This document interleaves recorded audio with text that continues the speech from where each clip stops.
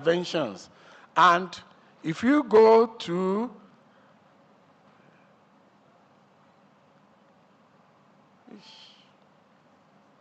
now, this is a table to interpret the earlier slide. If you look at cluster 8, where we have most of the African countries, these are problems that are dealing with issues related to climate smart agriculture, irrigation, policy, and actual implementation, not just having potential stated, but describing exactly what needs to be done. And I know that because of the current situation in Nigeria, for example, Nigeria will have dropped from cluster 8 into cluster 10, where even the purchasing power of the farmers and all the actors in agriculture have been reduced due to devaluation. So these are different clusters that we need to do in order to be able to achieve what we need to do to be able to achieve this. If you look at the map again, you will find out that most African countries are very low in terms of meeting the nutrition requirement, in terms of the key food items that are listed under that. And that's talking to how secure is our national production relative to our food demand across the continent as well as globally. So if we look at, this is delaying me. There cannot be national economic growth without a sound national nutritional profile. And that are already linked to agriculture. So if our agriculture is failing, our nutrition will fail, our national growth will fail.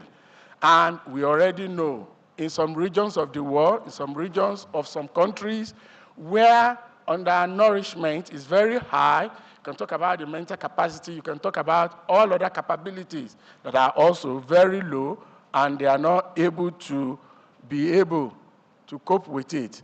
Now, this is a global picture, including Africa as well. What we are producing doesn't match what we are consuming, and are we producing what we should be consuming? Rather, we are consuming what we have available, but not. The emphasis of this slide will come a clearer picture as we go ahead, because you are going to see the carbon emission for food, for supply chain, and for all other things related to each of the categories of the food that we have here. But a potential is existing. A potential is existing in what we have always been referring to as neglected, underutilized, often, and now designated as future food, because they have potential to be able to meet up with different aspects of the needs that we are trying to get at in order to get the food that we require and that we should feed on. There are several international agencies, United Nations agencies, working on land, water, and biodiversity, and several other ones working on food system. But the truth is that the food system is actually broken down, and we have not been able to meet up. Although agriculture is responsible for about 30% of the greenhouse gas emission, but it's also a sink for carbon. And then we are able to look at all the activities of this organization holistically to be able to see whether there is synergy for us to achieve the food system transition that we look at. Now, as we look at the different stages of the food value chain, from the potential that we have through the potential that have been established on our research stations and in all the things we are doing, but as we go through the food production, acquisition, and nutritional outcome, there are designated constraints that are attached to each of the stages. And until we are able to overcome these constraints, we may not actually be able to get or reap the potential of agriculture to nutrition that we desire. Now, these are projections for major staples, maize, rice, cassava, and yam across Africa. If we keep the SSP at 8.5, that's the worst case scenario, And if we keep the RCP at the level as it is, then the area for production of rice in 2070, if we get there, will shrink. The quantity that will be produced will also shrink, and then we will be left with almost nothing to be able to consume. So we need, as a matter of urgency, to be able to turn around the situation. This is State of the Food Security Report released last week. And all we have been doing up to this point, the data, the graph, is still saying that Africa is still somewhere not at the position we're supposed to be. No. Yeah, Africa is still not at the place we're supposed to be. If you look at the second graph, you will notice that with the race against 2030, we are not even going to be able to achieve the zero hunger, which is the SDG 2 that we are looking at. If things remain the way we are going, with the style of our intervention, with the style of our operations, and with the style of activities that we are carrying out, purportedly to mitigate or to ensure food security or nutrition security, we need to change course, and we need to be able to move into a different thing. So now, there need for a system thinking approach for our food system transformation. We need to be able to recognize the local existing, as alluded to yesterday, in terms of indigenous knowledge, and then what is the what? What are we actually running after? The multiplicity of organizations, NGO, research institutes, national government intervention, national or international donors across countries in the continent. What have we been able to achieve if we only want to transform our food system? Do we want to go the way of redesigning the food system, and that will mean that our pride of unused 65% of the existing arable land that we brag upon, how do we use that to leverage into an advantage for ourselves and not just a bragging right? Are we going to change what we eat and how we eat? And what will be the interaction between the different factors and situations that will actually help us to go into food system transitioning? Now, we need to focus on nutrient-rich, because we said we are food secure, but we are not nutrition secured, because we are just taking in the chaff and we are lacking the required nutrient. And then, can we ensure that our healthy diets are available to all? If you go to, for example, in South Africa, the Woolworths of this world, they have the high ranking. And then you go to Choppies, we have the low ranking, and we are eating, but are we really nutrition secured? You go to Mali, as you find all those trucks coming in from Morocco and all those places, the apple and all the fruits that we get from Morocco. Which grade of the apple and the grape and the which other one now are coming into African market?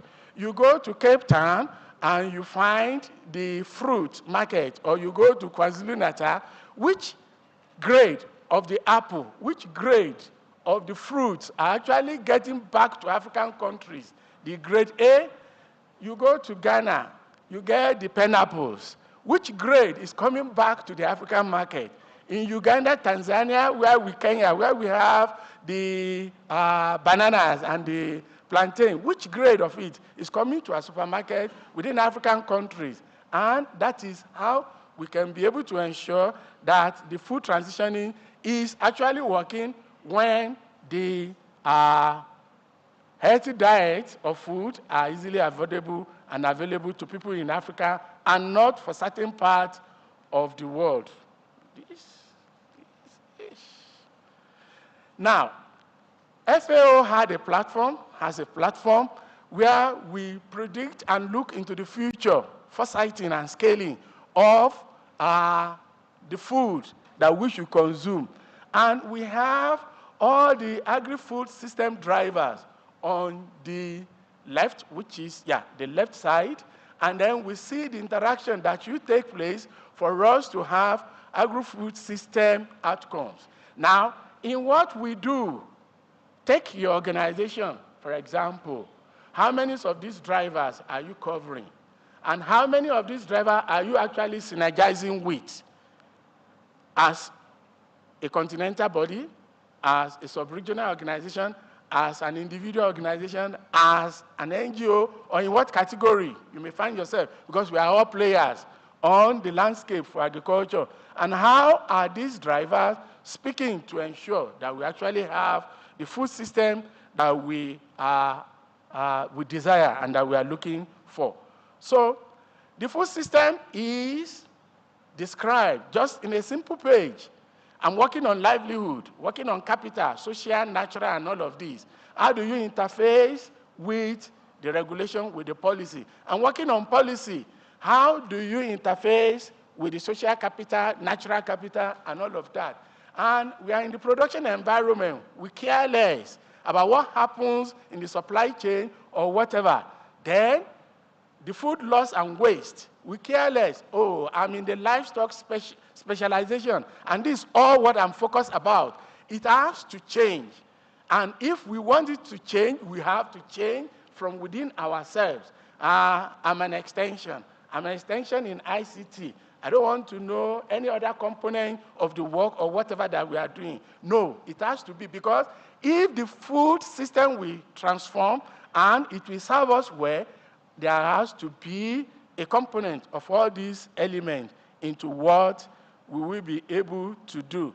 So the framework for food system transformation, we have to establish the why, we have to establish what we are actually changing, and then how do we go about it. And a major process of achieving the how is to be able to interlink and to link the processes together, and then to have enabling conditions for us to be able to synergize and work together and map out situations that will bring us into the same page. And the interconnectedness of the environment in different layers. You look at the food, the plant, the fungi, and the soil. The soil as the foundation of whatever. And that's why the SIA, very, very critical and important. Immediately outside the triangle, which is the primary or the next phase, you have the raw material, harvesting and storage, the resilient processes, the combination processes. How do we combine all of this together to lead us to what we want? The energy issue, the nutrients, and the preparation, as well as the logistic and the use of water for us to arrive at where we are going. We need to be able to look at this together. With all of this I've been saying, there is the big issue of the climate change, the temperature, the precipitation, and the extreme weather conditions that we are not too sure of. But we can manage the process and see how the food system part or the food system transformation part that we are taking, is it actually contributing to climate change, or is reducing the climate change effect because it will eventually jeopardize the next phase, or it will help us to be able to do that.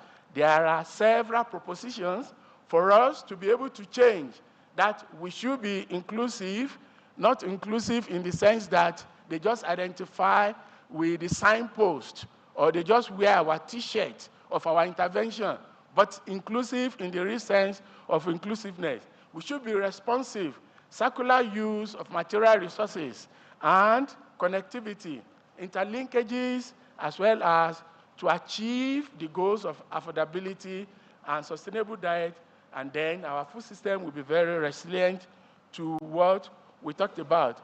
UNDP 2023 also said, or stated, that we need to change the food finance architecture so that the money rarely goes to where it should go, and they are doing what they are supposed to do, and not just for the sake of donating. A very good example of transforming the food is this. This is the African continental trade. The population is there, and effective demand is there because we must eat.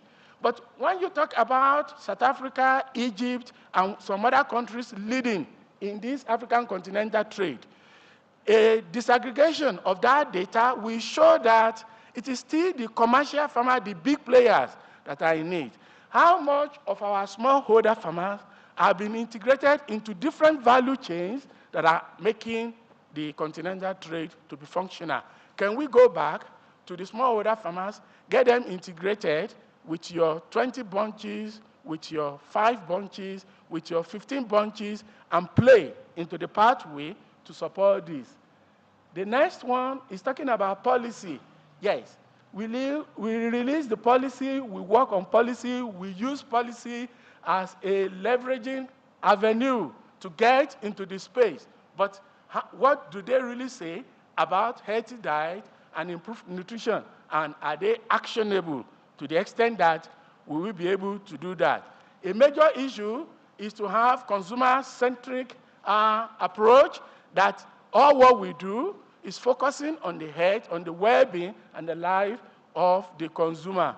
And also, we should look to the dimension in the future, how our circular economy is working, and how all other issues, the digitalization process that is taking this landscape now as a wildfire, should be able to speak to all the other components and be able to enhance the diet that we want, and covering all other processes, not just in the area. The circular for food and for all other things. Some people simply just go and import from other countries because they are not ready to go through the process of minimizing all of this. All our activities in the built environment, in the manufactured goods, transportation, and agriculture, nutrition, which is the biggest one with the green factor. How much of nutrition are we importing from climate? Can we say, like we talk about the blood diamond, can we get to that point that if your production processes are not climate smart, then we don't import food from you? But because we are hungry, we cannot say that, and we care less about that. Our environment, these are factors particularly related to nutrition. And do we control, do we manage, or do we just simply shift it? Do we grow our ability to be able to control all these planetary boundary overshoots that we see in the nutrition process, in the built environment, or we shift it to another country to do it, and we get our goods from them, or we build our own capacity and build our own area within our own country and our space in order to be able to meet with the required global system. Now, as an insight, look at what we are eating and look at what we are producing. Look at beef in terms of the greenhouse gas that is emitted when we are into the beef business. Remember the first slide of what we produce and what we are eating. And then you go into the second slide, which is the impact of different groups on the environment. Look at the animal product. Look at their emission.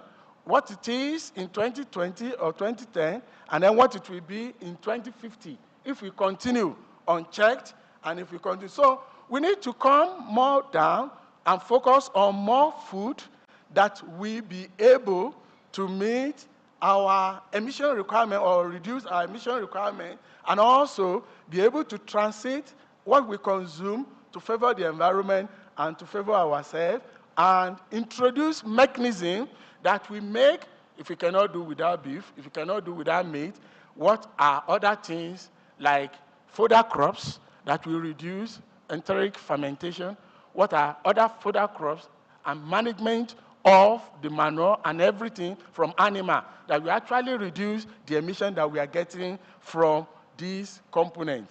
Now, look at this. Per kilogram, this is the emission. Per 100 grams of protein, this is the emission.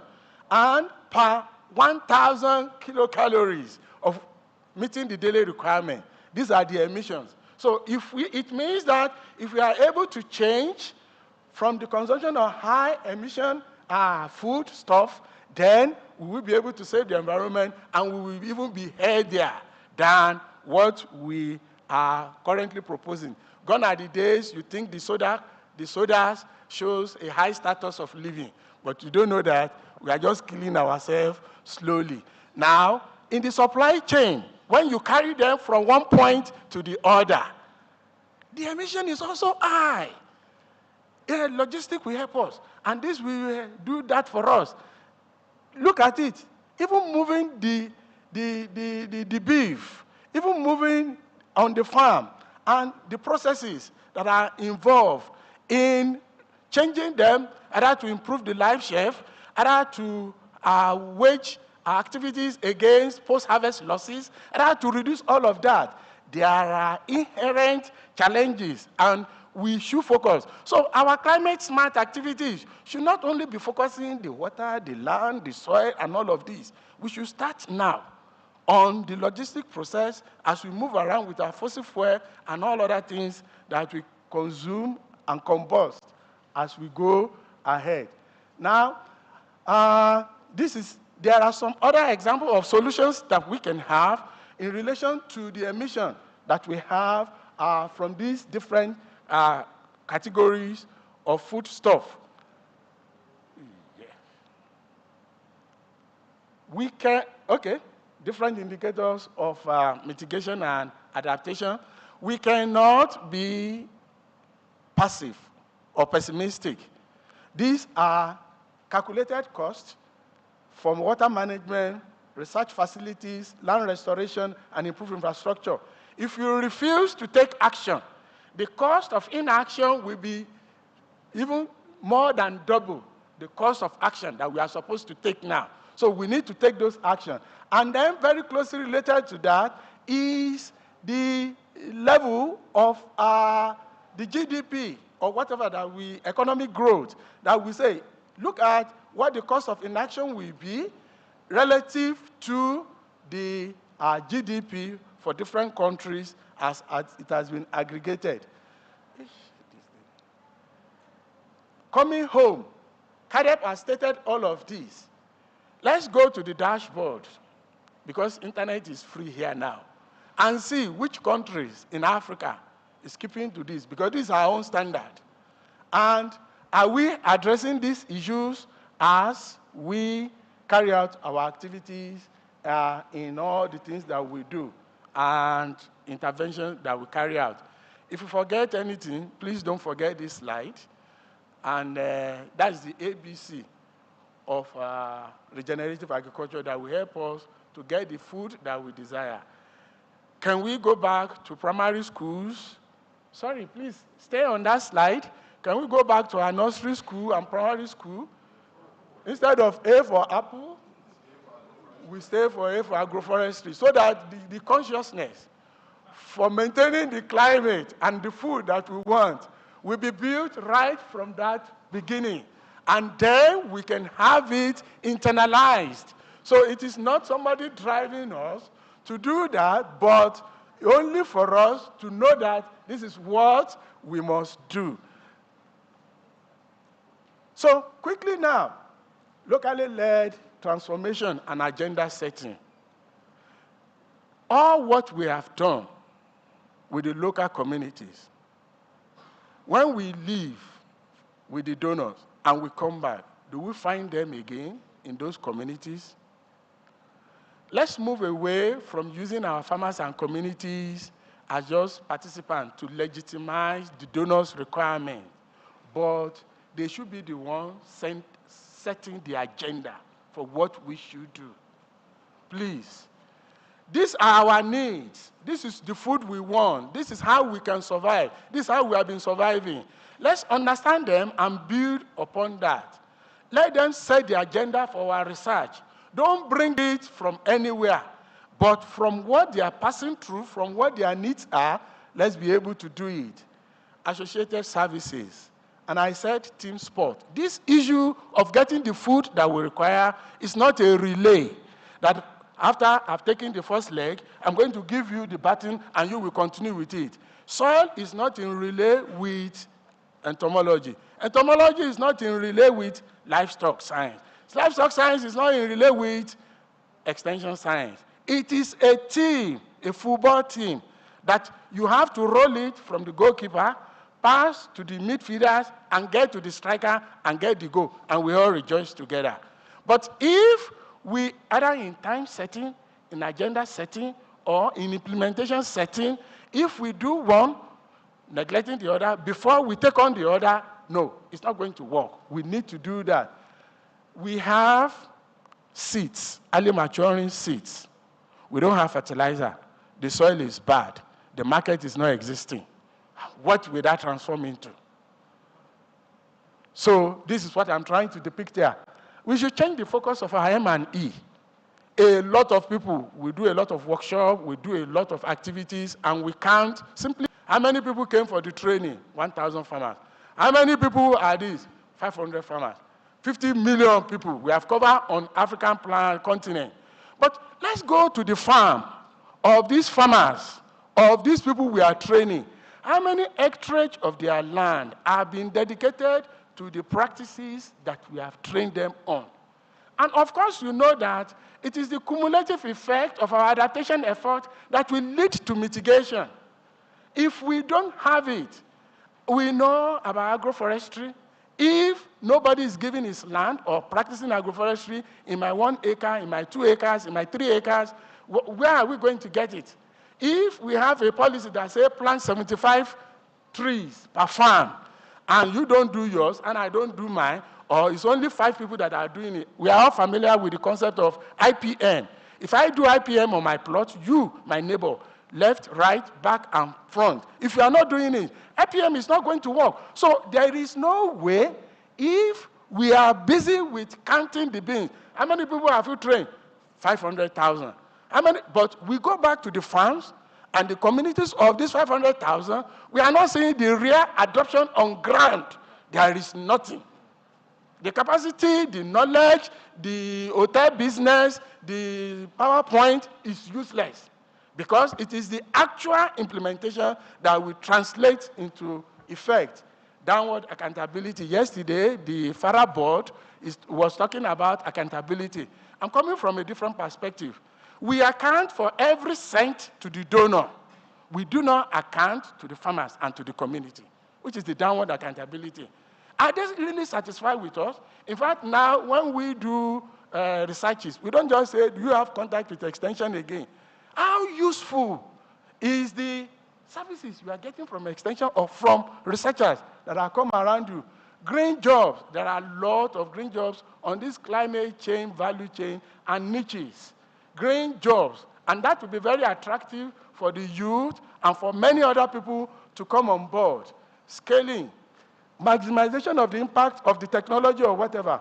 Whether we are going to follow the protocol or not follow the protocol, the bureaucracy or not the bureaucracy, by scale bending, we need to ensure that there is experiential scaling. And that is ensuring that on ground, this knowledge, this dissemination, this method, this capacity that we have disseminated are actually taking place on the ground. And we can take advantage of VACs. Because I so much believe in these VACs, because we will go back to our, remember in Mozambique, when there was that typhoon, the potatoes and the bananas, they were still standing, even after that. And a lot of people had to depend on it. Now, things that are naturally suited to conditions and environment in Africa, we have left them for the wheat with the loaded gluten of this world. We have left them for the barley. We have left them for all other category of things. But our sweet potato, our taro, our folio, our all these indigenous crops that we often say they are underutilized, they are neglected, they are this. They are always standing, even with the most unsuitable climatic condition. So all of this we need to do. Now, I quickly just want to go to this last one. There is a new organization, the GCA, by saying that we are always looking for donors. Can we make our government to put in money? How do we do that? Get the IFIs, the World Bank, African Development Bank, and all these banks. Let them give us loan to our national government. and government should go and take that loan, and we use that money to run agriculture. That is government forcing them and twisting them to be able to fund agriculture, not just waiting for donor every time. No, it has to change, and we have to show commitment. And the one we are looking forward to, AARIEIs by FARA, this will help us to be able to synchronize and get a lot of things together, and that will help us. See? Critical steps, our foundation of the soil and the environment and demographics, and our choice of supply, and the nature-based solutions, climate, agroecology, and all other names. And then we have the nutritious food that we desire. Now, another major thing here is the issue of ICT. This is just showing how ICT for agriculture development is expanding globally. And you will notice that despite the fact that a lot of people now don't want to do the real work, they just say do ICT, do all of this. There are certain facts I just want to bring out so that we can be able to explore the ICT for agricultural development properly. Distribution. We have only 50% in sub-Saharan Africa. We need more if we'll be able to digitalize effectively and cover what we want. The number, the growth is increasing because it was 9% in 2022, now 33%. The innovation is slowly decentralizing. Most of the apps and ICT solutions that we have in Africa today, they are domiciled in Nigeria and Kenya. They need to go out more so that they can be more relevant and content specific. And then, with all the noise about ICT, only 50 million active users, which we can have 20% of smallholder farmers. We are not there yet. So everybody's saying we must translate everything to digital or do this or eliminate the other method. We need to watch and be careful about it. And then the impact of this ICT, they are signals. They are not signals, they are noise. Because we have not been able, this is just at attribution level, we have not been able to tie it directly. That because of this particular ICT solution, this has been the increase in my productivity, this has been an increase in my yield, and all of that. So we need to work more on this and to be able to deploy it more effectively. So this is what success will look like, and this is my final slide. We want the good food, we want the healthy food, we want the food that we want the environment to be protected. We must be able to guarantee our farms to be secured against the problem of soil fertility, against the problem of weeds, and all of that. So if our survival line, if we are still going, or any factor is taking us below the survival line, we are not ready. There is no success. But if all the factors are above our survival line, then we'll be able to get exactly what we desire. Thank you so much.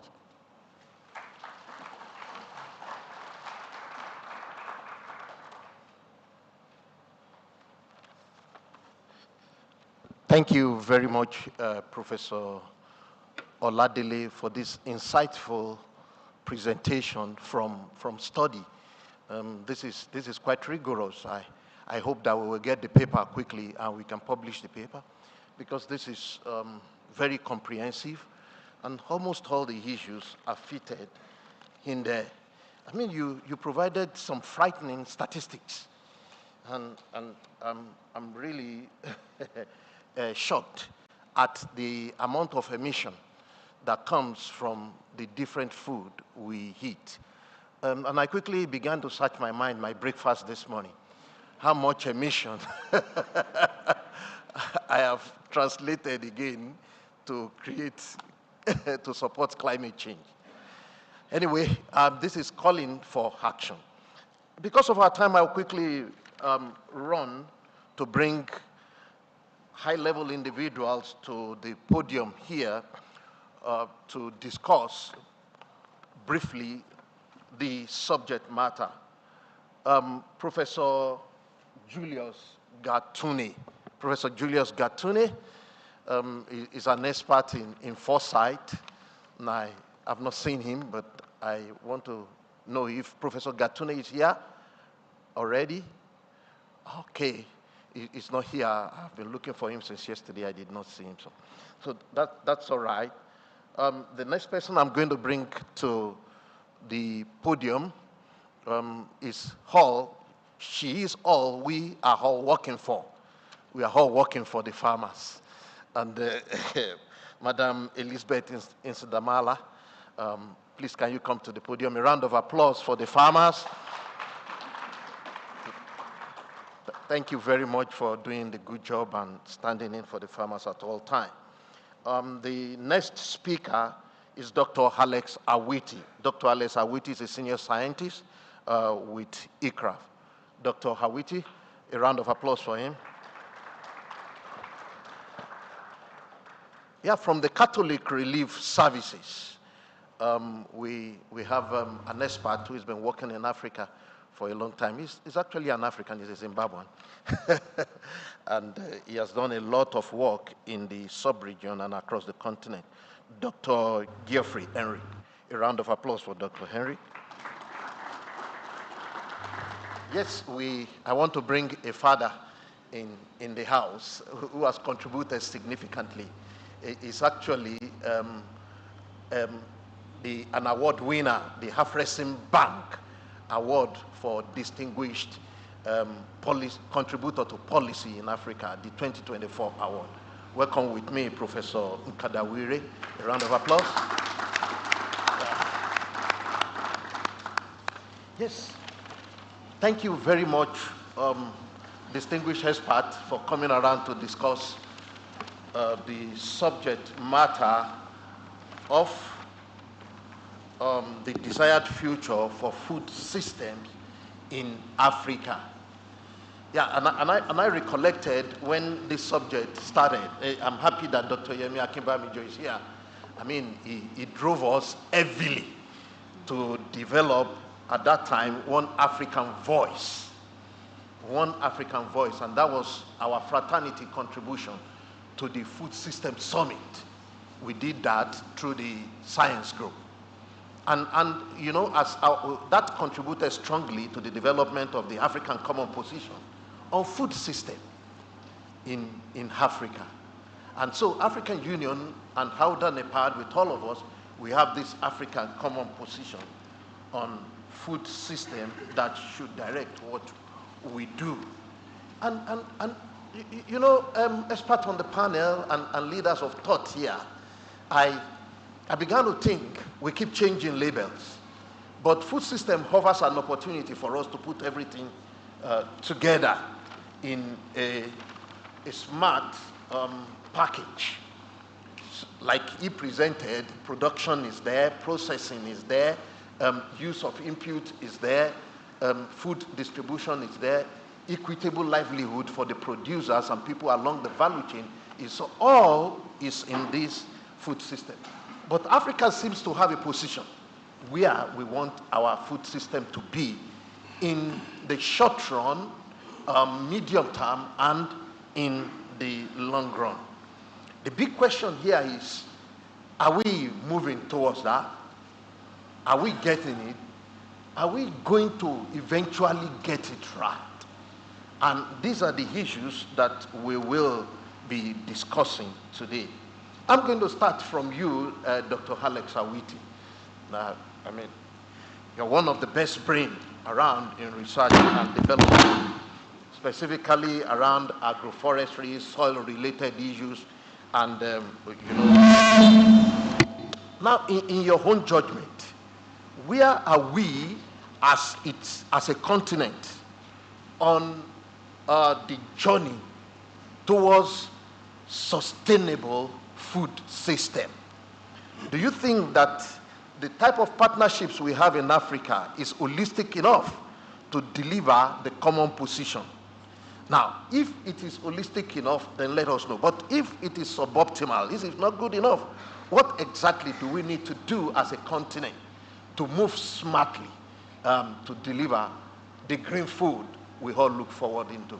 Aren't you afraid of the emission you have thrown into the environment this morning from the food you get?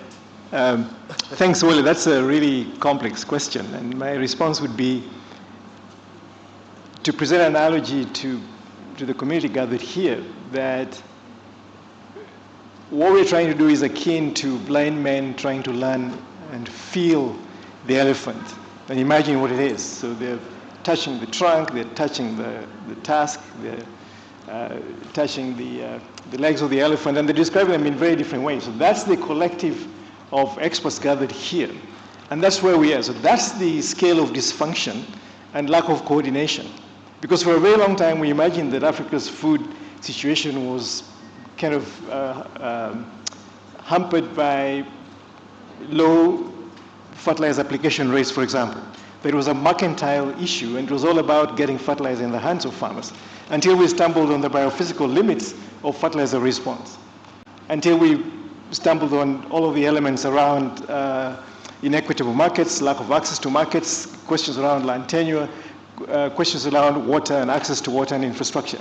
So what Professor Oladile did very ably was to describe how complex this system is. And in many respects, it can be described as a wicked problem. So there are no simple solutions, and there are no elegant kind of linear mechanistic approaches to solving this problem. And it also speaks to donor coordination. So we are not coordinated as scientists. We're all working in our different silos. Some people define agriculture as spectacularly an extension failure issue. Some of us from the soil health soil health community think it's just soils. Folks coming from economics think about institutions and governance and all of these other things. We've been unable to carve out a holistic understanding and therefore a joined and coordinated approach to solving the food systems problem. The same thing applies to donors. Donors are pushing on civil society, they're pushing on grassroots organizations, they're pushing on the CG-type organizations, they're pushing on the subcontinental organizations, for example, but there's no coordination in terms of what needs to be the approach to deal with the questions around productivity, around climate resilience, around markets, around infrastructure, especially water and technology, for example. So the real question is that we need to step back and understand with some level of awe and respect the complexity of the problem. Step back from our hobby horses of our great expertise and start to work together collaboratively, but also to start working with farmers who are really the landowners and understand the basis of how this system could move forward in a transformative way. So mine is just to call for us to step back and really educate ourselves on the complexity of the problem and start to move in a concerted effort in joint action across multiple disciplines, as Professor Oladile has described. Thank you very much. You used the word that touched my sensibility, coordination. And personally, I think coordination needs a lot of attention. Yeah, but like I talked about it, you also talked about it, Professor Oladile talked about it. Majority, we also talked about it. What steps should we take tomorrow, okay, to ensure coordination? You are not answering me now. Okay. It's for the audience, it's for us. Let's think, and if we can pick 1, 2, 3 steps we need to take so that there will be effective coordination that leads to the delivery of action, then we'll be fine. I will go straight to Geoff sitting beside you. Yeah, Geoff, you know your organization is doing a great work, the Catholic Relief Services on the continent, and we appreciate that. Yeah, what's your position on the emerging issues affecting food systems? There are certain emerging issues that are affecting these systems, and what is your position as an individual? Then I observe that you have worked extensively on land restoration, okay? And that is common in your work and your publications. So what partnership model do you think will work for Africa, okay, to address all these issues? Yeah, thanks, Wole. Morning, everybody. So as we've heard this morning, the food system is very complex. But CRS is working particularly on land restoration. And it's really important to us because it's so important to the poor and vulnerable across the world, actually, and not just in Africa. And it's also critical for society as a whole. So unfortunately, in Africa, roughly 65% of agricultural land is rated as already degraded. And from the data that I could find, Africa is losing somewhere between 3 to 5 metric tons per hectare of soil per year, and really can't afford that. If it, there's a large amount of degradation already, and that rate is terrible. So I think really this is a top priority for food systems, particularly in Africa, as well as for rural livelihoods. I think in evidence of that, the African Union, heads of state, recently launched the Soils Initiative for Africa and the Fertilizer and Soil Health Action Plan.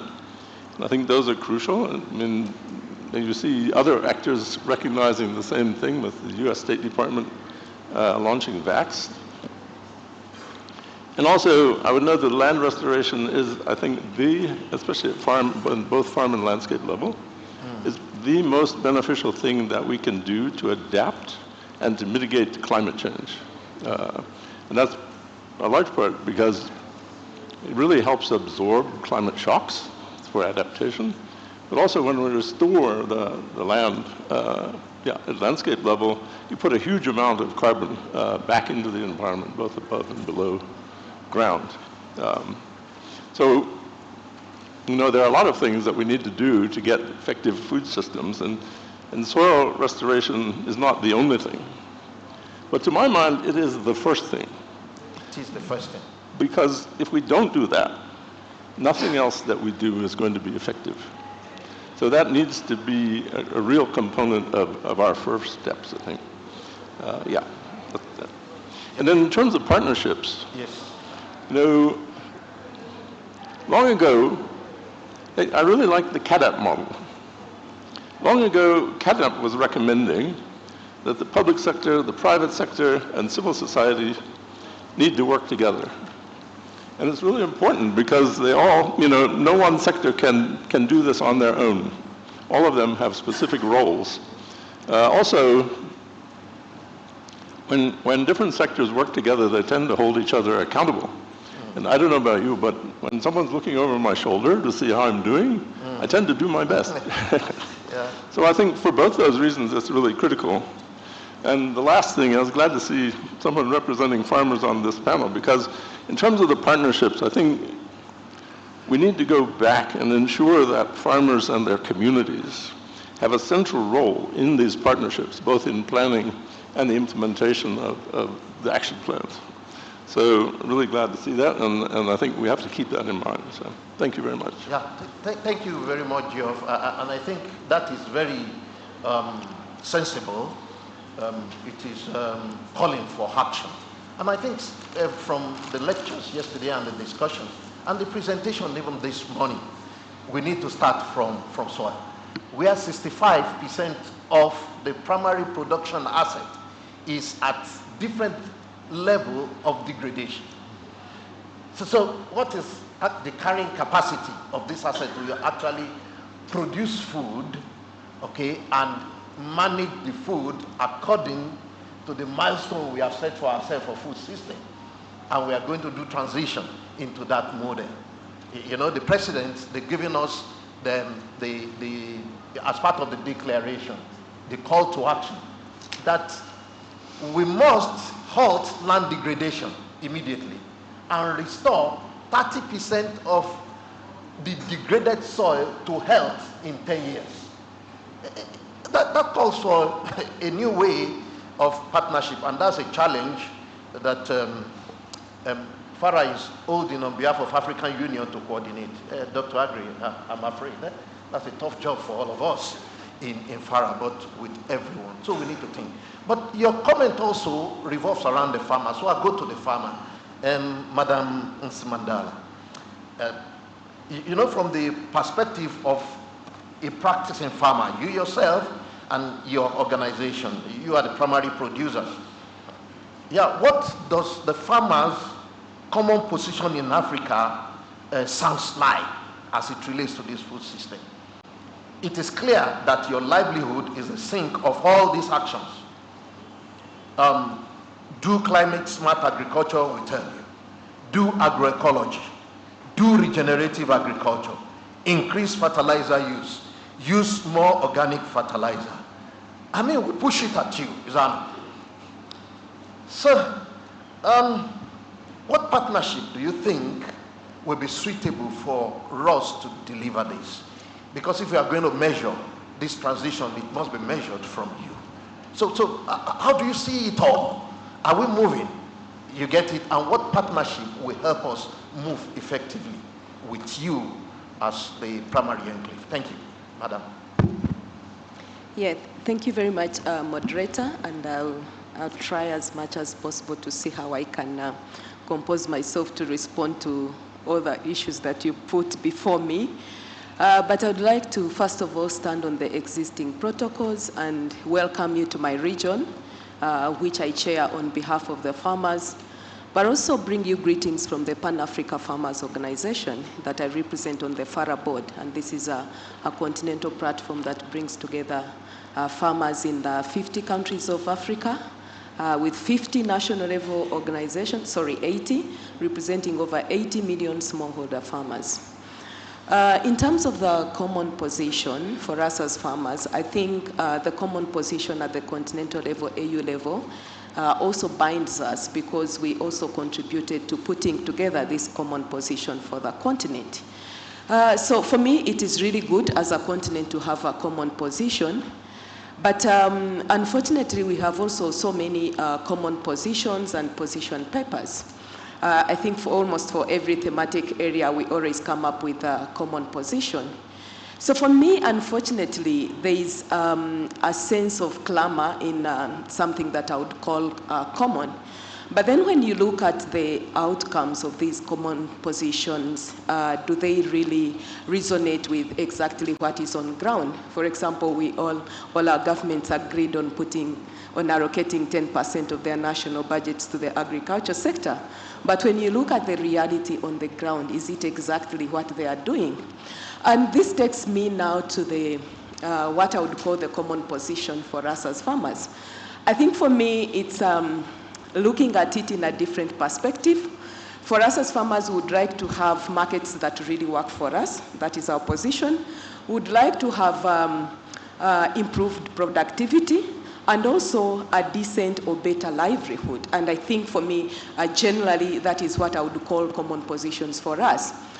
And I'm happy that also when you look at all the common positions that are being developed at different levels, they also have these in common, or they are working towards achieving these for the farmers. But also bringing a farmer's lens into this discussion, and to achieve this, we need mutually benefiting partnerships. Partnerships that respect each other as equal partners in the ecosystem. Quite often, we've always been seen as beneficiaries, as recipients of handouts, and which is really not good. Because when you look at the investments that farmers are putting in the agriculture sector, I think collectively, we are the biggest and largest private sector globally in terms of what we are investing in the sector. So I think we would want to see a leveled ground where we have fairness, we have balanced power across all the value chain actors, we have fairness and equity. And to do this, I think we all need to work together and bring these mutually benefiting partnerships where everybody is contributing to the partnership and also benefiting equally. We've seen this magic work, and I would like to share a few cases. And I'll start with Rwanda, where we are hosted. One of our organizations, Ingabo, in the cassava value chain. Actually, they are one of now the major players in the cassava value chain. They have a partnership with the government, with the RAB, with the factory where they are producing and they are selling direct to the factory. And most importantly, they've been able to mobilize financing, and now they are able to access credit at 9%. That is a one-digit interest rate, I think, which is not really common. Then if I take you to Uganda, just where I come from, and in the coffee value chain, with one of our organizations, New Cafe, National Union of Coffee and Agribusiness Farm Enterprises. It is dealing in coffee value chain. It has what they call the farmer ownership model, where they're buying direct from the farmers. They're adding value, but they're also doing direct export. And all the proceeds from the coffee sector are coming back to the farmer as part of a second payment, also through fair trade. And then in Burundi, with our organization CAPAD in the rice value chain, again, they are taking control of the entire value chain. In our neighbor here in DRC, with an organization, CDIP, they've been able to mobilize resources from IFAD, and IFAD has also even assisted them in constructing a storage facility, and they are taking control of the entire value chain in the potato sector. So why am I bringing all these examples? To show you that whatever solutions we are talking about are around us, especially for us as farmers. There's nothing new that you're bringing on board. When you talk about climate change, when you talk about, climate smart agriculture, agroecology, regenerative agriculture, these are practices that we've been doing. I think it's just repackaging and rebranding to make them very attractive.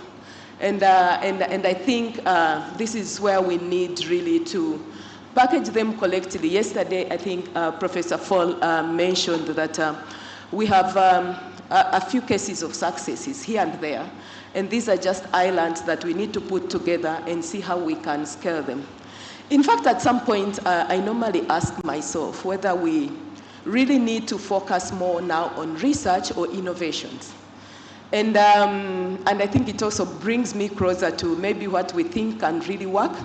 And this is what I would term as research in agricultural innovations. I think if we can all direct our energies into research in agricultural innovations, then we can, try to profile all these successful cases and try to put them to scale. And that is when we can make a greater impact. So what do we need to do? I think that is what you asked me. Yes, exactly. I think in terms of what we need to do, yes, I've said, identify those successful cases, package them collectively, because as a farmer, I don't need to really, understand all the science that you're putting in this research, the carbon dioxide, the pH, the whatever, all these terms that you're using. But I want you to bring this knowledge to the field where it is supposed to make an impact. So package this information collectively so that it is understandable by the farmer. Identify for me the right proportions that I need to use in terms of fertilizer that is going to give me optimal productivity on a sustainable basis. Then when it comes to all these practices, how do we put them to scale? How do you help us in terms of researching on, for example, some of these innovative financing models? Rwanda has done it on a 9% interest rate. Why can't you do a research on what they've really done that has made them be able to achieve this, and then we are able to scale it to other countries? And then on the issue of policy, which is also mostly a bigger hindrance when it comes to achieving some of these milestones, I think we really need to have policies that support domestic investments. Our import bill is increasing year by year. I think now we are more than 50 billion and almost close to 100 billion, I think, by 2025. So how do we have investments, domestic investments, that are going to reduce this import bill? And then finally, the numbers. The numbers talk a lot, be it around policy, be it around aggregation, especially for us coming from the farmers' constituency. How do we make sure that we use these numbers to aggregate ourselves, work through cooperatives, work with farmers' associations?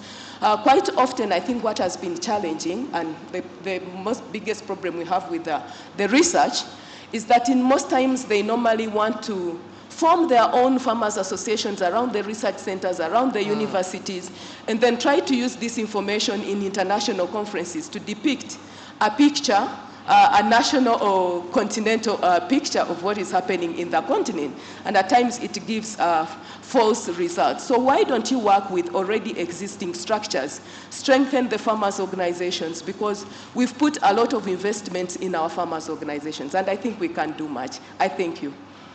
Wow.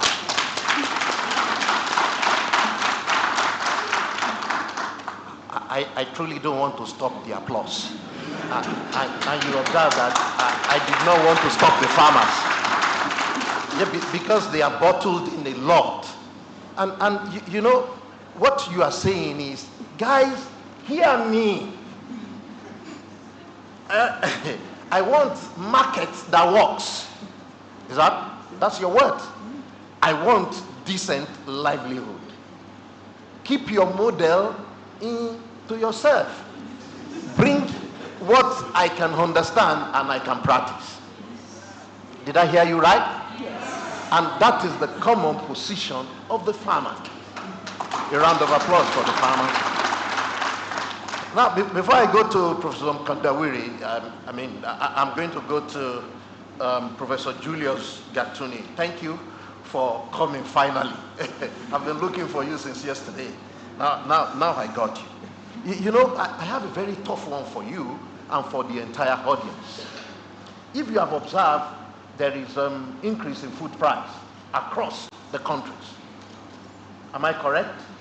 Serious increase in food price. In Nigeria now, it resulted into a street protest as at yesterday, and then other countries are following. I'm afraid it looks like 2008 world food price increase, but we hope it will not get to that.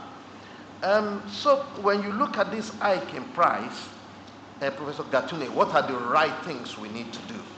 That's just the most sensitive part of the question I'm posing to you. But the other one is, you are an expert in foresight practices for the continent.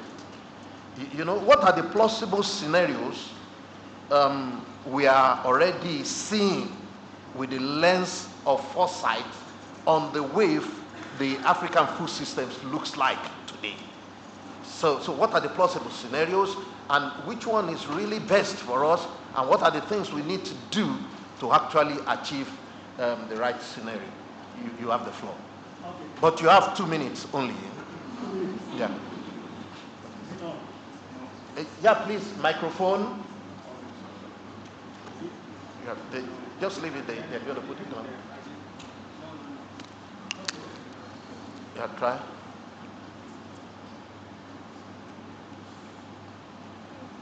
Microphone, please. It's on now. It's on now. Yeah. Thank you. Thank you so much. Yes.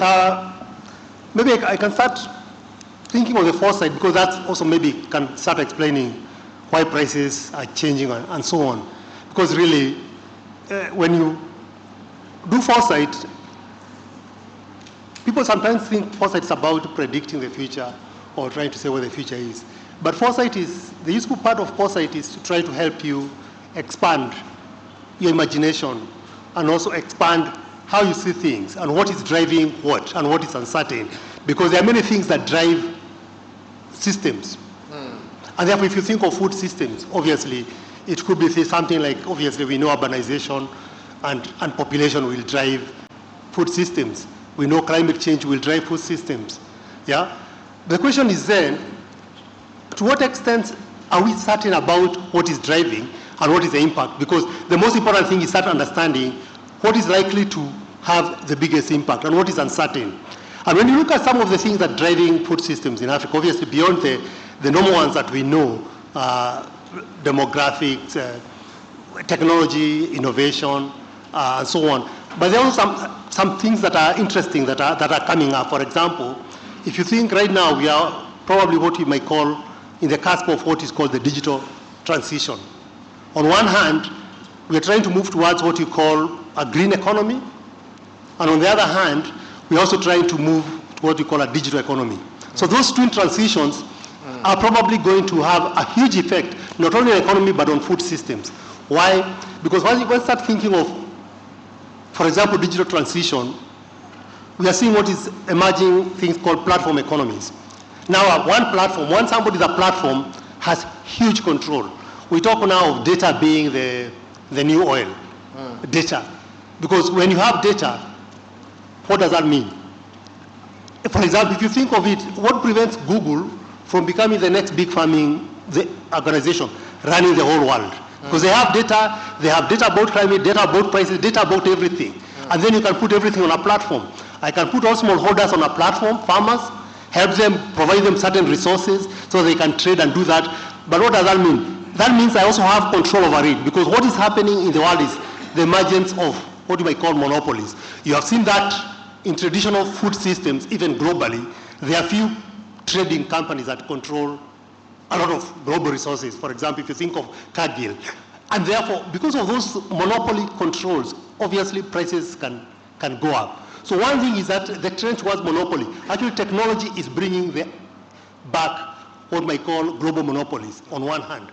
But on the other hand, obviously, we're also seeing the green transition. On one hand, a lot of pressure to move towards sustainable consumption, sustainability, but obviously on pushback. If you think of the bigger economies, are they really pushing towards that side? And this is actually also now, if you want to frame it for Africa, you can frame it in the larger global, what you might call global competition, because for sure we are going into what you call, we might call it Cold War 2.0 or whatever. But because on one hand, we see a rising China, on the one hand, we see an America that's saying, we are going to contain you. And on the other hand, at the same time, Africa plays a big part, because as America tries to look for different ways of not depending on China, because obviously COVID taught us a lot of things about that dependency, there is what we are moving towards what you call nearshoring, opposed to offshoring, bringing production closer, which means that Africa has a potential to become a new source manufacturing, or even if you think of agro-food or other things. So there is a potential for that, and you have seen that in North Africa, which is serving a lot of Europe. But obviously, also there is a move towards, we don't know whether we will achieve climate goals or not, because in the US, obviously, you see a lot of resistance against this. So those two things are going to be very important in how, so on one hand, we have the technology and innovation and so on happening, but on the other hand, this is being held in a changing geopolitical context, which we can't avoid. So we are in a bind. So in a way, maybe I can put it there. So food systems are going to operate in that world, where you have innovation being driven and being accelerated.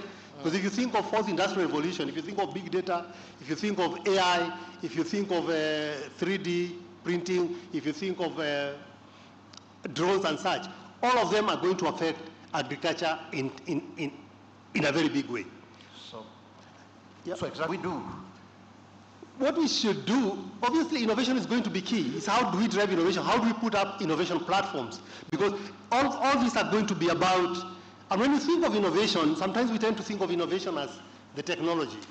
But no, innovation is more broader, because on one hand, you need technologies, but you also need business models. Because you can have and I think that one was said, research here, but if you don't have a business model, it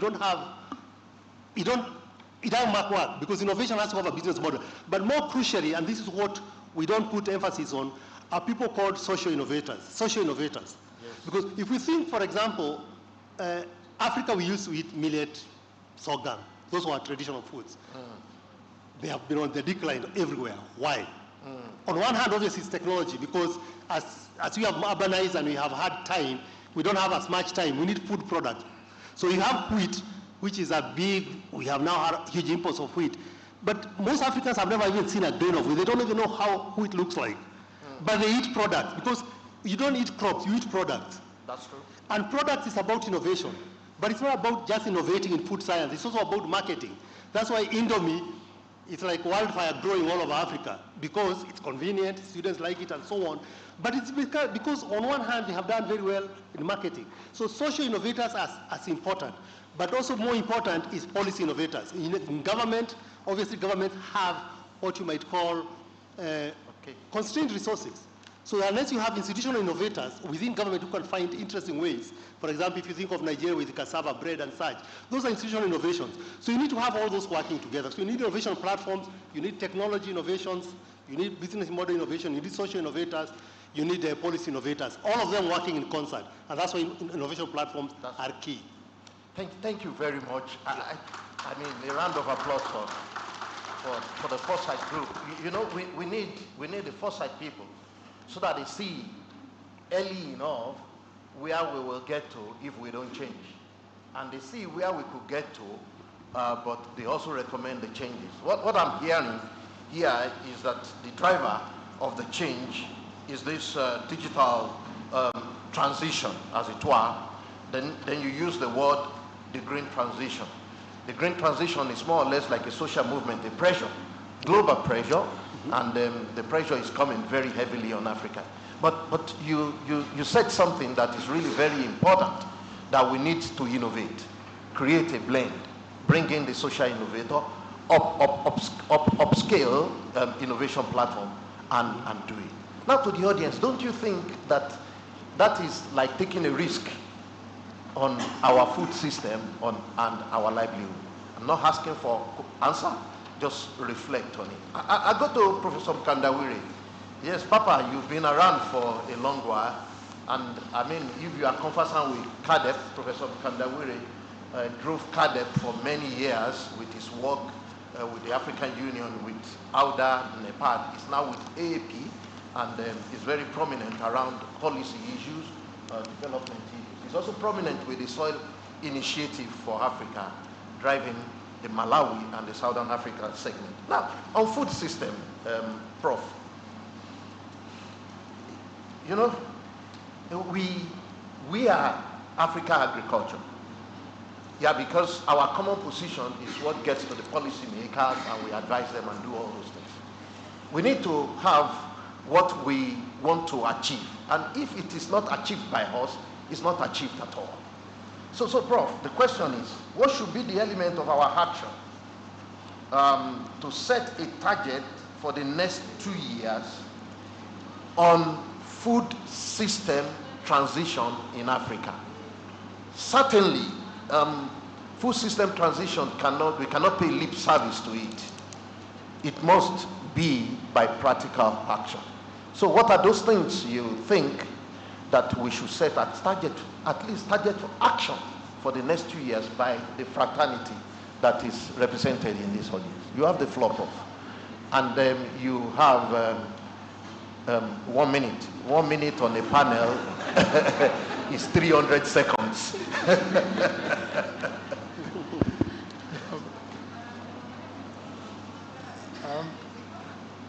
Please, microphone.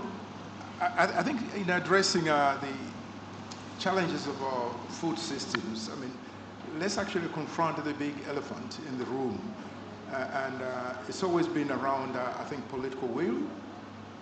Political will. Without that political will, I don't think we're going to make any progress. But within the context of that political will, let's not just look at the leaders. We've been, on this road before, as you rightly said, from 2003, and then in 2006, although it was about fertilizer, 2014, and then 2023, and now 2024, we're talking about the same issues, but there's no movement. There's no movement, and I think we need to raise that question: why are we lagging behind?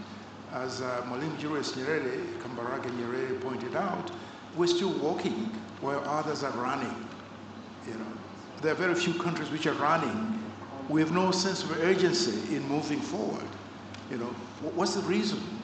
And I think the bottom line is that perhaps again, as Bongiwe pointed out, we need to look at ourselves as policy analysts as well as bureaucrats and say, are we actually advising the leaders appropriately? Are we engaging them in a manner that will take action?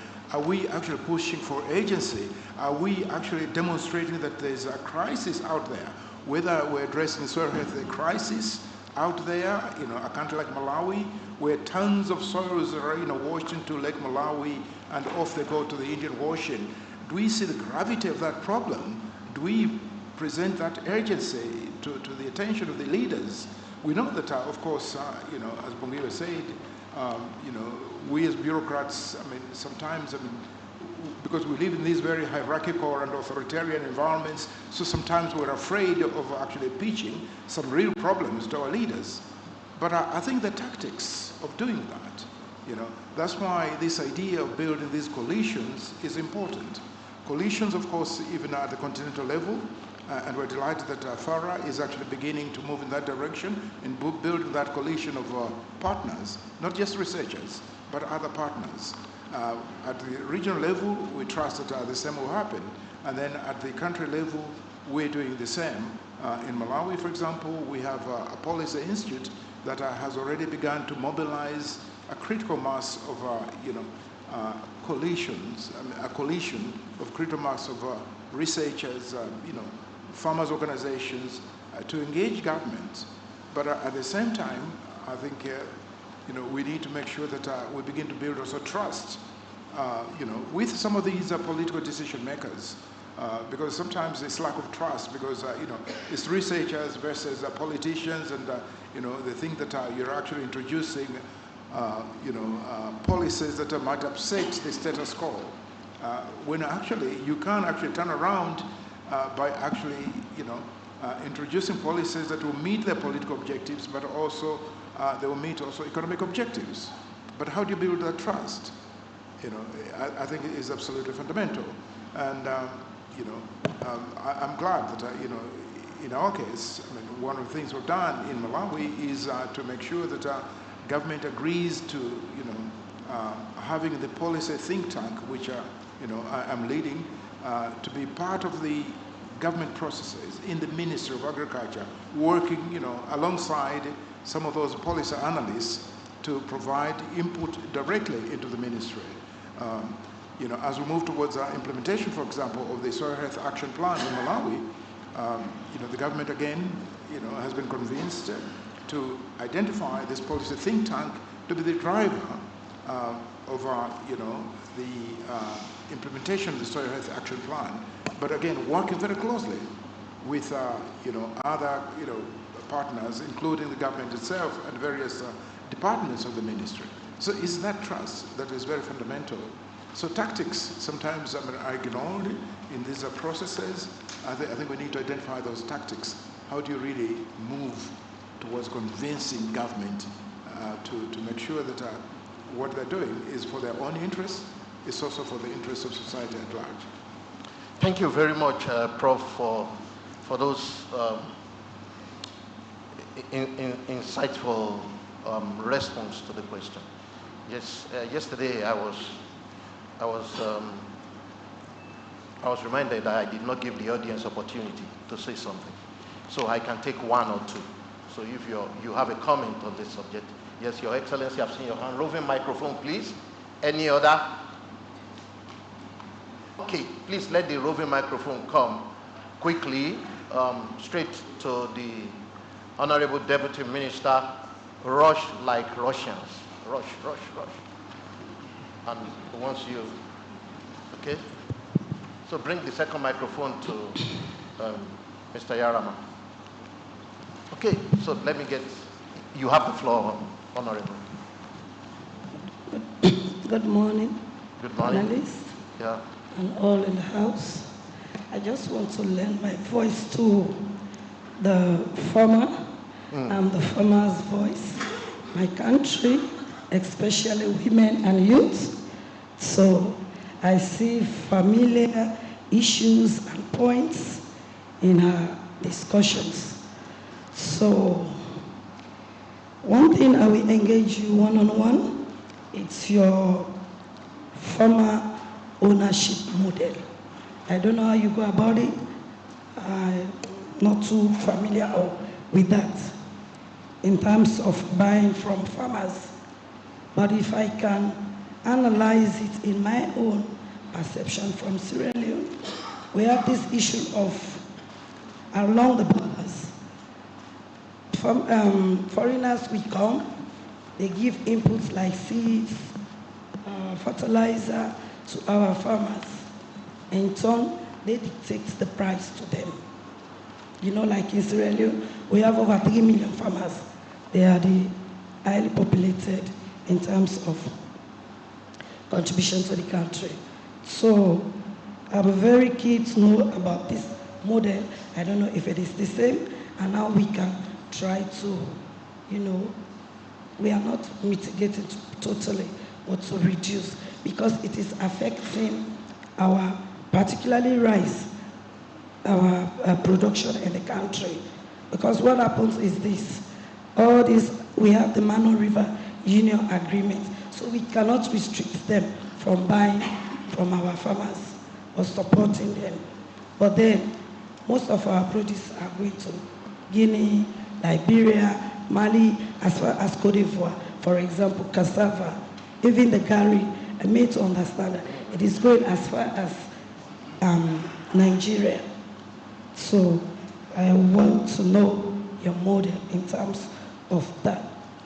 And I'm really pleased to tell the House that women are moving in farming. As you heard here, the female advocate for farmers is the same thing in Sierra Leone. Our president, female farmers president, is also a woman. So let's keep moving. Let's encourage women to be here. You are really, really eloquent in putting out your points. How do we put innovation platform as a business? That's one also. I need clarification, maybe further discussion on that, because we are encouraging farmers to have go into business, see agriculture as a business. What is happening now? We are seeing more older faces in the farming sector than the youths. They are moving far away from agriculture. What can we put in place to encourage them? Of course, in Sierra Leone, under our policy shift, we are trying to do mechanization, irrigation, you know, the ag-tech. We have seen that the youth doesn't want to use holes. Of course, it's back-breaking.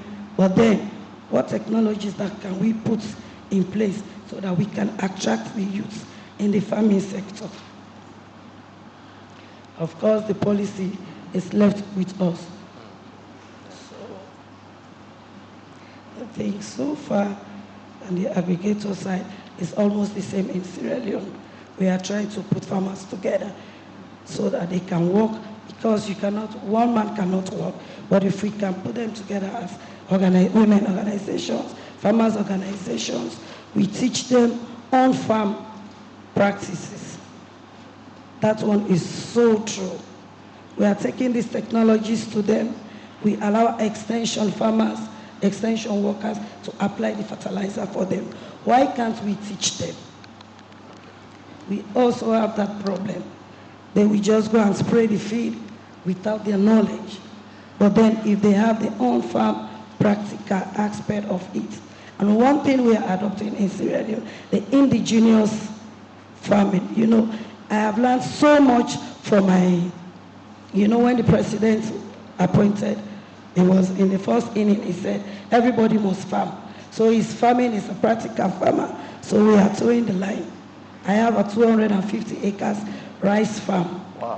Where I am farming, I encourage the owners of the land to be the master farmer. He keeps on telling me, we are getting late, it's raining, this place with flood, bring in seed, bring in fertilizer. So we need to adopt their own indigenous practical way of farming instead of dictating to them. By so doing, sometimes we miss out on our point. Thank you very much.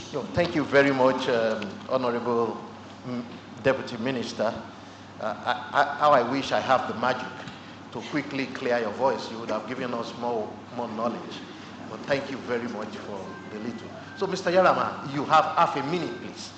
Thank you, and I think I will do it in half a minute. Madam there and Dr. Yemi. I used to be very, very hopeful when I hear that Africa has 65% of available arable land in the world. It's not true anymore. But this morning, we're told 65% of that arable land is also degraded. Yes. This calls for a very serious action if we must move forward. So I wish to request this honorable House that we really frame a very good recommendation on how do we do to rescue this matter, because agriculture cannot be practiced on degraded soils the way they are, and soils need to be given more attention. Thank you. Yeah, thank you, Mr. Yerama. That is great. Please go to the lady go to the lady, then Dr. Yemi will close it. I'll close it. Yeah. So please, online participant, Mr. Richard Combat, online participant, please, their question, we want to take it now. Thank you so much. My name is Manes Carter, a farmer from Malawi. Oh, that's great. Thank you so much, Ms. Elizabeth, for representing us. I wanted the whole House to think about the investment that can transform our food systems. But from the farmer point of view, I look at production and processing are the key to invest to make our food system very transformative. So maybe this House, let's think about our partners. Let's convince our governments, our partners, to invest in the production and processing to make sure that our food system are sustainable. Thank you. Yeah, thank you very much. In fact, that corroborates what Professor Para placed on the table strongly yesterday. I mean, if we are going to reduce post-harvest loss, we must process, we must package, we must have incentive for storage and related things. Thank you very much. And I like seeing young people as farmers. That confirms the statistics that the smallholders, illiterates, are going down. We are beginning to have emerging farmer comes up. Dr. Yemi, possibly you just do the closing for me and I'll say thank you. Hello, good morning everybody. My name is Yemi Akimbamijo, the immediate past Executive Director of FARA. So I want to, first of all, thank you panelists. You've done a great job this morning. But I want to say a few words, and please allow me. I won't take much of your time. Yes, you have 1 minute. Yes, I know. But this biennial forum belongs to all of us. And this is one forum that Africa has. We've got to ensure that this forum continues to address the challenging issues and continue to, refine and make this forum bigger and better in a biennial sense as we continue to help the continent attain food security. Now, I want to put some weight on what Madam Mandela has said as the lead person for African farmers, and this is one forum where the farmers interface with technology. Now, she raised some pertinent issues, but I also want to say this. When I took office in 2013 in Accra, there was a particular instrument in place called IFAT, and I think Wale Adekunle is somewhere in the room, I saw him yesterday, driving innovative financing for agricultural technologies. But today, that tool is in outer space. A few years later, I met with the president of the African Farmers sitting on our board, and he asked me if we could help write a proposal for a 13 million euro grant. But I put a question to him. I said, how many members do you have in EAAF? He said, we've got 20 million farmers. And I said, that's fine. I said, can these farmers afford 3 matatu rides? That's about 120 Kenyan shillings at a time. Can these farmers afford 120 Kenyan shillings? He said, yes. Well, if you have 20 million, you already have 20 million euros. So why don't you invest 20 million euros, $1? We wrote the program, it was called $1 a year or euro a year, so that the farmers can take control of what they expect of the science community. Professor Linus Oparat gave the example of South Africa yesterday. The pomegranate work he showed yesterday was largely financed by farmers. Is that correct? And the farmers placed a demand on the scientists to deliver. So I would like to again say, while we wait for the donors to help us, can we help ourselves? Can the farmers take the question and take the lead and say, we want to put 3 matatu rice. Wow, thank you. 120 shillings or €1 a farmer per year. And if you've got 20 million, that's easy 20 million euros. And you put that on the table for the scientists and say, answer this question on cassava disease or coffee disease or rice disease and give us an answer in 2 years, or livestock disease. And then there we go. Yeah. So take control of the future. Thank you. Thank you very much. A round of applause for Dr. Yemi. Yeah, he's not tired, he's still firing strong. Thank you. Yes, what did I hear? Can I respond? Oh, you want to respond? Yeah. Yes, I can't say no to my board member. I still like my job. So you have half a minute. Thank you very much for the questions. I'll start with a question from Honorable on the farmer ownership model. I think we can have a bilateral discussion. But what I want to point out especially is on how we can empower smallholder farmers as key actors across the entire value chain to be able to eliminate middlemen, but also work towards having a structured market. And we can do that through mobilizing other ecosystem actors, where we are able to have forward contracts, then we can work backwards. And with those forward contracts, they are able to offer floor prices, and we've seen this working. But also to do that, we need to embrace innovations, digitization, where we are able to know the numbers of our farmers that we have. We need to profile them, know where they are, what they are producing, the size of their land, and then be able to predict their production. And that is how we can have a structured market. Then on the point of Dr. Yemi, I think it's very interesting, but I also want to highlight other factors that we tend to underlook. And some of these factors include the true value for food. Yes, farmers are producing. I can talk of the millions and millions of the farmers. But unless we don't have structured markets that can give farmers true value for food, you'll find instances where a farmer is producing, by this season, a kilo of maize, for example, go to as low as 200 shillings, for example. And you find that the cost of production is more than actually what the farmer is getting.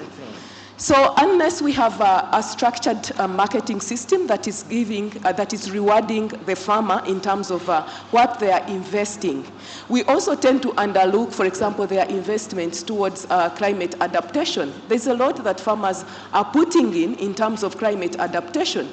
Who is paying for that? Transitioning into agroecology, into regenerative agriculture. Who is paying for that? We need to factor in all those kind of costs and look at the investments that farmers are already making in the sector. And then with that, we are able to see how we can work with the research.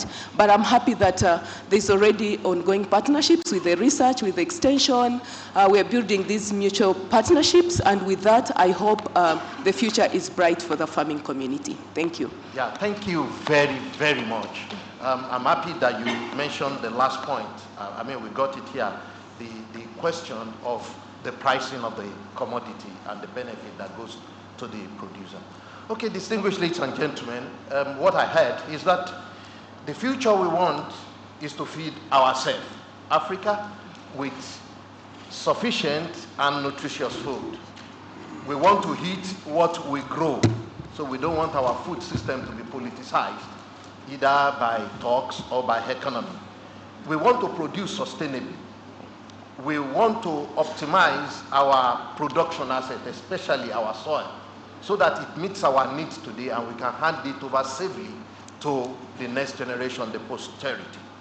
I mean, the things you want us to do, I crafted this in my own words, and forgive me if it's wrong. We need to come up with a movement for embracing digital and modern farming technologies. And so models that push us back into things we know never work, that is full of drudgery. We need to form a social movement that stands against that and go in this direction. The second one, which is very loud and important to me, that Mr. Yarama put on the table, is that we need to communicate strongly to technocrats, to land users, to the policymaker, the need to appropriately use our soil. And the last one is to actually come up with a strong pressure for appropriate pricing of agricultural commodities that is coming from the smallholder system.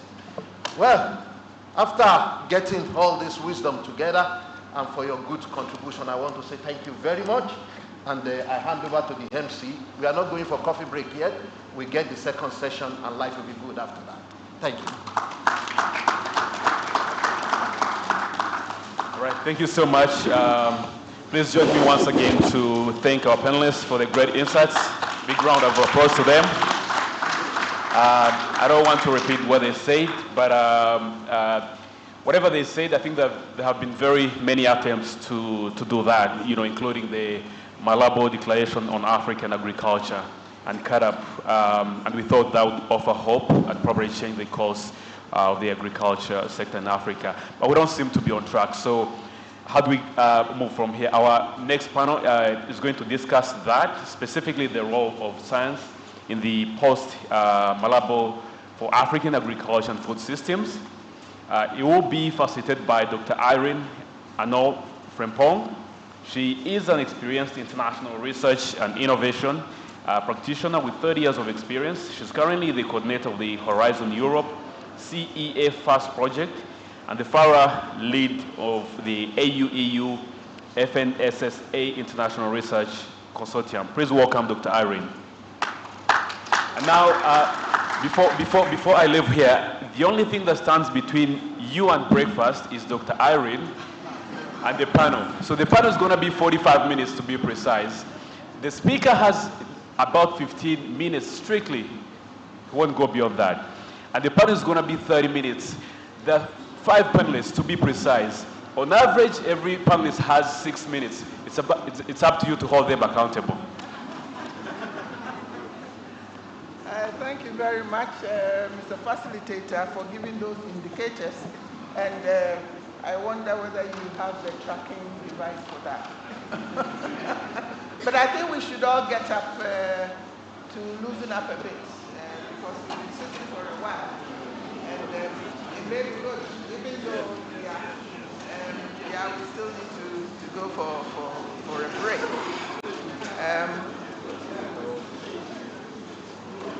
And as we are standing, I wanted to give something on a lighter note.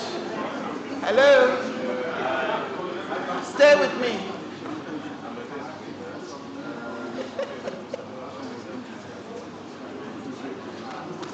If you come back to your seat, that would be so nice.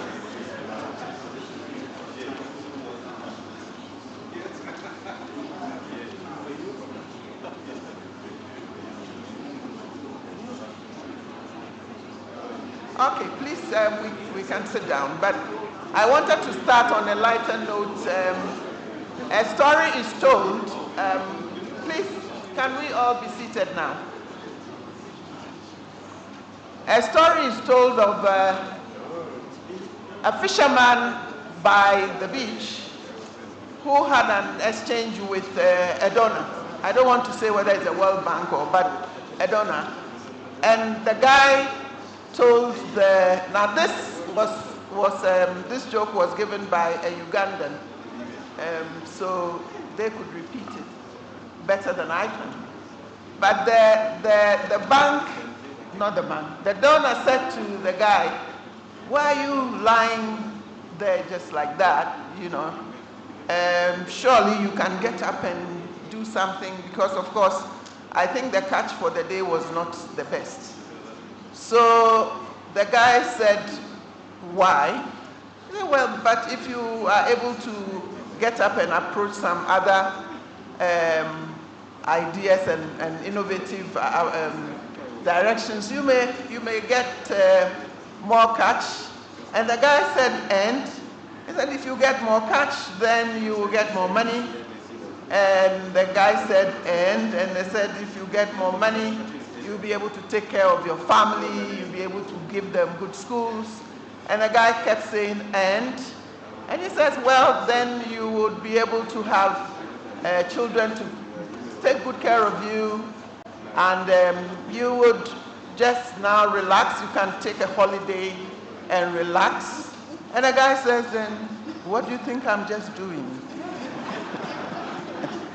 Now, I said this because I wanted to ask a question, actually inspired by the last discussion, where I think Professor Nkandiwiri asked this question or made a point that we in Africa do not have the sense of urgency. And I said to myself that maybe, do we know something else in Africa that the rest of the world do not know? Is it the case? Is that why we are relaxed about everything? Because that sense of urgency is the reason why, not having the sense of urgency is probably the reason why we are where we are. Now, it is very important that time is an irretrievable resource. But beyond that, we are losing also natural resources by the minute. We've heard a lot from yesterday, today, in terms of natural resources. We are facing more sophisticated megatrends that we need to deal with. And yet, Africa seems to know something different than the rest of the world. In the early 20s, the African Union Commission, of course, launched a major effort. And as we all know, the Comprehensive Africa Agricultural Development Program was launched. Now, we're talking 20 to 30 years on, and yesterday I made the point that it looks as if not much has been achieved. But I think, yes, we have achieved a fair bit. It's just that the pace at which we are moving is slower than what is required to deal with the changes due to the context, the changes due to the megatrends. And so Africa cannot relax. Africa must have that sense of urgency. And we have for a long time played around many areas, but we know it is not an argument. It's the way science would actually move us forward. In 2014, the CADAP, after being renewed, was also setting up another phase of CADAP. And the recognition that science could play a major role led to the leaders taking a decisive role or a decisive action to launch a research and innovation strategy. At the time, it was dubbed the Science Agenda. Again, another nearly 10 years on, we are grappling with what the Science Agenda has actually done to improve the pace at which we are developing, particularly at the country level. So there's been calls, now that CADAP is being reviewed again and a new CADAP Malabo agenda is being set. We are at a point where the research and innovation aspects are being asked again to, as it were, develop a revised strategy to improve what we did or what we have learned from the science agenda in the last 10 years or so. Our lead paper is a paper which is going to interrogate the science agenda in particular, but also bring to the fore a number of steps that need to be taken in order to derive a revised research and innovation strategy in line with the revised CADAP Malabo agenda. So, ladies and gentlemen, I would like to call to the podium our lead speaker, who is going to present a paper not directly on the science agenda, but is predicated on the science agenda. and the paper on the role of science in the post-Malabo agenda for agriculture and food systems in Africa. This will be done by Dr. Robin Buchara. Dr. Buchara was the regional director of SEAT, and the international, is a notable reader, as many of you know, and led the SABRA project, which, I mean, he led for 20 years or so, PABRA, sorry, for 2 decades. And last year, 2023, was awarded the Food Prize Award for that project.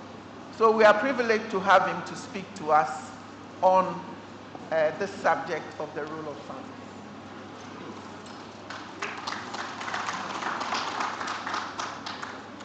Can we have the slides up, please?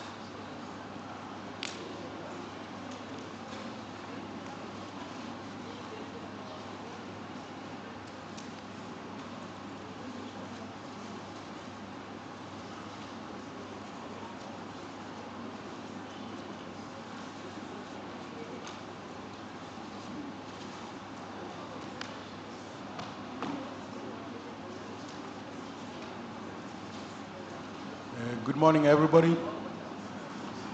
Good morning. That's better. Thank you. I need some encouragement.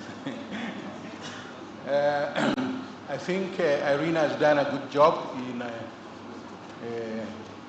outlining the picture and the basis of my presentation. And this is an effort of a number of people, and it reflects some of the work that has been done by you. Now, what we are talking here is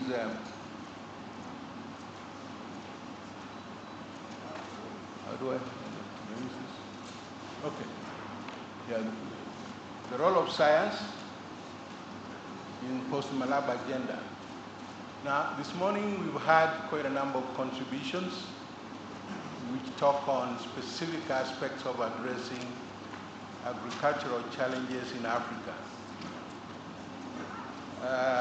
As Irene mentioned, CADAP has designed a mechanism of how to address these issues, which are development issues, and has identified that some of these can be addressed by agricultural research and science. And we also heard of the different aspects that impact on what we are doing. There are so many issues of partnership. Many of us are involved in different activities, and having a system which addresses this agricultural research, particularly harnessing science, is an important element, and I don't want to labor much on that. But some of the key words here is how do we exploit agriculture, and we are now talking about resilience, and we are now talking about food systems, which have been highlighted. Now, some of the elements that have been highlighted here are important, but the question is, do we do this independently and separately? Now, next. The CADAP, I just want to get to the CADAP. CADAP had this framework which tries to use agriculture and does agricultural transformation, particularly in trying to create wealth, address the issue of food and nutrition, security, sustainable economic development, and prosperity. Now, the issue is that is to use agricultural-led development and to address the challenges that we have in our continent. Now, if you don't get everything, or if I don't say everything, the point is this.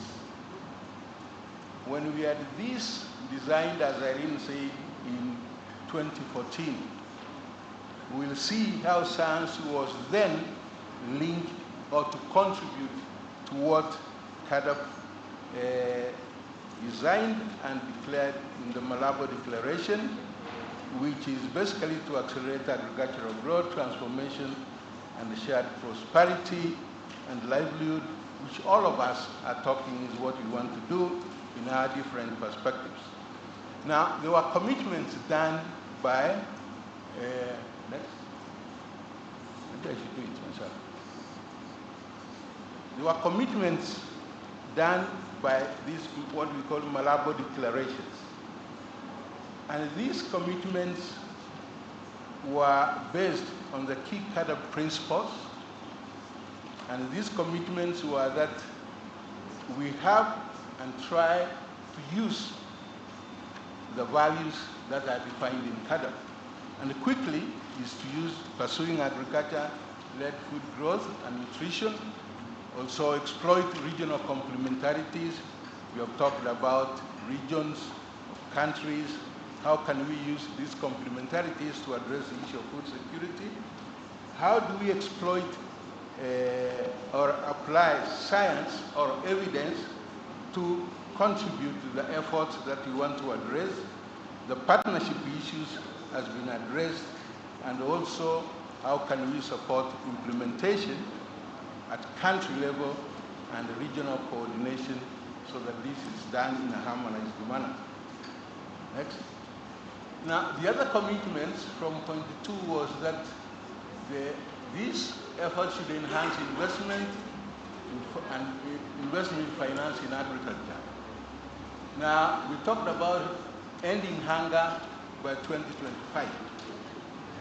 2025 is next year.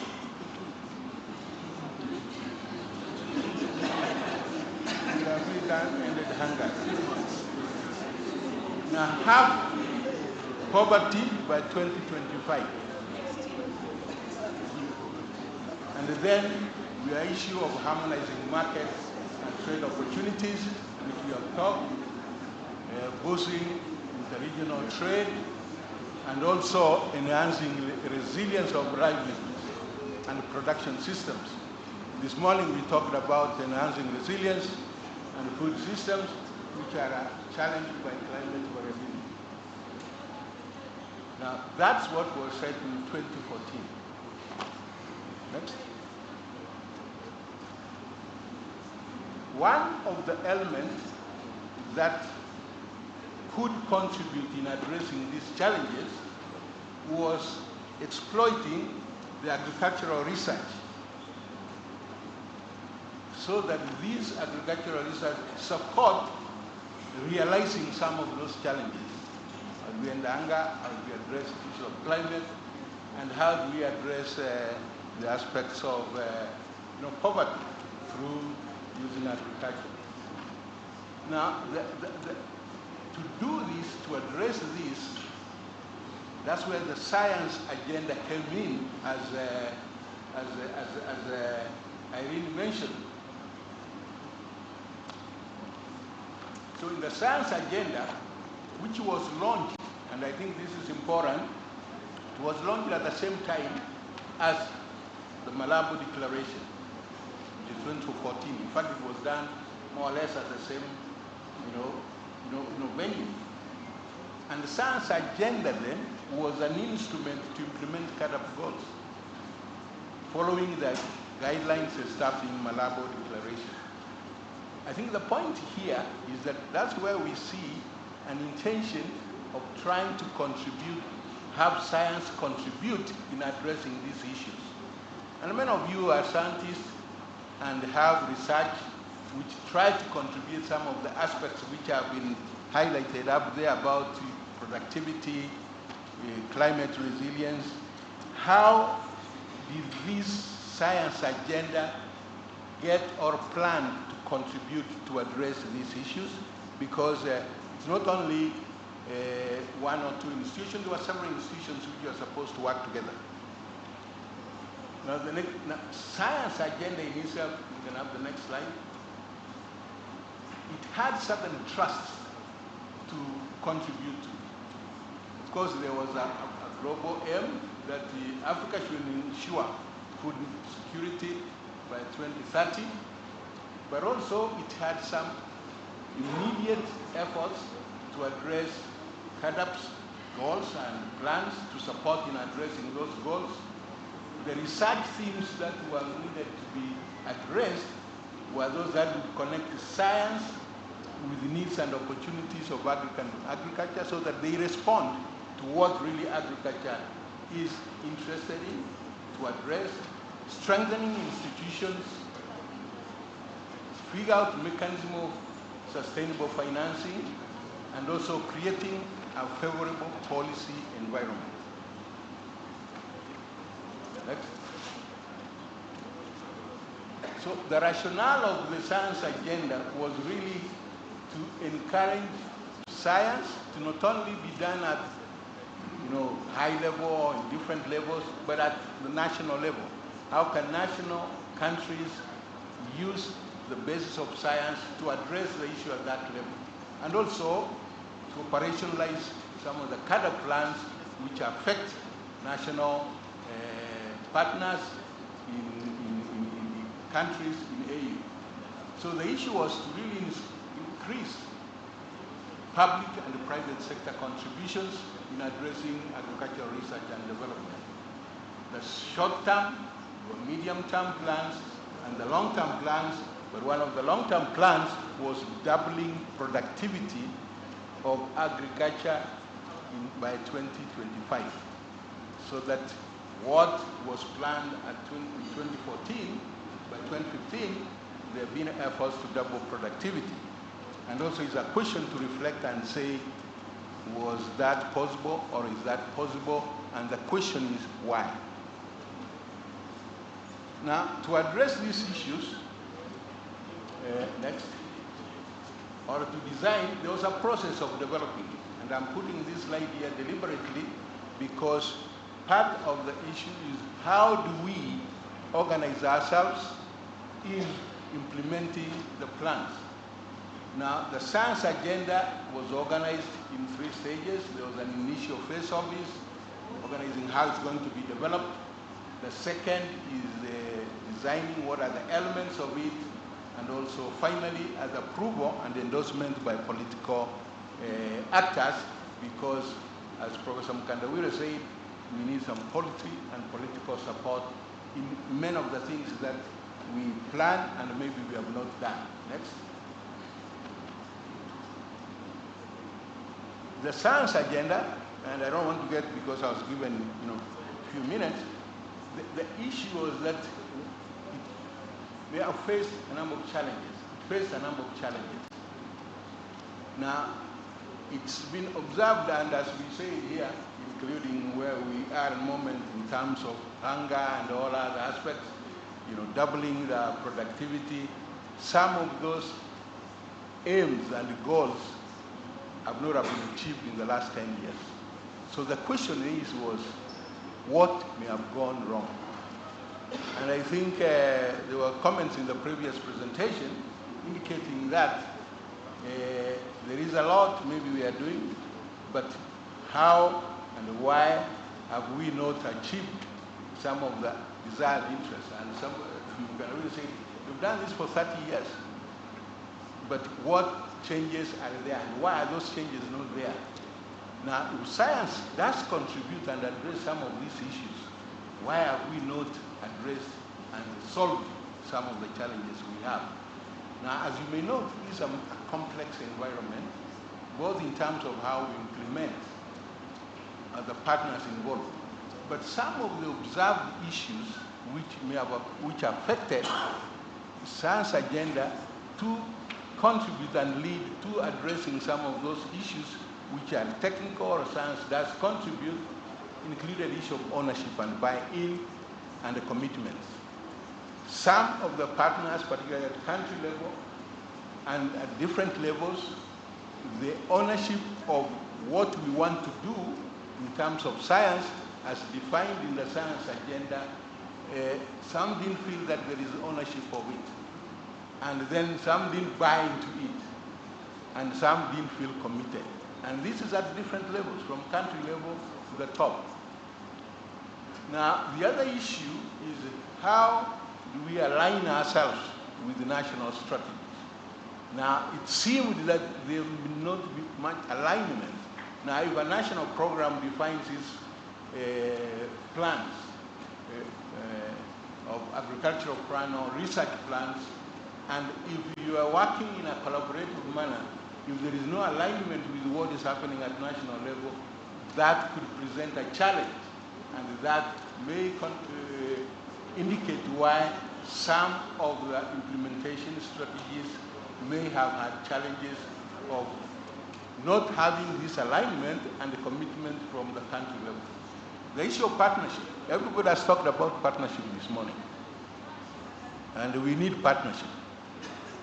But what happens with partnership? That really doesn't work. I think it's good to say, yeah, we want to work in partnership. But how do we address? Now, when you come to science, who are the partners? Research institutions. And as we now talk about food systems, you know, it's not only researchers talking to themselves. You have to link up the whole chain, right from farmers, as has been said, and how do we define what are the issues that needs to be done at farm level, right up to the end of where those products, what you want to generate to get to. How the policymakers contribute in this partnership and play a role. Now, the issue of partnership was an issue, particularly of how we organize ourselves to address these issues as science community enshrined in the science agenda. The other element is that when you have so many partners, coordination becomes important. And if there is no coordination, then the partners would be there, but the coordination to have synergy and complementarity lacks. Resource we have talked about, implement, that's an issue. Domestication and adaptation of some of the plants at different levels also becomes a challenge if you want particular framework. There are aspects which also came up, like how do we monitor the progress? By now, where should we be, and how far we've gone? So progress has been made, but there are challenges, but gaps in that monitoring mechanism was a challenge. And also alignment with CADA. And also having implementation instruments that help all these many partners to do work and contribute. Next. Now, this reflects where we may have reached. Now, right now there are discussions, and you've heard there are efforts to develop the next phase of CADA. And there are discussions to look back and reflect what has happened.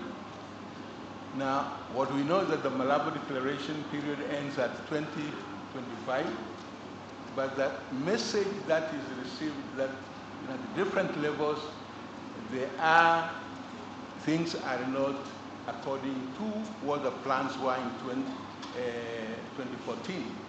For example, I've given those two examples. The eradication of hunger is still an issue. I mean, it's not, by 2025, we may have not have reached this. Reduction of poverty by half, this may not be a possibility by that time. Now, to review that, and always it's good to review and reflect and then plan how do we go next. Then there are efforts at the moment going on with the CADA to redesign a new phase of 10 years and see what is it that can be done and how can we contribute. Now, the next one. The elements that have developed is that the post-Malabo agenda talks about propelling African agricultural growth, agri-food systems, transformation to boost economic transformation and food sovereignty and resilience. Some of the things we've talked here this morning. Now, there is a process to do that, which has involved some stakeholder consultation. We try to make an analysis of that and a political mobilization, such that by early next year, there should be a declaration of a new agenda. Now, I used the previous example to see how that was done and where we are. But in the next, and which is really the title of the work, the presentation I wanted to make, is that how can we contribute in that this, to address this issue here, our goal, and knowing that this starts 2025. Next. Now, in this development, how can science contribute? And in this aspect, there is an effort or an interest to look at how we can develop agricultural research and the innovation strategy framework that can make a contribution to address what are the goals that have been defined there by CADAF. What are the key elements in the post-Malabo research and innovation strategy? What should that be? How can we build upon the lessons and the achievements done from the science agenda? And then how can we develop a roadmap to develop the post-Malabo research strategy? Now, considering some of the challenges we got, next, which we have highlighted, the issue of ownership, the issue of buy-ins, alignments, partnerships, resources. How can we redesign what we need to do and see how those can be addressed so that if some of these were the challenging and the hindrance to the effort we did, how can we learn from here and then consider what should be next? Next. I just want to give an example. Next slide, please. One of the issues that we have been considered is the issue of, this is just one example. Professor Mukanawira mentioned this morning that sometimes we have to have the policymakers understand what we are doing. Now, in some cases when we develop our strategies, we may do it in a manner and use it in a form that either the policymakers or even the user, common user, or even the guys who implement and decide in terms of supporting finance don't understand. The information we get is that particularly governments, if they want to invest, one of the aspects they want to understand is what is the impact in terms of numbers? What is it going to change? And if that is not convincible, then sometimes you don't get that support or ownership by countries themselves or by certain institutions which could play a role in contributions, or even the private sector itself. What is there for me? So could that could be an issue, and it's sometimes a common issue in most of our research and science strategies. How do we use a language and information that helps make those governments contribute? The next element is science is done at different levels, and if it's done at different levels, where or which aspect of it that really plays a role that can be used to address some of those developmental challenges. You've talked this morning, the farmer clearly indicated what they expect, and if we got them and say, in science, we'll make a contribution here, with partnership, of course, all the way, how then do we address those issues? And if they are not convinced, they may not see the value of what you are doing. The next. But these are some implications for how we make this road to the future. Now, some of the issues and the lessons we have learned is that probably we really need to think of how do we start from the bottom up. The discussion that which I held in Malawi, where you have really a stakeholders involvement, where the contribution of information like provided by the farmer is taken by the national countries and use that in developing the strategies, and that could be the basis for information to use in developing a strategy, continental strategy, which will have issues and we will have mechanism and which will have goodwill and buy-in to be addressed at higher level. So the bottom-up, inclusive and participatory process is an element that may be considered in the approach to contribute and address the issues of CAADP framework. The other aspect is really addressing steps. What are the steps? In those steps, what are the actions? What are the actors and what are the roles? Now, we found out that if you have partners who may have no clear roles or who are part of the group but then needs to understand how they work with each other and the action. Now, when we develop this new strategy, there would be need for what are those steps to develop the CAADP, is a roadmap, what are the roles of the different actors so that there is a field of involvement and participation. Now, the issue of timelines, because the idea is that how this strategy can be developed so that it aligns with what CAADP is doing. Now, we've had there's a process going on in CAADP to develop the CAADP agenda framework, which then the science science needs to contribute to address some of those issues because it's agricultural based, it's comprehensive African agriculture development program. So how does science then contribute to that?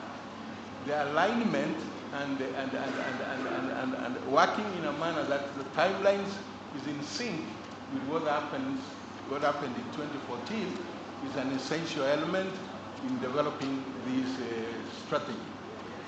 Now, to do that, there is need for resources.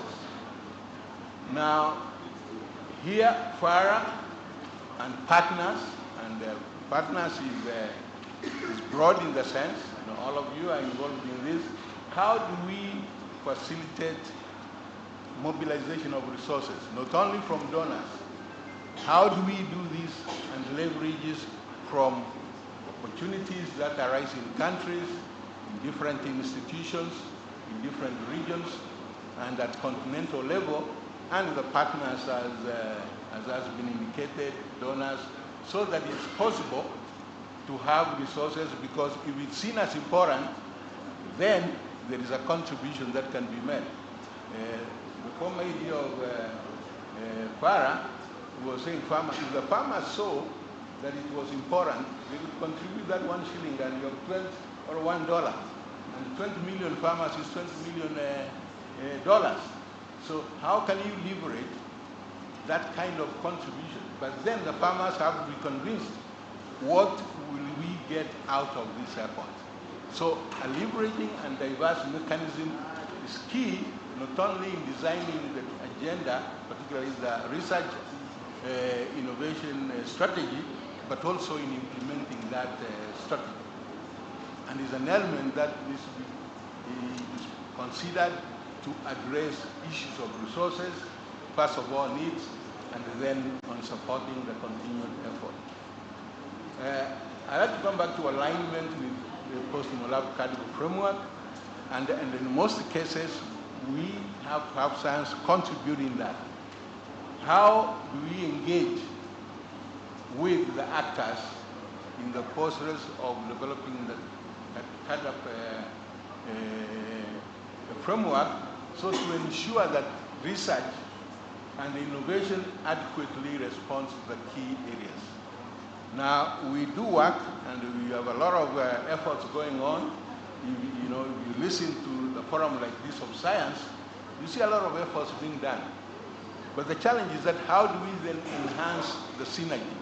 How do we enhance partnerships?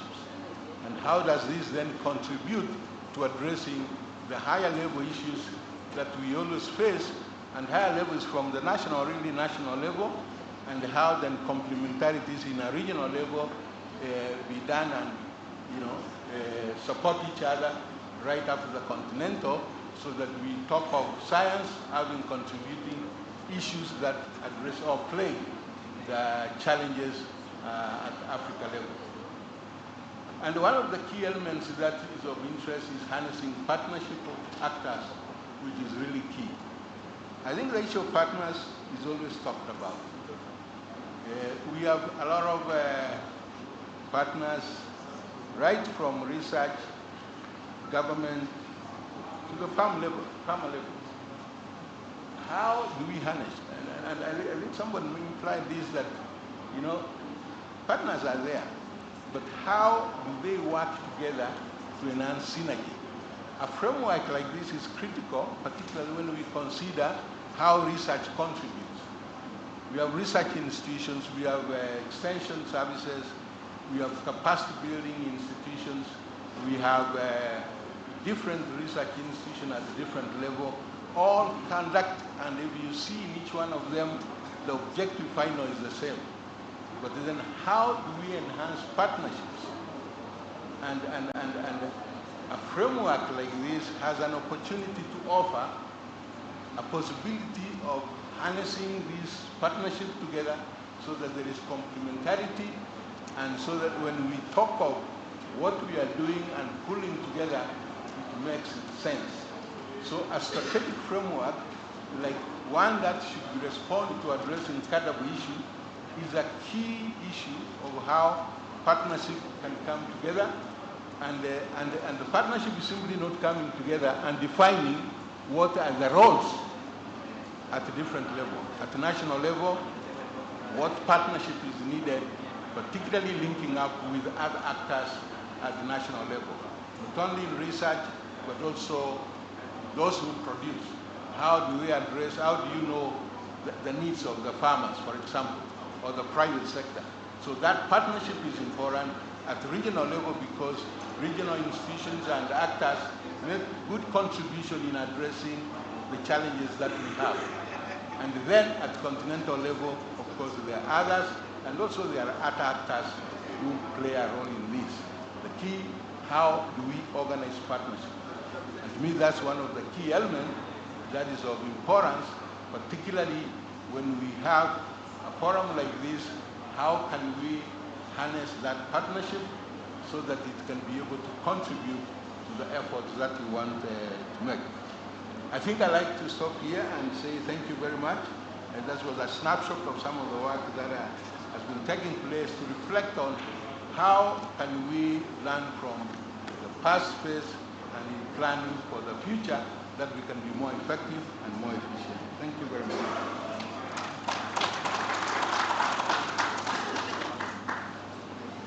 Thank you very much, Robin. I think that we should give him another round of applause.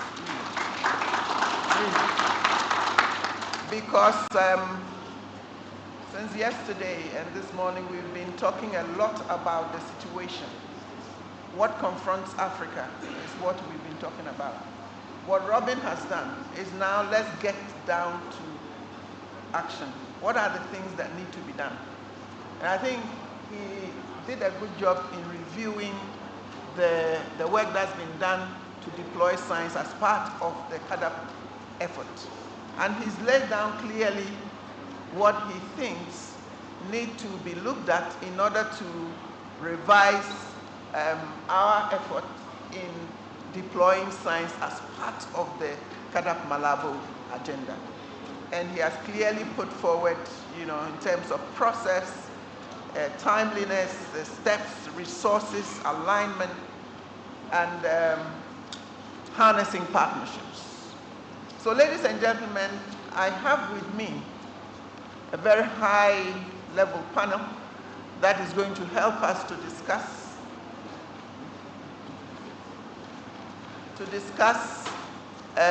these practical issues regarding implementation. That's been the bane of Africa's agricultural development. So because of time, I will just mention them, say maybe their position, but as they speak face-to-face, and also acknowledge those online. And I will advise that Richard is here, so if we have questions, we can post them, so that we can aggregate the questions to inform the roadmap that is being built. Because obviously there is no chance that we'll be able to exhaust all the things that you would like to say in this meeting. So I'd like to go quickly to start with Dr. Mambuza. You represent a regional organization, CADESA, with a lot of experience on the ground, operational experience on the ground, in advancing science and also food systems within your region. So perhaps it will be interesting to know the state of the research architecture that you have within the SADC region, and then also give us your perspective of what you consider as the core considerations for deploying science for CADAP Malabo. So each of the panelists will not have more than 2 minutes, unfortunately, and then we will see if we can also get some feedback from the audience. Please. Thank you, moderator. I'll try to be quick. In terms of the architecture, CADESA is a subsidiary organization of the SADC Secretariat that was formulated to coordinate agricultural research and development in the region. But our work is, it is dictated by what we know as the regional agricultural policy, which is hinged to the RISDP, Regional Indicative Strategic Development Program, which is a 10-year plan for the SADC region. But the way we implement the regional agricultural policy, we do it in a 5-year term, and then we review, and we go again. So we've done it, I think, up to 2023. So we've just done the review now, get lessons learned, and the way the regional agricultural policy was developed, because it was developed based on the CADAP expectations. But the way it is implemented now, it also reflects on what the needs of the region are, which when you look at them, there are about 4 of them. They are directly linked to what was presented here as the science agenda, the agricultural agenda that was presented by our main speaker right now. Just to reflect, it's on production, how to improve production and productivity, how to improve market access, how to enhance food and nutrition security, as well as improve resilience of the sector. So that is what drives our research, the coordination that CADESA does. But to rush to what our expectations are in the post-Malabo agenda or program, I think some have been touched by the presentation, but just to add or to make emphasis on the fact that some of the points that he has highlighted, I think it is important that we go a bit deeper, just go under the carpet. Like, for instance, the issue of ownership. We need to ask ourselves, why is there no ownership, rather than just identifying that ownership of the program was lacking as we're implementing. What are the underlying factors? That's what we need to probe further. Because if we don't do that, we'll find ourselves going back to square one. Same issue with the financing. Why is it that our cultural research is financed more by development partners from outside? And I have to share, Chair, that as we speak, some of these donors, they are now pulling backwards because they want to see commitment from our countries. Because you make an investment if you have an expectation in terms of the returns. So if there is no investment by our countries on agricultural research, some would think maybe there's no return on investment here, so why would we put our money in there? So we need to take that as one of our key obligations as the countries who are implementing the programs. The other issue is the timeliness. I don't know if we've invested enough time, the end of the CADAP. Right now we are going towards, because we already have a set date that early next year we are launching the new thing, I mean the new phase of the CADAP implementation, did we have enough time to address some of the issues that even our constituents, like the farmers' constituents, have been raising to say, this is what we need? Have we taken that into consideration? We had 7 areas in the previous phase, or the current phase. Now it's even beyond 10. Are we making life easier, or are we making life difficult for ourselves? And those who are in M&E will tell you that the lesser indicators you have, as long as they are smart, you'll be able to track, you'll be able to trace better and get your lessons that you need to implement in your future program. I can stop there, Chair. Thank you. Thank you very much for pointing out these few points that we need to really look at the details.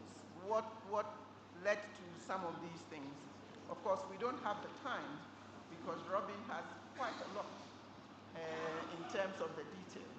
And I'm sure that there will be another platform for that. But let me turn to Dr. Nadi.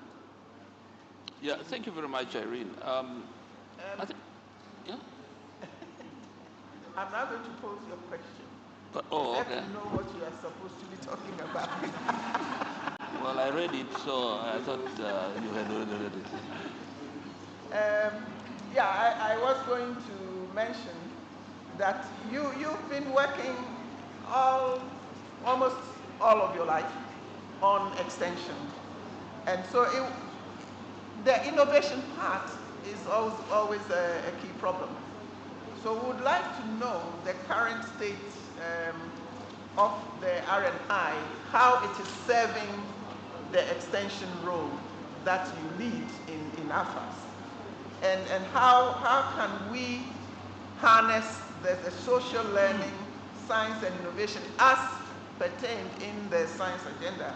How can we leverage that and optimize it for the delivery of the extension role that you have? Okay, thank you very much, Irene. I think just very quickly, really, in the science, technology, innovation, knowledge framework, there's a big supply. And that big supply, also there's a big demand side for it. You know, there are needs. And the demand side are really the farmers. And then on the supply side, there are the scientists and so on and so forth, and innovation providers. And then in the middle, there are sort of enablers. There are many enablers and systems and so on. Now, I'll just, in this system, I will just give a little analogy. I'll go to the Bible, although I would have gone to the Quran, but then we go to the Bible because I'm recalling what in primary school, there's a story by Jesus and articulated by Mark, Luke, and Matthew about the seed. And let's put our imagination in system. There's this big basket of seed. Imagine that is a lady going on a pathway. Some of the seed fell on the ground, and the birds ate them. And that, I suppose, is maybe is a researcher publishing a paper. So the bird ate it. And then some fell on rocks. And so maybe the results were not good. So it didn't reach the farmer.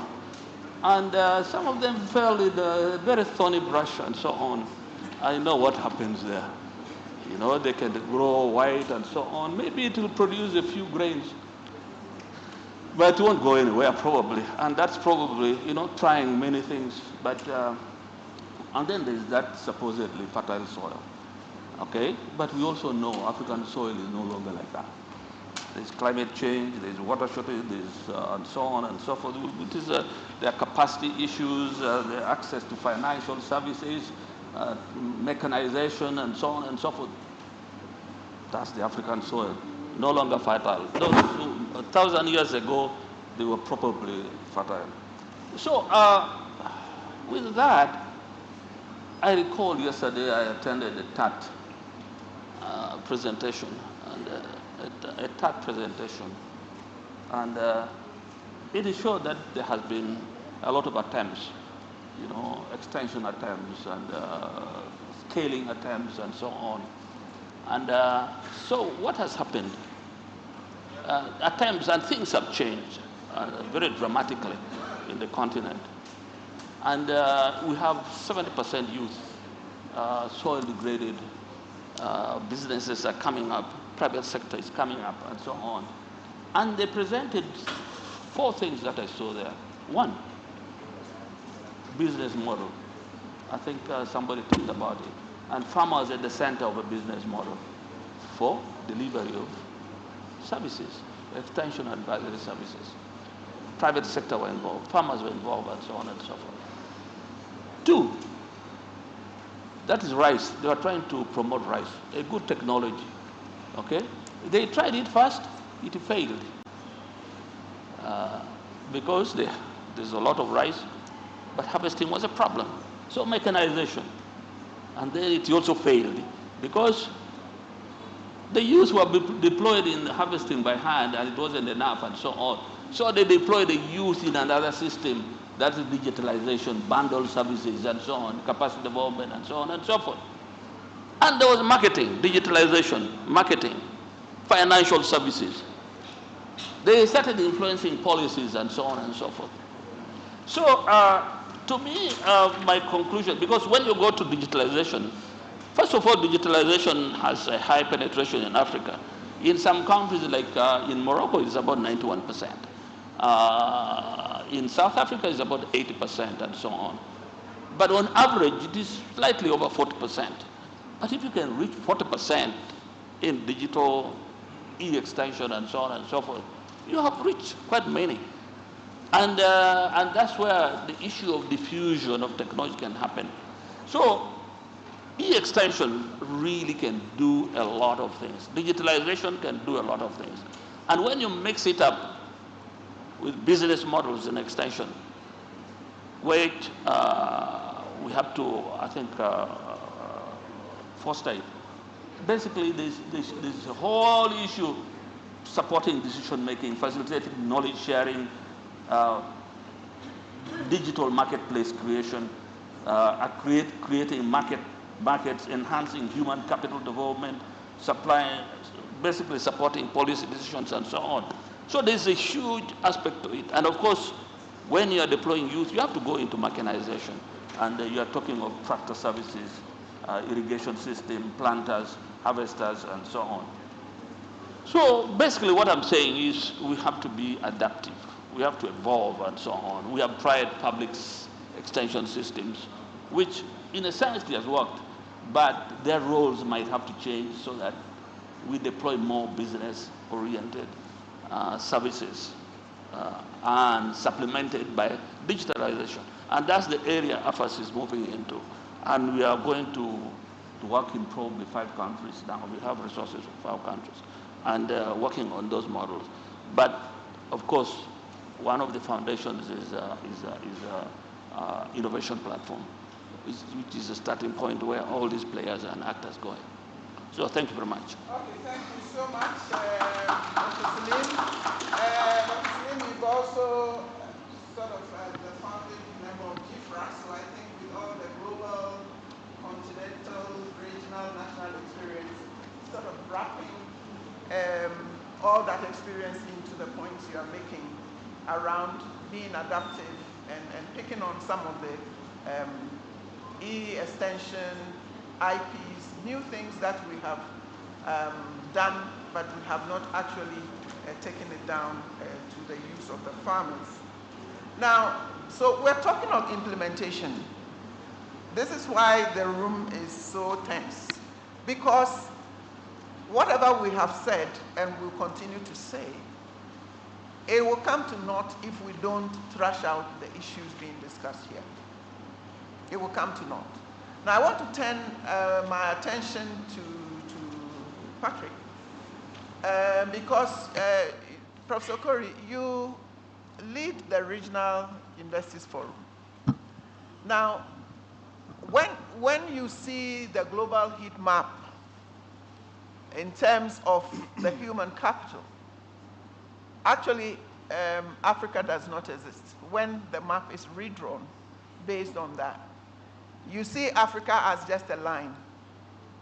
So the human capital element is a huge problem.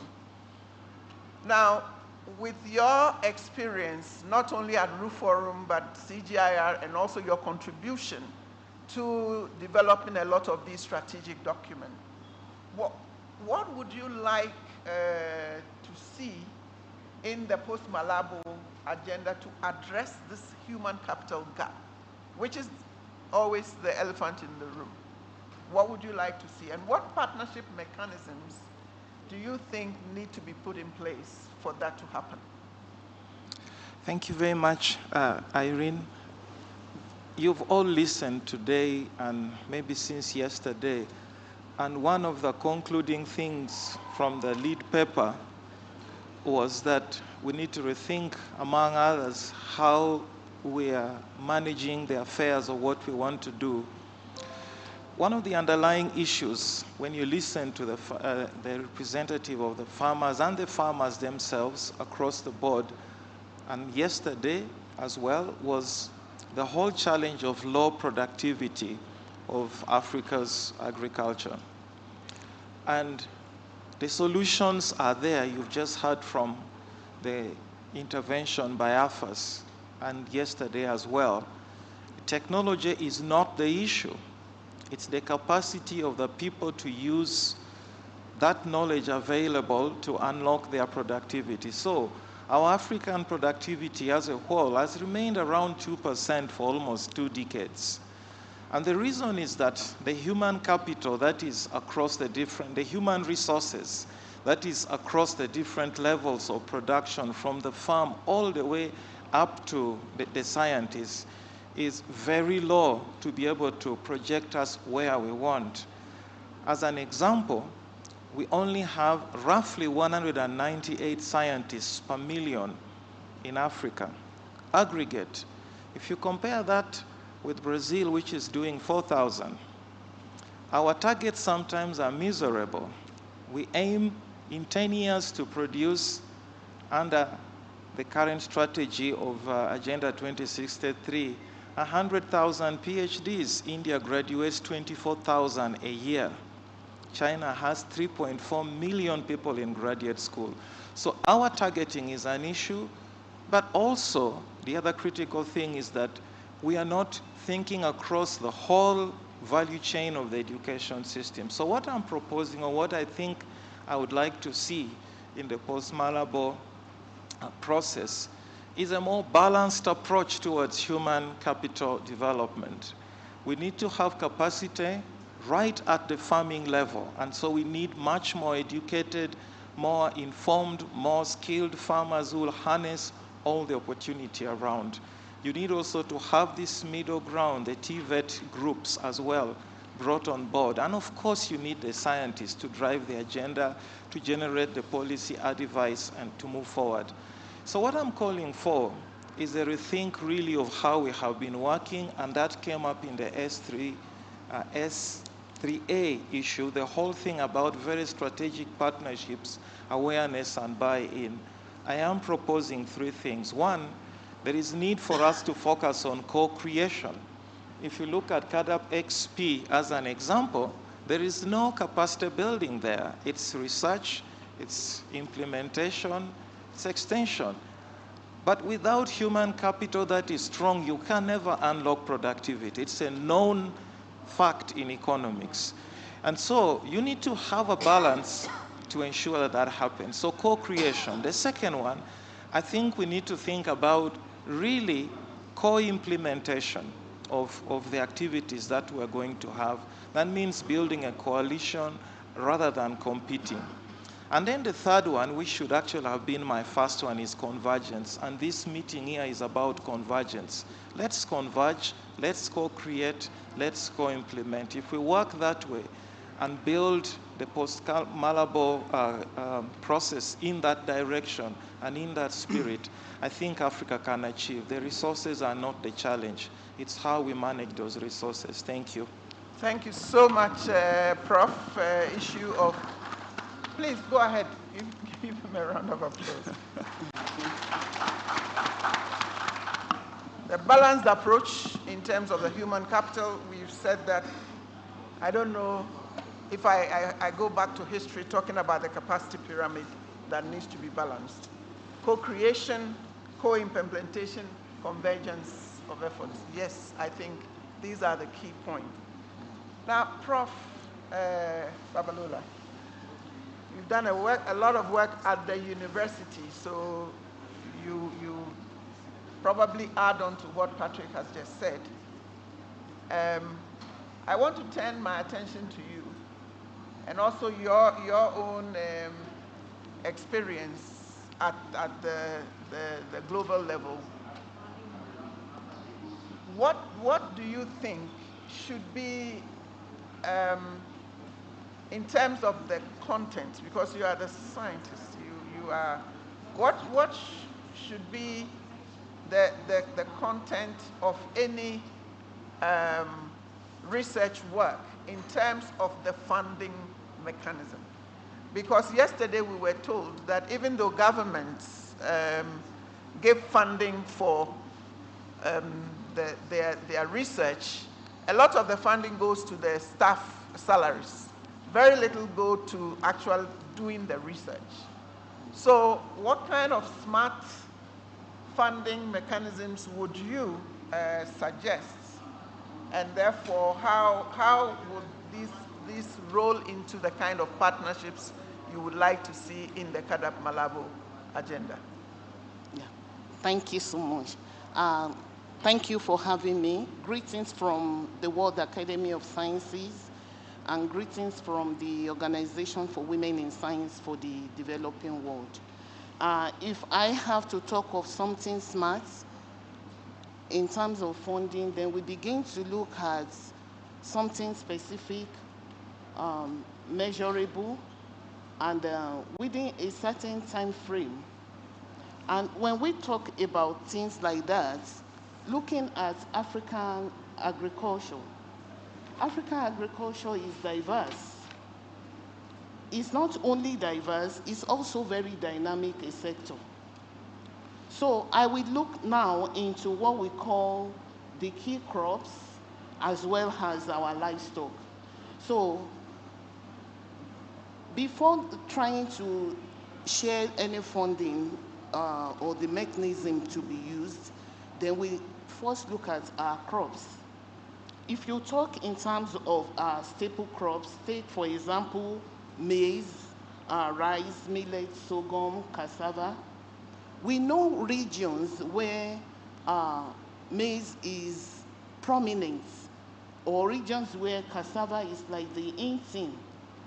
Then, if I'm to talk about a smart funding approach, then I want to see right from the time that the seed is received to the time that this crop is grown. Let me use maize for an example. And even from how it is processed to how it is on our table. So if you look at that system, you will find that I will need to give fund to those that are willing to go to the farm to do the core work. And when they do this core work, how do we add value to whatever they have produced? Then part of the things I'll put in place will be those that are ready to handle the value chain. I can begin to think in terms of women, for an example. Then I'll think on how to capacitate them in terms of having cottage industries. These homemakers, they are very useful. So even being at home, they can do many things. I may want to buy a lot of machines to give to them in terms of loan. Let them mill the maize. Let's have this, what we call our mabele, the mili, our ugali. Let them mill it for us so that we have this thing. Then let us have some of them also who want to be taking the aspect of packaging. So all these people are like the grassroots people. And these are the people that I will like to point attention to receive funding or to receive help. Now, I'm not leaving out the research scientists. The research scientists, we partner with them. And this thing I'm saying, I'm speaking for real life example. I have support from Technology Transfer Fund of the National Research Foundation of South Africa. We are working with people in the deep village that need like 4-wheel when going there. And I would have to visit the farm. We see that, okay, these people, they need something to remove the corn from the cob. We wrote for them. They got the machine to assist them. So you see now we are handling real life issue that is pertinent to the core people that matters in this, when we talk about food security. And how about endowment fund as well? Endowment fund could be raised for farmers, where when you keep the money, the whatever it yields is what you are now putting into circulation, and that will be like a long-term effect for us. If anyone wants to do something like in poultry, yes, since that is your desire, or I see that in this region or nationally in this area, they are good in poultry aspects, then I'm going to see how to set up for them. I'm thinking now in terms of entrepreneur, and like that we are giving the people food to eat, we are removing nuisance from the streets, and at the same time we are creating employment for them. I may also want to think of my funding in terms of dealing with business or corporate organization, in asking them about their corporate social responsibility. So, what is your corporate social responsibility as an organization? And if you are there as an agribusiness, yes, I'm ready to support you as the government. And at the same time, I want to see your corporate social responsibility, even that you have is already embodied in your program. Things like these, when we begin to look at them, we yield positive results. So for things that we know that are our cash crop, how about having what we call the innovation hubs to help these people, such that I'll provide the irrigation system and all the things that will make their life easier, provide mentoring for them, provide capacity in terms of building capacity and training. And I feel that those are the things that if we put our money into, or we use as mechanism for funding, is going to assist in touching lives, in affecting the economy positively, and it's something that we will see the results. I can also adopt the system like we say, take a girl child to work. Prof, could you round up? Okay, let me just round up with this, take a girl child to work. Let this girl child see that even a farmer can use drone, a farmer can use sensor, and a farmer can use precision agriculture. And as girly as I want to be, with heels and nails and everything, I can also see future in being an agriculture person. So those are things I think I would like us to put our money into. Thank you. Thank you very much, Prof.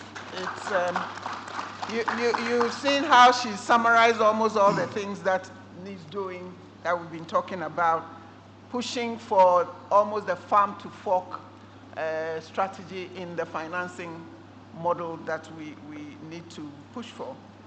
Now, I want to quickly, before I come to you, David, on really funding and financing, I want to come to Professor Apollinaire. You are a scientist, and a lot of experience that you have, even from the Becker days, where you were the director. I just need you to look at it from two perspectives, because you wear two hats. from the CGIAR, as well as, from the STI angle. The recent institutional reforms in the CGIAR leading to the one CGIAR is a very important change globally. How do you see the role of the one CGIAR now to contribute to the coordination of STI programs at the different levels? And indeed, what will be your position regarding the issues, the extraordinary issues that should find its way into the post-Malabo agenda? Prof. Thank you, Irene. I'm truly delighted to be here. Time is really not on our side. That's very clear. But be careful when you're asking a scientist to talk, be ready. But I have a double advantage because I will be brief. And secondly, we have a session this afternoon from 2 to 5. The session is focusing on the CGIAR, where we'll talk about two things: breeding for the future, crop varieties and animal varieties to withstand or to provide resilience in the face of climate change. The second session this afternoon will talk about the CGIAR breakthroughs. How are we packaging our science, the stories that we are telling? And I think that's an open invitation for some of you to come who are available. It's going to be in Newway A Hall. That's a parallel session this afternoon. But for this, I want to use the opportunity given to me to address three things. One is a bit of reflection of what I've heard so far.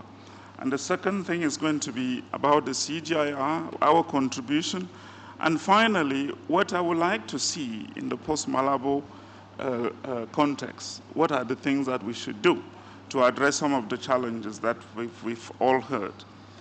Reflection is really acknowledging and appreciating the leadership of FARA, current and past, for creating this platform for us to come together. In 2013, when the Science Agenda for African Agriculture was being developed, I had the privilege to host the initial group of consultants doing that program at Becker. They focus on the key messages. One, which we should really leave this place with, was or is science for African agriculture is too important to be outsourced. It is really important for us to take that. That's where the ownership starts. That's where we put all the brains and the goodwill, the capacity that we have to work. That's one. And the second one is also reflecting on what Patrick has said. Really, we have to use the skills that we have about co-creation, and on that, Forum has done really, really well. It's one thing to say we don't have the capacity, but when we turn to our universities, there are plenty of PhDs, people well-trained. How can we utilize that capacity? How can we ensure that there is alignment of agendas and things like that? Our university are staffed with people who are smart, who are determined, but we fail to engage them. We fail to build the human resources that we have to rally around some of the problems. The second thing I want to talk about is the CGIAR. I sit here representing the International Livestock Research Institute, but I'm also managing director of the Resilient Agri-Food System within the CGIAR. We started a reform 3 years ago. We are continuing through the reform, but the reform has really taught us a number of things. It's really important for us to engage. Yemi, you're sitting here, Abidjan 1 and Abidjan 2 is something that we recite before we go to bed every day. It's really an important reform that has helped us to see how we can engage very strongly with national partners and celebrate the work that we've done. In our case, ILRI is 50 years old. We'll be celebrating 50 years of really good research and excellent outputs. But we can do more. There is a lot of pressure. 2030 is only tomorrow. Only few crop cycles and maybe few animal birds before we get there. How can we deliver on that? And within that context, and I think Africa has really put up its game in terms of CG representation. Here we don't have Sibion Ewi, who is the DG of IITA, also Continental Director, in Africa, ensuring that the CG work very closely with African institutions. We have Babouka Mane, the DG of Africa Rice, who is not here, but he's also Senior Director for West Africa to ensure that the CG works very closely with our programs here. It's about alignment. In Eastern and Southern Africa, we have our very own Namukolo Kovic, who is the Senior Director for Eastern and Southern Africa. We have these people determined with a lot of energy to work. And I think the CG can really contribute. How can the CG contribute in the science agenda?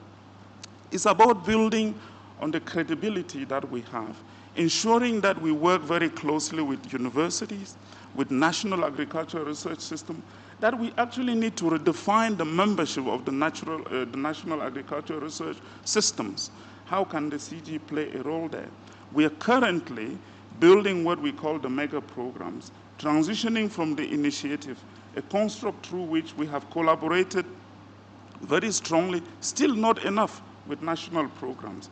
And I think we can deliver using that as a framework to ensure that science, technology, and innovation in Africa is not just talked about, it's being done. And that when we come to fora like this, we talk about what we've done, not spending 90% of the time about the diagnosis. The diagnosis is there, we know what kind of intervention we're bringing. The last thing is, what is it that we want to see in the post-Malabo declaration? We have already started as an institution. We have membership in the 13 technical working group that have been established. We have started to contribute there. But if I can focus on one commodity, livestock, I think livestock is really important. In the previous Malabo and many of the science agenda for Africa is really about crops. But animal source food, the biodiversity, resilience for climate change and things like that. When you look at the Horn of Africa, when there is drought, people are able to take their animals to better places. And I think having a livestock component very strong in the post-Malabo declaration is really important. I want to leave it here, but really invite you to join us this afternoon for the 2 sessions, Breeding for the Future and also the CGR breakthroughs. Thank you so much. Thank you. Give me a round of applause. I think, Prof, you've given us really a lot of food for thought from the CGR perspective, from the science perspective. In fact, I was cautioned not to talk too much about the science agenda, so I am not. But the point that Prof raises actually buttresses the fact that we need to be building on, as also our lead speaker said. I think that this whole conundrum of you do one thing, it didn't work, you stop, then you do another thing, it doesn't help Africa. There are things we've done that have worked, and we need to build on them, okay? So we should give ourselves a chance. It is also a shame that in the SPAC, in a platform like this, we give a very short time when we talk about implementation of issues. We give too much time for diagnosis, for telling us what the problems are. And yet, when we want to discuss implementation, we squeeze the time, that we don't have the time.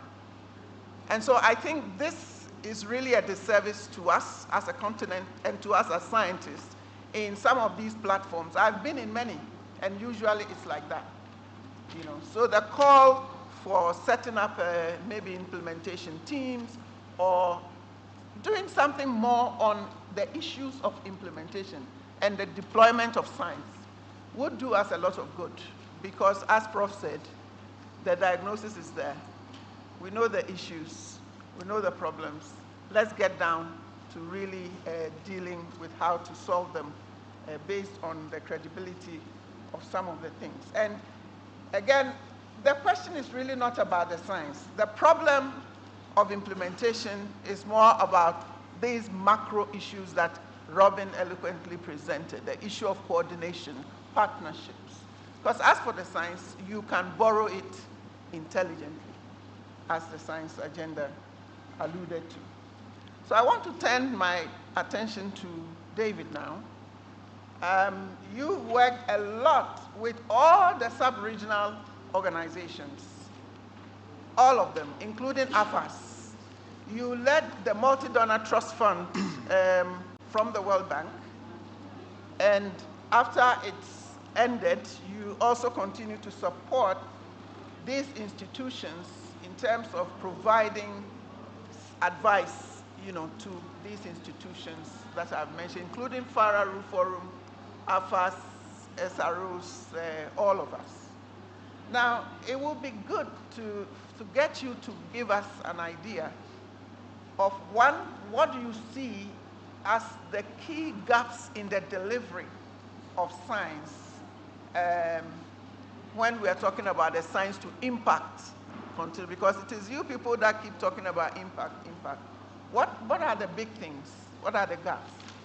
And with the closure of the multi-donor trust fund, what are the financing models that you propose? And Professor Babalula was trying to also talk about some of those innovative financing, and I think Dr. Akim Bamijo had referred to the work that was done earlier by Professor Wale on this innovative financing. It would be good to hear from you on those issues of the gaps in the delivery of science and also on innovative financing post multi-donor trust funds. Yeah, okay, thank you, Irene. I appreciate the chance to talk and think about the science agenda experience, and I think our speaker was right to put it in the context of CAADP and the continental aspirations for agriculture. I think the science agenda was, and I think still is, a valuable articulation of a vision of the role of science in agriculture in Africa, and I think it was an articulation of prioritization of topics within science, and in a way, it's too important to outsource it. It was an African articulated vision for science in agriculture, and I want to recall that one of the motivations for writing it, I think it came naturally as part of the CAADP process, but one of the motivations was the feeling that sometimes it came from a discussion with the CG. And one of the motivations was the feeling in Africa that the CG, while incredibly valuable, was maybe too influential in setting the agenda for science in agriculture in Africa. And the desire for a little bit more balance, having an African voice in setting the agenda, that was one of the original motivations. And I think with the rise of the SROs over the past couple decades, and FARA and AFAS and Reform, I think that African ownership of the agenda has become much, much stronger than it would have been 20 years ago, let's say. And in that sense, I think it's been a real part of the success story of bringing African voice forward and setting its own agenda. But let's talk about a couple of the frustrations along the way with, the issue of implementation. I think the science agenda in its current form probably has fallen a bit short in really providing kind of an action plan or sort of detailed guidance on how to realize the agenda that it talks about. And I think if it were to if a new version were to be reproduced now, I think we'd all like to put a little more attention on the implementation aspect of the vision. I think other speakers have said the same thing. And I would point to the Soil Initiative for Africa as, I think, a sort of one way of doing that on that one topic within agriculture, putting more detail in how to actually achieve a vision. So that's sort of an example that might be followed in a new version of the Soil Initiative, of the science agenda. I think the science agenda has not been successful. It hasn't been used successfully as a tool to generate additional funding into the science activity in African agriculture. Investment in agriculture research has not surged as a result of the science agenda. In fact, it's gone down as a percentage of the GDP in the sector, and it's kind of falling behind the rest of the world and even behind where Africa was a decade or two ago. So it hasn't been successful. That would be something that we'd want to look, how can we make such a tool use it more effectively to generate resources? Now, I think another reflection on the content of it, I think no society or no sector will be successful in harnessing science without deep human capital. And I think this is a constraint in Africa at every level that has not been helpful for the realization of the science agenda. We have, not only do we have very limited resources coming into African science, into African agriculture research, but the organization of those resources probably is not the most effective either. I just want to point one example is 20 years ago, IFPRI says that about 80% of all qualified agriculture scientists in Africa were at the NAROs. 20% were at the universities. Today, IFPRI says 80% are at the universities and 20% are at the NAROs. It's completely reversed. But almost all of the funding for agriculture research is at the NAROs. And almost all of the 80% of the professors who are now in the universities have to spend all their time on teaching, and they have no time for research, and they have no resources for research. And institutions like the World Bank, your external partners, send all the resources to the NAROs, not to the universities. And IFPRI also estimates that of all the research that's done, 80% or more of the actual research being done is done at the NAROs, not in the universities where 80% of the people are. And where all the students are. So it's not good for the students either, that kind of division. Are we, have we got a way of organizing how science is done and institutionally, which is really being effective? So I think there's a need for a better partnership with the education sector in a future science agenda, a partnership between agriculture and the education sector, which hasn't been so strong in the past. And then a final point, Irene, when the science agenda was written was when there was really a strong push for the regional and continental leadership and roles in African science, so that the SROs and FARA and AFAS, as you mentioned, and Reform were really on the rise. And at that time, it was between 5 and 10% of all the investment in agriculture research was being done, was going to the regional and continental level. Of all the research in Africa, between 5 and 10%, depending on the year, was at that level. Today, according to ASTI at IFPRI, it's now down to 1% of the total.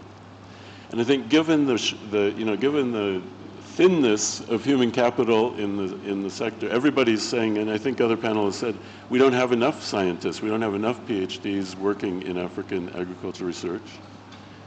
Given the thinness of that, and the fact that actually most of them are spending all their time teaching, we don't have any critical mass. There are very few places where we have a critical mass of scientists working. And secondly, we don't have enough attention to prioritizing and strategizing at the regional level.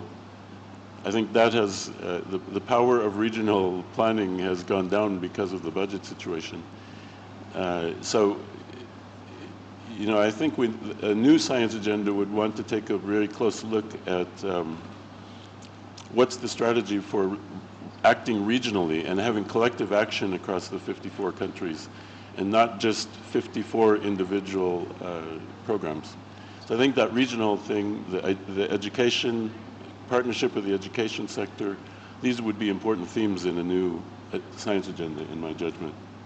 Thank you, Irene. Well, thank you very much. A round of applause. It's just a pity. Mr. Facilitator, there will be no time at all to engage the audience. It is up to you, because we have to go for break or lunch or whatever, but we have huge resource in the room, really huge resource. Yeah, look at Professor Wale is looking at me. I have Dr. Akim Bamijo, who was the front runner. I have Professor Linus, who gave us, Professor Nkandewere. We have Dr. Fab, people who were part and parcel of the agenda and really have issues to contribute to the implementation. So what do we do? Tell me. You know what? Okay, Mr. Facilitator, you tell me what to do, because we are at a crossroads here.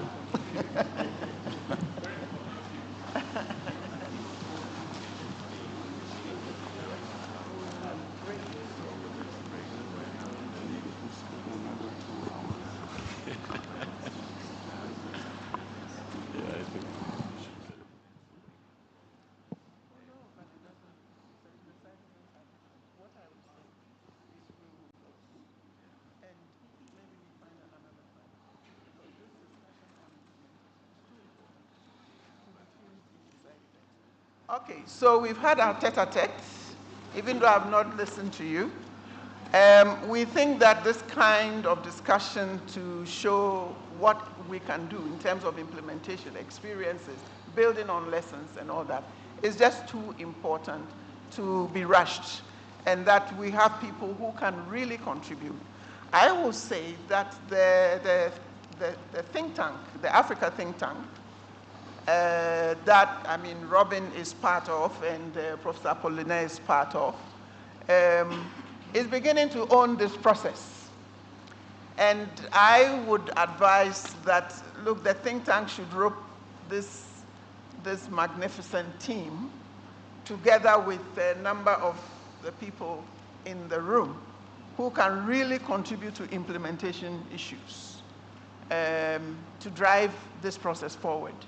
Because he has a program to follow, and if we continue any further, it's going to distort the whole program. And we don't, I in particular, I don't want to be the one creating the confusion in the program. So unfortunately, we will have to draw the curtain here, and we will break for lunch, or no, it's break, yeah. Maybe it was not a good idea. We should have had our break earlier. And then the framers of this SPAC would look at it again and see what can be done. That's my view as the moderator. Thank you. Thank you so much. Please, once again, help me to thank our panelists for those great insights. I think I have a very tough job negotiating time with scientists. Next time I'll know better. But for now, you have to bear with me. We are out of time. Please give yourself another round of applause for being patient. Now we have come to the end. You can go back to the seats. We have come to the end of our first session, and we're going to break for coffee, as she said.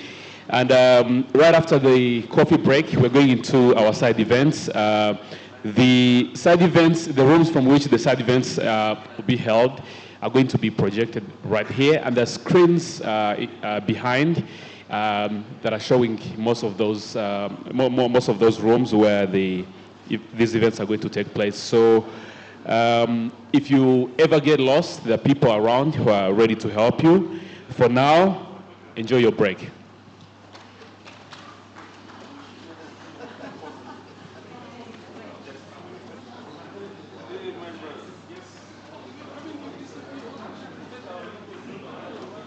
The break is going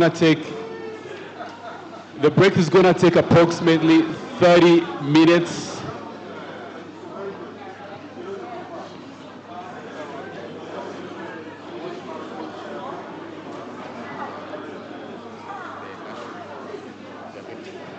So for those who are attending policy and partnerships, the session is starting now in a room called Nasho.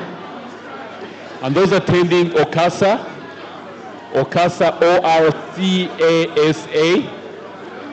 The session is going to take place from here.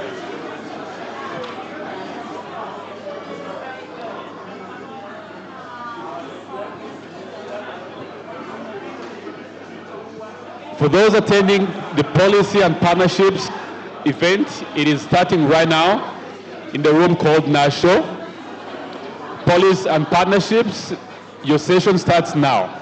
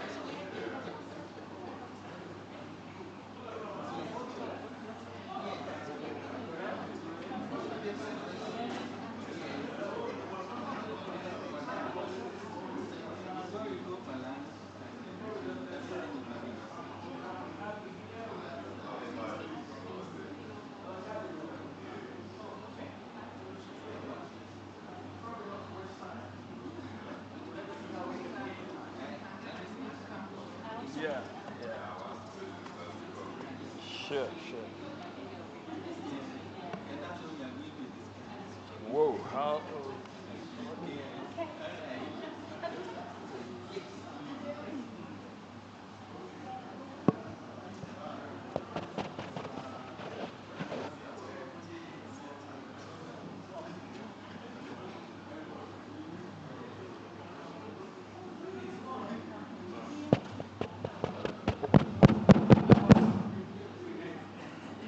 Okay, ladies and gentlemen, I think we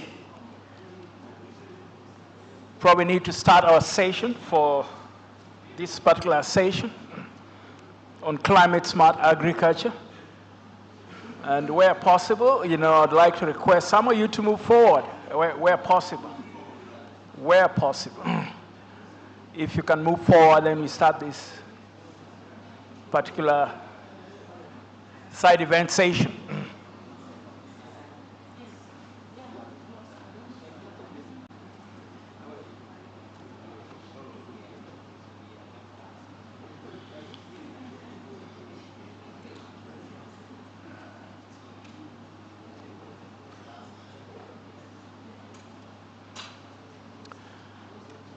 Okay, so as not to waste much time, my name is Mel Oloch.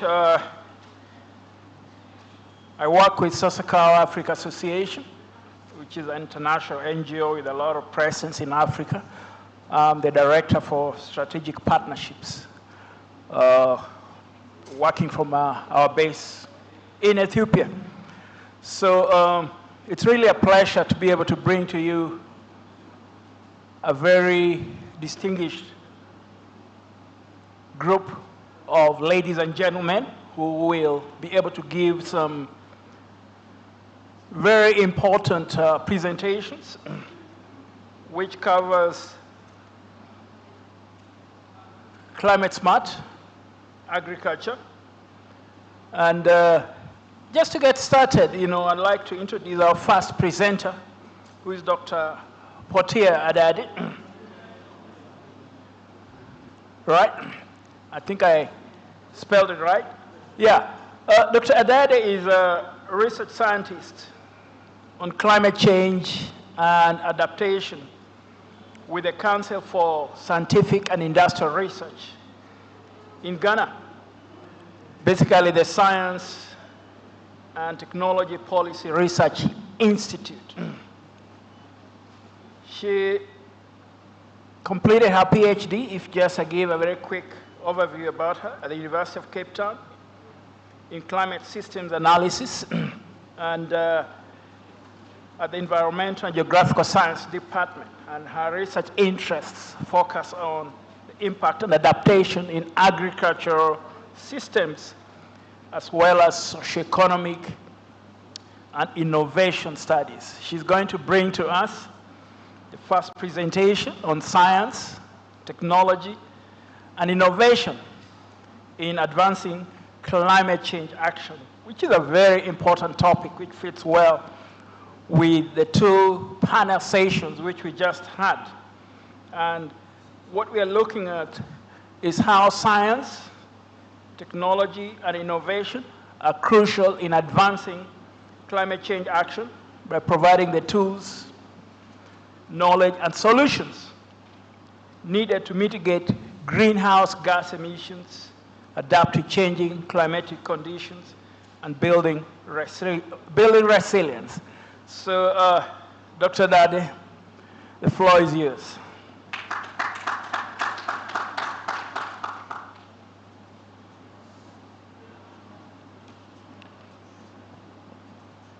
Thank you very much.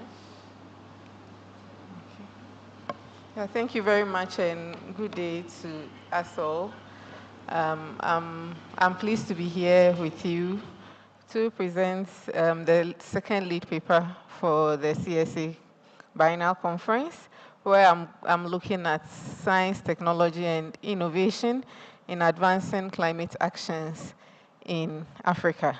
I think, like the moderator rightly said, it's a very good one because it's picking up directly from the previous session we just had.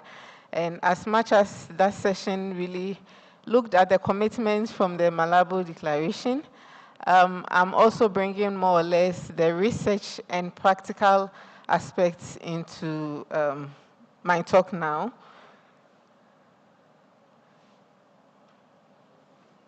So science, technology, and innovation in advancing climate actions in Africa. I'm looking at this topic more or less from a sustainable point of view, or zooming into sustainable future.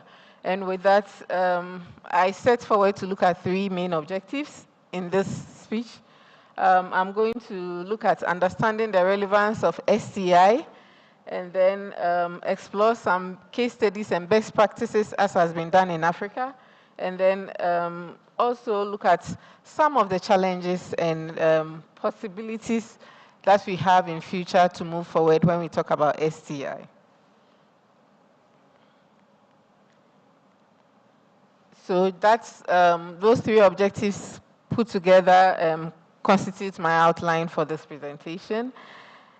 So there is an urgent need to accelerate climate action, and that was quite clear from the last adaptation gap report last year, which was very strong on that we need to act. And we need to act because in the agri sector, we need to secure food, we need to protect livelihoods, and also we need to make sure that coordination and effective responses within the agri sector is quite strong. And in doing that, climate smart agri comes in quite strongly. And it's also a practice that we all know enhances resilience to climate variability and climate extremes. And so at the last SPAC, the lead speaker at last SPAC is where I'm also picking this presentation from. He made some strong points when it comes to the role of science and technology and digitalization in the agri sector. And in his speech, he made it quite strongly that it's a potential game changer if we want to look at agri in Africa. And so from that, it gives us also, it takes us straight to the evidence on our need to act, the evidence to act on climate risk. The map I'm showing here is from the IPCC last assessment report, the burning embers for Africa, where I was a contributing author. And it is very clear that from the last assessment report, we are at 1.1 degrees Celsius warming, and warming is not really going down. But then if we are to act and act proactively, then we can secure that 1.5 degree target that the world is seeking. And with that, if we don't do anything, we know that it's going to be catastrophic. Let me just summarize this by saying that our biodiversity, our agri sector, are really going to suffer, including both crops and livestock. And so, pardon me about the figure and how it's appearing here. So I led a group of scholars from Africa, and we did an assessment of climate adaptation in Africa. We always say that climate adaptation is very, very key when we come to Africa and the need for us to act. And so we came across about 24 adaptation options. Is that there are a number of multiple challenges that we identified when we talk about implementation of adaptation actions considering technology, bringing me to the point where this talk is all about science, technology, and then innovation in enhancing adaptation actions. And so the key points when it comes to looking into the future for climate actions in Africa is to look at funding, knowledge, and research. It's also to look at how we can develop innovative food systems, which I think it has been quite overemphasized for the past 2 days here. We also have heard a lot about policy coherence. We've heard a lot about supporting data flow. We've heard a lot about financing also. And so all these put together, I think these are the key building blocks for Africa when we talk about if we want to safeguard climate impact in Africa. And so this is also coming from the latest study that looked at priorities for agriculture in Africa. And so with these points, we see quite strongly where also science, use of science and technology to fuel productivity growth also lies. Here I'm showing some examples that have shown use of science and technology in agri sector. When we talk about urban agriculture, we see points of, because of limited land availability, we see technologies from science looking into aquaponics and also greenhouse gases coming strongly for the urban agriculture. In post-harvest losses are also, so along the agri value chain, there are numerous examples of the use of science and technology in agriculture. Post-harvest losses, we can see that when we talk about nutritious food in terms of fortifying food, we see the role of science and technology strongly. When we talk about early warning systems, we see the role of science and technology. When we talk about crop productivity, we see the push for using improved varieties, and that comes strongly from science and technology. In the livestock industry also, we see a lot when we talk about the feeding for livestock productivity. In terms of water availability, sustainable water availability, science and technology actually comes quite strongly. So the question is, what has been the relevance, or what has been the role of science and technology when we talk about these options or these adaptation actions? When we talk about science and technology in climate actions, it's seen quite strongly in research and also in data collection. We see that in crop and soil systems management. We see that, as I said earlier, within the animal science sector, also integrating policies, because now the push is for evidence-based policy. So we see science and technology informing evidence-based in whatever actions policymakers take. And for that, and in terms of relevance, we see that some of them include providing accurate predictions of climate trends in the agricultural sector, which aids planning and also decision-making. We see a lot to do with resilience. We see a lot to do with engaging farmers, as we even heard from the earlier discussion. We also see the point of providing reliable and sustainable water supply. Water is a scarce resource when we talk about agricultural productivity, and so we see that also coming up quite strongly. So looking a bit more into the more practical sense of it in terms of digital agriculture, an example I can show here is for a case in Kenya where we see implementation of digital technologies to disseminate agri practices. And we see that a lot because for farmers who take up these, they always point to the fact that they're able to kind of increase their yields, because sometimes you get weather predictions on what to do or what particular practice to take on. And so in terms of lesson learned, it's able to kind of improve their agricultural practices overall. In terms of digital technologies, there's also a study on in Ghana that we are looking at how to enhance farmers' uptake of digital technologies, talking to over 1,000 farmers nationally in Ghana. These are some of the digital technologies in use by different farmers across Africa. When asked what do they even use these technologies for, mainly farmers are interested in extension services, but then over time they're used for market linkages, they're used to also access financial services, for traceability of their production activities, have all been reported differently by farmers.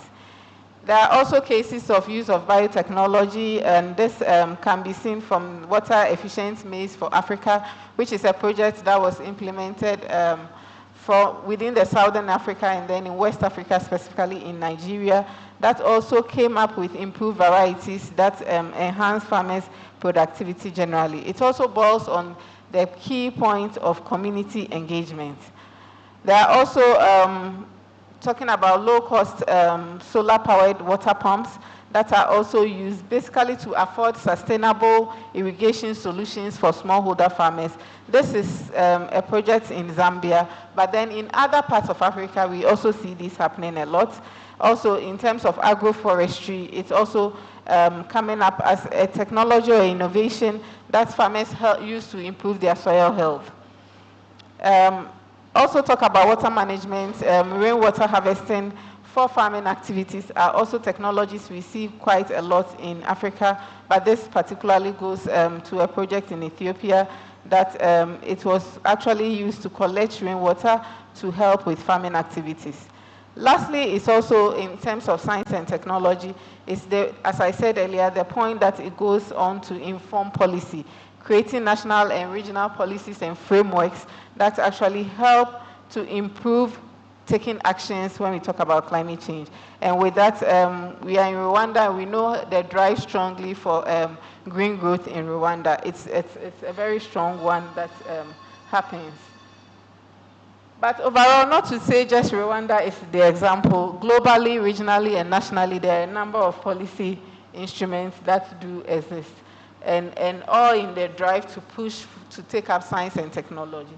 But then the big question is that if we are thinking about SCI in the future, should we be thinking about this kind of manual irrigation? Definitely no. We should be thinking about how to move forward with more efficient practices. And with all these examples and with research coming up in a lot, there is one big question that we always know, that the UN is projecting that we need to feed more people. And then we ask ourselves, can farmers sustainably produce? And if they do, will SCI be useful? I think from the talk till now, we can just say yes to that. But then there are barriers actually that kind of inhibits the uptake of such technologies that I think our talk over time this morning have alluded to. In terms of institutional and policy barriers, I'm not going to go through all of them in detail, but to talk about financial barriers, to talk about structural barriers to do with whether even the technologies that come up take context into consideration to provide what is needed is a question. And also technical capacity, we talked a lot this morning on that, in terms of even digital literacy amongst the beneficiaries who are going to use these technologies that comes up. It's also something quite strongly. And also in our African context, we can't overlook social and cultural barriers. And so with these challenges comes what I call the call for action for all. And that is how I'm concluding this talk. And this call for action actually goes to the different stakeholders as we are gathered here. I think the first one goes for the policymakers and decision makers. Here we sit on a number of policy documents. And even with implementation being a big gap, as we have talked about, we see policymakers still sometimes asking for more policies. We keep developing policies, though the implementation is very, very key. So in terms of action points, I'll quickly talk and say that we need to look at how we review and improve coordination in our policy systems. We also need to enhance finance flows, not only from we should look at both the public and then the private sector as well. We've talked a lot about partnership, which also comes up strongly, considering public-private partnership. We also can look at how we create the enabling environment for STI generally. My next point also goes for academia and research. As we can see here, how much the research we are churning out actually being taken up strongly. You see the policymaker saying that, can you come back with about 6 bullets of all that you have done? We need to position research in such a way that action comes out from that. And with that, I've also stipulated a number of actions that needs to be taken in terms of understanding the key concerns of who the beneficiaries are and taking active, or for instance, creating models to test and making sure that the needs and what is required is from beneficiaries is what is taken up. I also create the point on collaboration, which is very key and links up strongly with partnership. There is also the point on making sure that research is accessible in the way that action can be taken out from that. I come again for the point of, let's say, the private sector or the practitioners or the entrepreneurs who support projects that come up. When we go into beneficiary communities, how are we doing it? How are we engaging? we are going to engage on the use of water, for instance, and then women are there, and then the discussion is that they are too busy to really engage. Oftentimes, this is what happens when projects are being enrolled. And so it is important to engage all relevant stakeholders when we talk about climate implementation. It's also important to invest in capacity building and in such a way that we are able to develop supportive, innovative financial models from private sector to really drive STI. Lastly, but not the least, is the point on the beneficiaries who can be farmers or who can be communities. That is the level of productivity for farmers, I would say, in Africa. They are pushing, they are striving, but as much as the technologies are meant for them, they also have some role to play. We talked this morning, the discussion about farmers talked about inclusiveness, but I think that it's also very critical that they're able to accept and participate in inclusive forums when the opportunity comes up. And they are able to identify their own needs, and this is taken on board strongly. And also build their capacities. We have the issue of digital literacy in such a way that they are able to strongly take up some of the technologies that comes into play.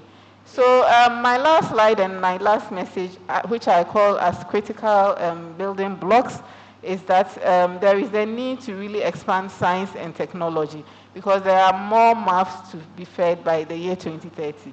And with that, we need to create that enabling environment and policies to make sure that this actually happens. And we need to embrace the private sector in this whole process, which we cannot do alone. And then last but not the least, there is more research that we need to do on the continent when we talk about STI. Thank you very much.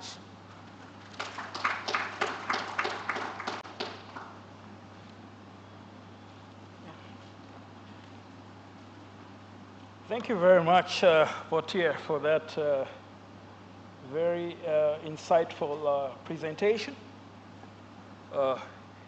Indeed, science and technology is a key to agriculture productivity. And she has mentioned a lot in terms to do with adaptation and resilience, climate policy and governance, as well as capacity building to be able to enhance the impact of science and technology at the farmer's level, which is extremely important. You know, I was actually hoping to hear more about this vexing area on greenhouse gas emissions and how to mitigate that. I think this morning, the main presenter talked about how the entire agriculture situation is segmented in terms of greenhouse gas emissions, with animals taking a major share of that. And probably when we come to the question and answer, I'll probably put a few questions to you about that. But we'll hold our horses a little bit. You know, the key issue here is we need to leverage scientific research, technological dissemination and advancements, and innovative solutions to reduce environmental footprint and to adapt to a changing climate and build a sustainable future. That's what I learned from this particular presentation. And we'll see more after the next two presentations. We'll have an opportunity for a few questions and answers, which can help address some of what we may be holding, you know, right now, to be able to help bring that out, to address this conclusively. Our next presentation is going to be on institutional innovations of mainstreaming climate-smart agriculture in policy and programs in West Africa by Dr. Alakade Signon. You know, Dr. Alakade Signon is a scientist in climate action with the Alliance of Biodiversity and SEAT, and it also has a big footprint in accelerated impact of CGR climate research for Africa, which is addressing that critical area in 6 countries. These are regional initiatives that works with national and regional partners to transform climate services and scale climate-smart agriculture by increasing access to the use of CGI innovations for the benefit of many small-scale farmers. Now, Dr. Signon is an agronomist with extensive experience in natural resource management and ethnoecology. You know, his research area lies there in the interface of agriculture sustainability and utilization and conservation of plant genetic resources in agro-ecosystems. And his interest also is trying to address this issue of how agrobiodiversity and knowledge that local communities share can be used to design agroecological farming systems and improve smallholder farmers' security. So he'll be able to present to us how we can use these institutional innovations to be able to address climate-smart agriculture issue, building up on what Porter just presented. Dr. Lakadi, please.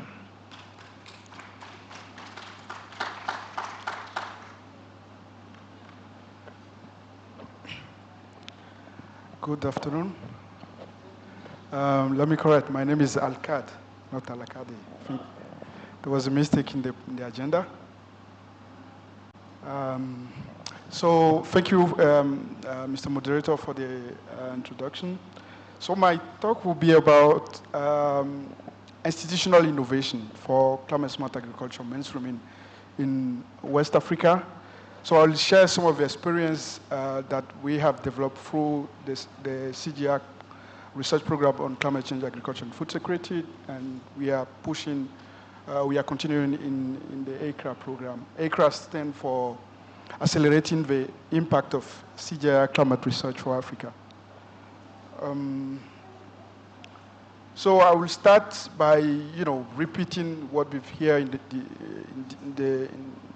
in this session since yesterday, that adaptation is imperative in agriculture and food system. And particularly the way we produce food need to be smart in the changing climate we are experiencing right now. And then I will explore some of the innovation, institutional innovation for climate-smart food system in West Africa. And then at the end, I will provide some reflection on what are the lessons we can learn from this experience, and also what are the enablers and barriers for the success of this kind of initiatives. Okay, this slide is based on the recent IPCC assessment report for Africa. And what we've seen is that, particularly in the West Africa, dryland West Africa, surface temperature has been increased more than the global average, by the way. Globally, we are, I don't know, maybe around 1, but in the semi-arid region, the temperature has increased more than the global average. And it has consequences on both agriculture, ecological system, but also on social system as well. There are some evidence that agricultural productivity has been reduced and as a result of climate change in Africa. And also there are evidence that extreme events such as drought, extended drought or flood has increased, and it will impact undernutrition and undernutrition. This figure, if you look at it, is just the projection of what will happen in the future if nothing is done to reduce the greenhouse gas emission. And the key message is that temperature, particularly the extreme temperature and precipitation extreme, will continue to increase as soon as greenhouse gas emission continue to increase. So in this context, maybe let me mention this figure. This figure is just showing how vulnerable agriculture and food system will be in the future. This graph is just showing the reduction in growing season length in Africa. And if you look at it, most of the semi-arid region will lose about, more than 20% of the length of the growing season. So it means that they need to find a different way to produce food. Within the new reality that climate change is putting on our food system. So, so this is where climate smart agriculture comes in. It's not a set of practices, it's an approach to reorient and transform the way we produce food in order to support food security in a challenging climate. So to do that, climate smart agriculture concept or approach has three main pillars. The first one is that all the options, both technology and decisional, should contribute to increasing agricultural productivity in a way that supports income and also food security. And then the second pillar is adapting and building resilience of farmers across scale, from both field to national scale. And then the third one is reducing greenhouse gas emission whenever possible across food system. As I said, there are multiple entry points for climate smart food system or climate smart agriculture. Let's put it that way. It's not just a set of technology. It includes also institutional innovation. It includes policy. It includes information technology, and it helps address synergy and trade-off across multiple goals. For instance, for that there is a need. There is a need of context-specific evidence to define what is climate smart. What is climate smart in Cameroon, for instance, might not be climate smart in Togo or in Ghana, for instance. So there is climate smart agriculture concept is very context-specific, and it needs to be supported by evidence which comes from the context. So as I mentioned, it's not just technology, it's also innovation, institutional innovation. So what I will be presenting is one of the experience around institutional innovation we have implemented in West Africa. It's called the National Science Policy Dialogue Platform. The objective is to bring together policymakers, researchers, NGOs, development actors, to be able to change knowledge, change evidence, define questions around climate smart agriculture. And then by doing that, science and evidence-based decision making can be taken, particularly with regard to climate smart agriculture. How is it mainstreaming into policy, existing policy, but also new and new policy. So the initiative is part of the CGIAR CCAF cross-scale intervention. CCAF has 3 levels of intervention. The first one is at community level through what we call climate smart village approach, where innovations, technology are tested together with farmers and the evidence are generated. And then at district and national level, then we have the National Science Policy Platform, which is supposed to collect the evidence from the ground and then inform policy making at national and district level. And then we also have the regional scale operation intervention. So this innovation has been implemented in 5 countries in West Africa, namely Burkina Faso, Ghana, Mali, Senegal, and Niger. So basically, we use a participatory approach to be able to set up the platforms. So we start by doing what we call a stakeholder mapping and analysis within 2 subsectors, mainly agriculture and environment in a broader sense. And then we were able to identify who are the key actors in the system. And then based on that, have a country core team which has worked to identify how the platform, this institutional platform, combining both decision makers but also researchers and community-based organizations, could be embedded within the existing institutional framework regarding response to climate change. But also identify institutional focal point to support this platform and facilitate operation. So the platforms have 3 three organizational structure. The first one is the Secretariat, which is hosted by one focal organization, and it varies from one country to others. In Ghana, for instance, the Secretariat is hosted by the CSI, and then CSI jointly by CSI and Ministry of Food and Agriculture. In Mali, for instance, is hosted by the Director of Agriculture, but also the National Designated Authority of Mali. And in Niger also is similar. So in addition to the Secretariat, whose role is to mainly coordinate the entire platform to ensure that the activities are implemented, we have what we call the core team of experts.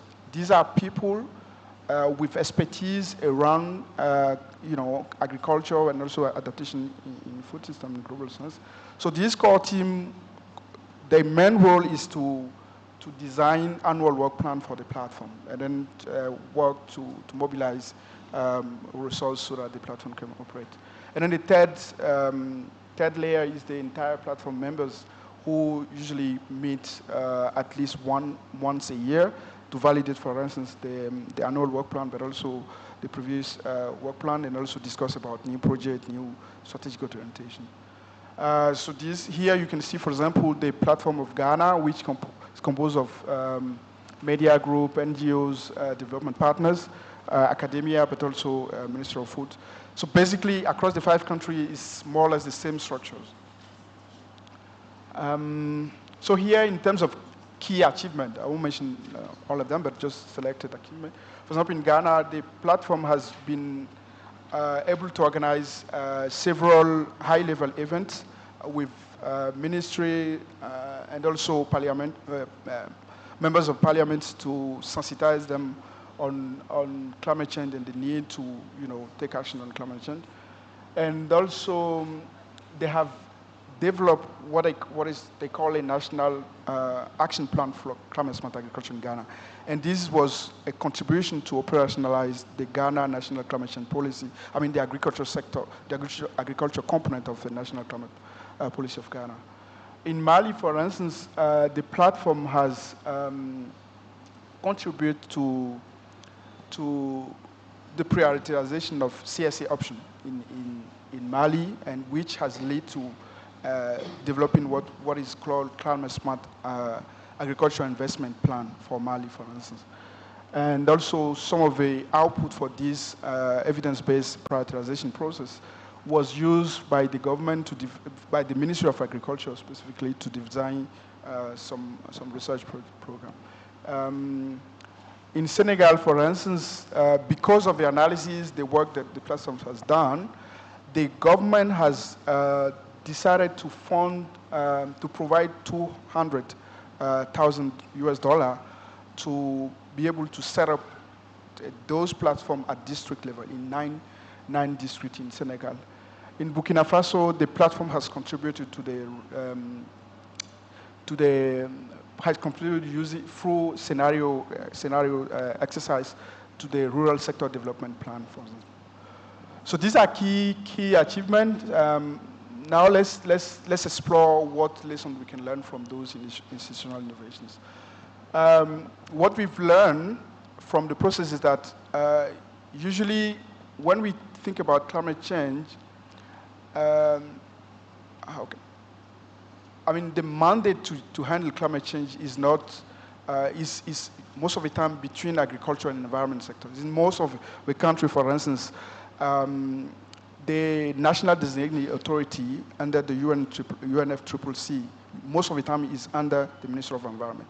So for this platform, what we've learned is that the leadership of those platforms is most of the time, to be effective, the leadership need to be shared between environment and also agriculture. Even though we are talking about adaptation in agriculture and food system, there is need to have actors from environment to call it.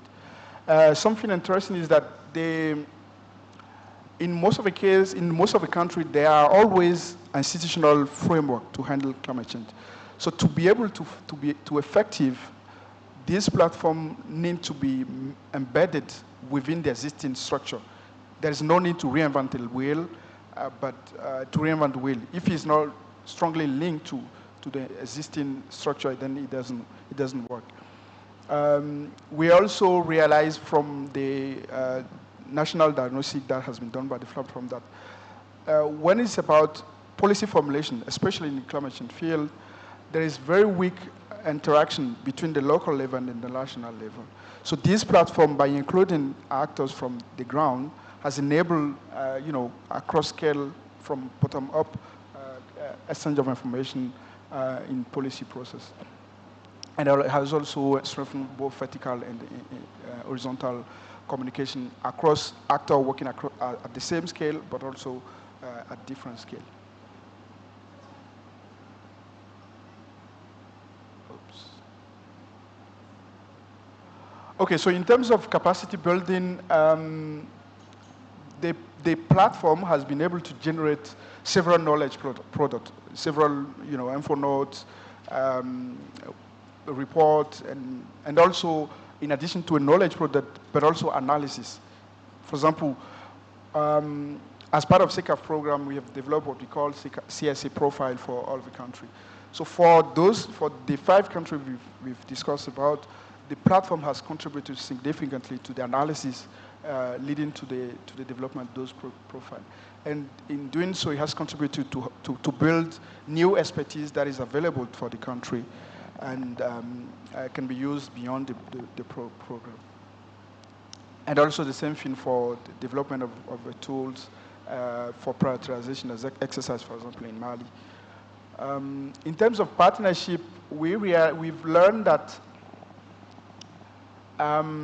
through this process, some institutions working in the country who were not interacting before has now started working together, and some have collaborated after the project to mobilize resources, for instance, especially in Mali, for instance, partners that were not working together before has now started working together, design proposal and then mobilizing resources, and also partnership with external actors. For example, in Ghana, because of the sensitization activity of the platform, they were able to have a partnership, a collaboration with the FAO regional office and also some international NGOs such as CARE, which most of the time resulted in funding.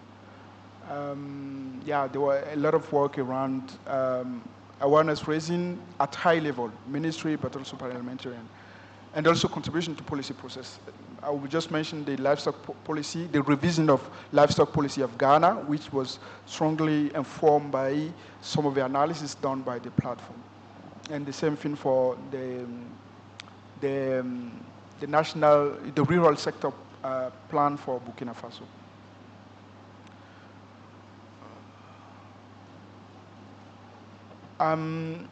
The platforms provide kind of an environment which enable communication, two-way communication between both researchers but also policy stakeholder.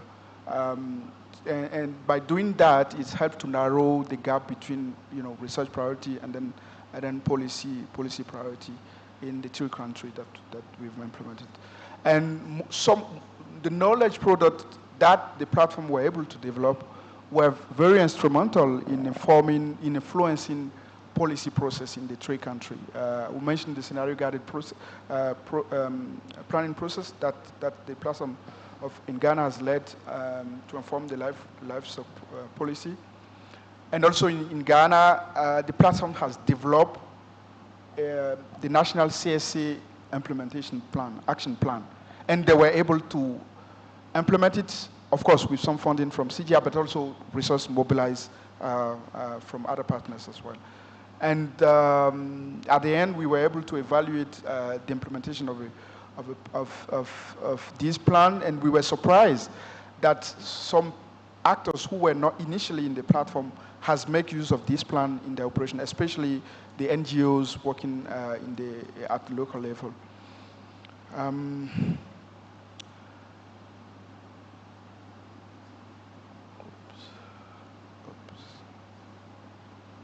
Okay, so we've tried to look at what are the factors that has enabled the success of those innovations. One of the four factors were identified. Those factors can be both enablers but also barrier at the same time. So the first one is the nature of scientific evidence.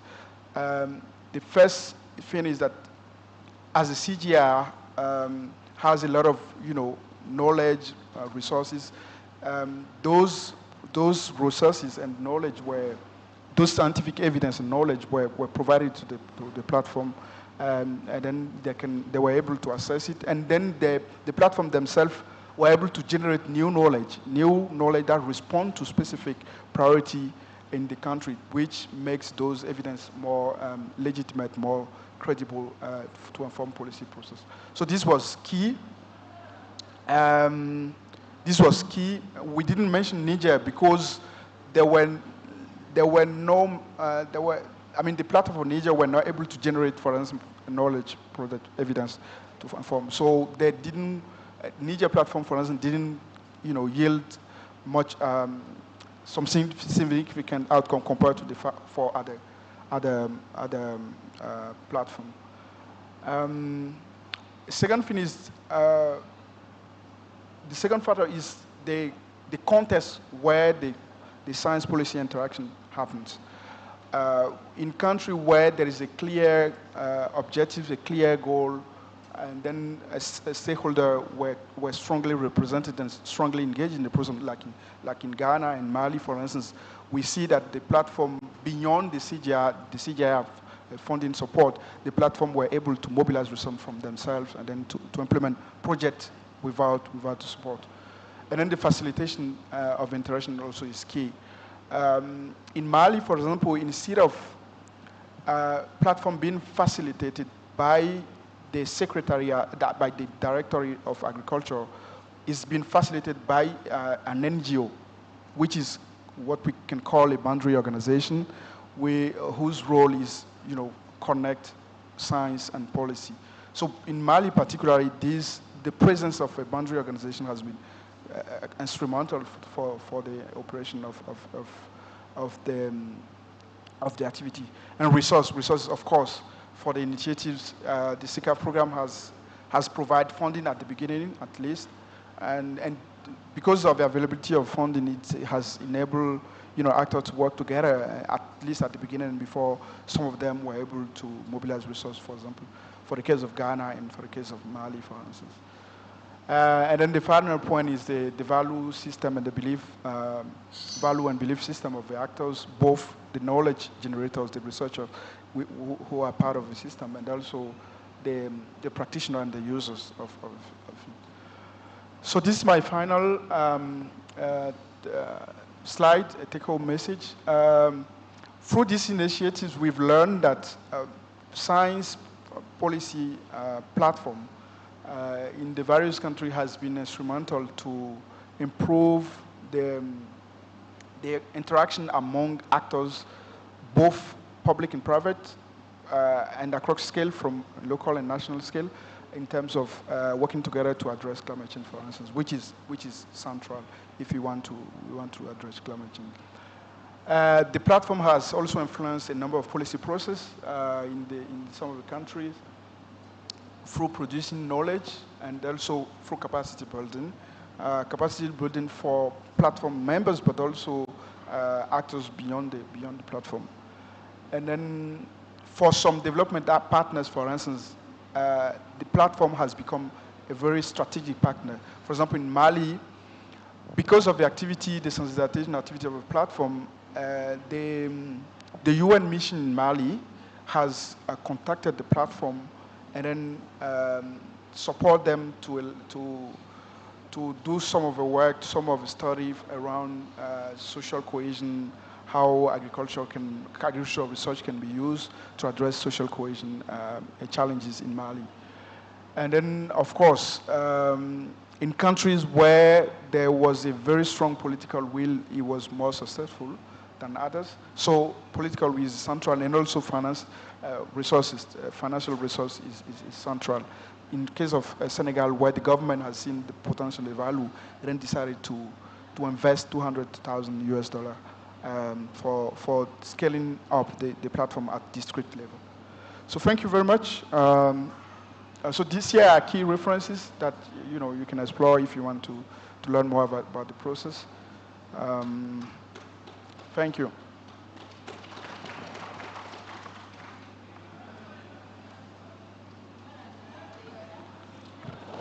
Thank you very much,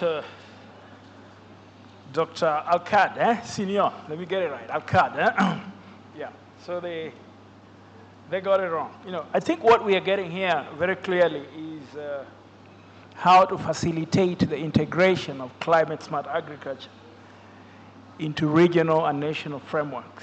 That's the big picture that we need to look at. Of course, Dr. Senior covered critical areas in policy integration and alignment, institutional capacity building, which is extremely important. Covered a little bit on the key area which actually is really needed, and that is climate-smart finance mechanisms, which right now there's a lot of funding coming out, especially multilateral or bilateral organizations in this critical area, because they have a very big effect on a lot of countries in Africa in terms of balance of payments. So that is an area which critically needs to be looked into. Climate finance mechanisms, and there's plenty of money out there right now. He covered very critical area in public-private sector partnerships, knowledge sharing and networking, and research and innovations to ensure that what is coming out of the research pipeline can be harnessed to be able to improve the situation. But most important is critical policy dialogue between governments to be able to enhance all these mechanisms which are coming out to make this area a success. So again, we'll hold our horses a little bit. The key issue here is that, in West Africa, we can more effectively mainstream climate-smart agriculture into agriculture and climate policies and programs, thereby promoting sustainable and resilient agriculture systems across the region. That's a key issue which has just come out of that presentation and which we need to look into in a few minutes. I know we are eating into our lunch, but we have just one final presentation on mechanization of climate-smart agriculture, which is a very critical area in Africa, which we never really focus on. More so because mechanization quite often is taken out of context to mean that you're trying to reduce the drudgery of labor in the smallholder farmer systems especially. But we should also look at how these advanced technologies are efficient, they are environmental friendly, and tailored to local conditions. And that's what we hope we can learn from the next presenter, who is Dr. Martin Filani Moyo. Yeah, I hope I got that right. Dr. Martin Moyo is a principal scientist in the Farming and Systems Analysis team at the International Center for Crops Research Institute for Semi-Arid Tropics, ICRISAT, based in Zimbabwe. Yeah? And he had a PhD in livelihoods, basically rural international development with a focus on climate risk management, and a Master's of Science in Agriculture Development from the University of Reading, if I get it right.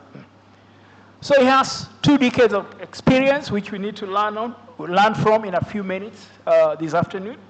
And we'd like to welcome Dr. Moyo to the podium. Thank you.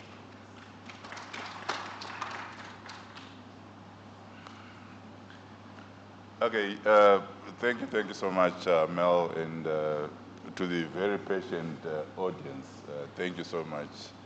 So I'll try to be as brief as possible so that we are able to have our lunch, since we've been given our tickets for lunch. So I'll really try to be very brief. I think I've got 8 or so slides, And I'm going to talk to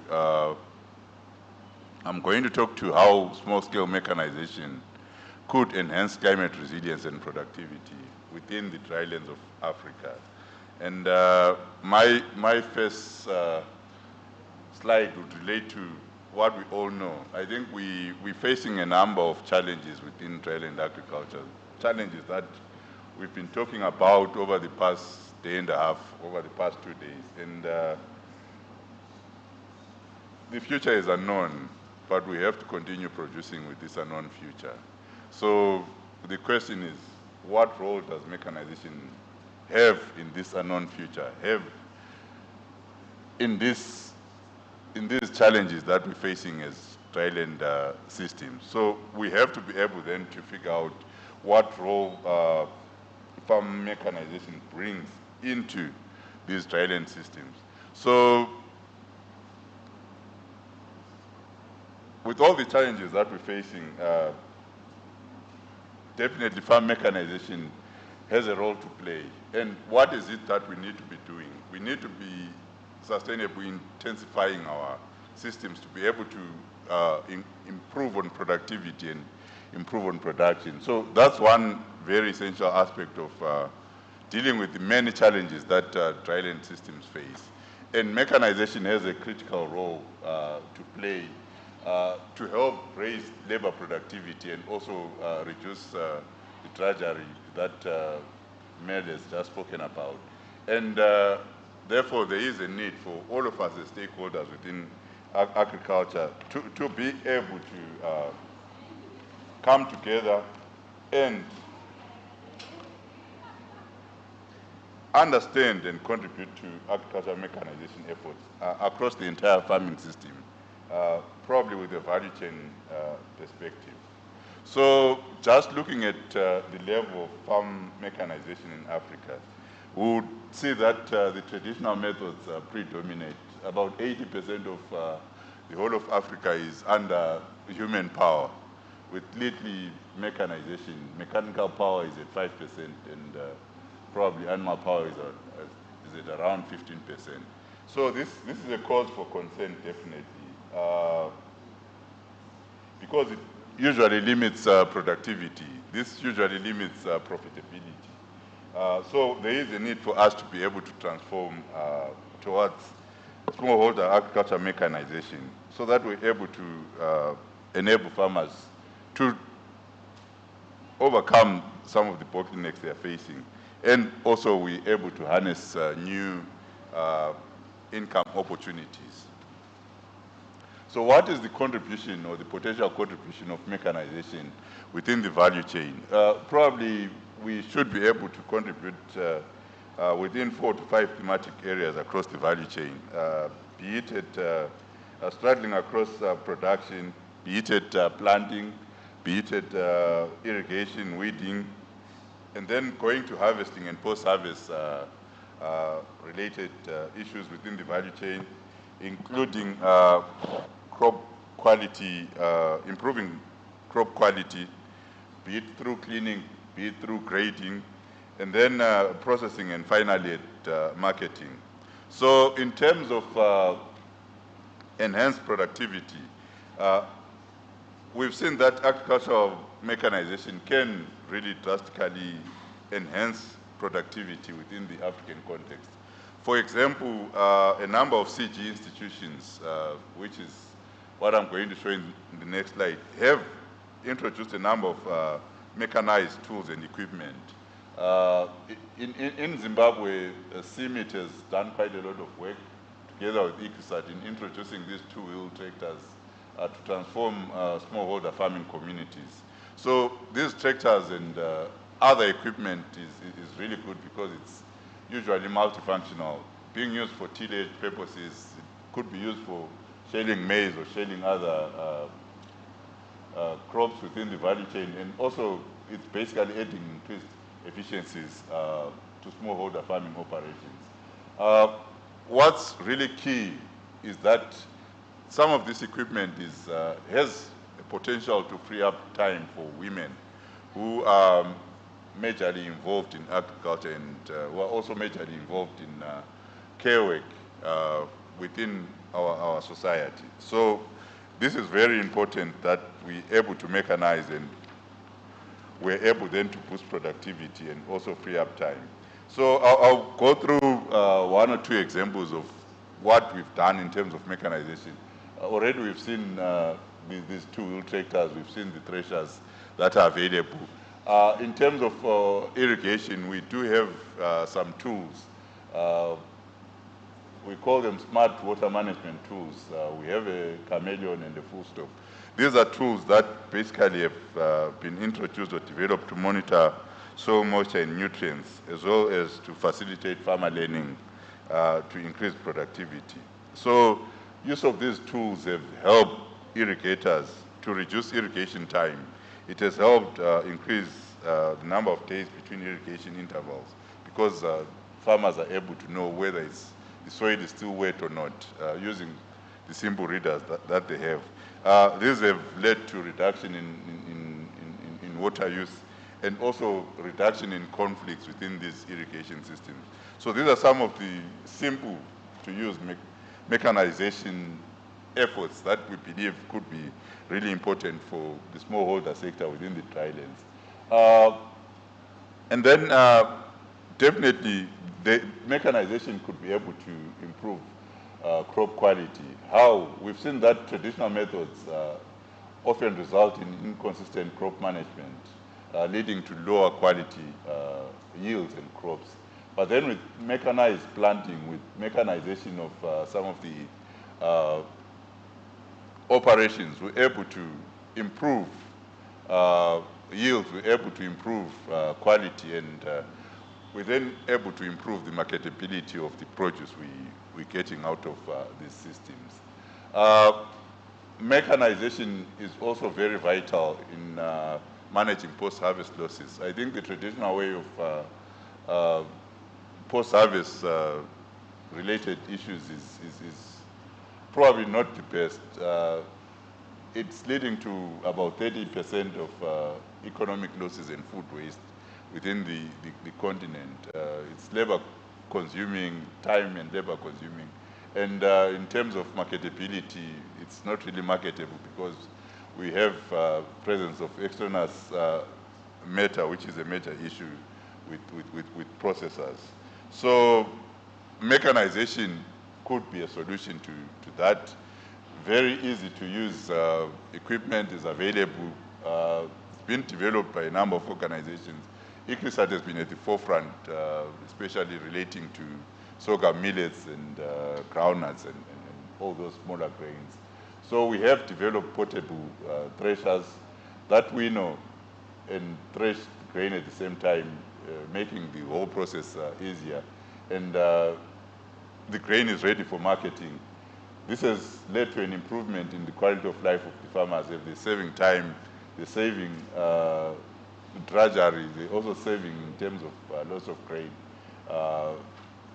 providing cleaner grain to the market. And what we've noted is that the saved time is used for other cash generating activities, especially by the women. And because the fabricated threshers are very portable, they're easy to transport, then the youth are also being brought back into agriculture. Yesterday someone said we need agriculture that is cool, so that we are able to bring back the youth. So this is the agriculture that is cool, that is probably needed. You have to bring back the youth by creating employment opportunities for the repairs, for the maintenance services. And possibly this is the way to go in terms of improving our agricultural system. And then lastly, in terms of technological pathways in farm mechanization, we have noted that the adoption of agricultural mechanization has had a positive impact, as I've already alluded to, in terms of attracting the youth, in terms of creating employment opportunities, be it on equipment sales, be it on repair services, and we're fostering entrepreneurship within these communities, and also we're fostering income diversification. So with an additional or increased productivity, we are then able to improve the standards of living of smallholder farmers, and they're able then to overall improve their livelihoods. Lastly, I would like to highlight that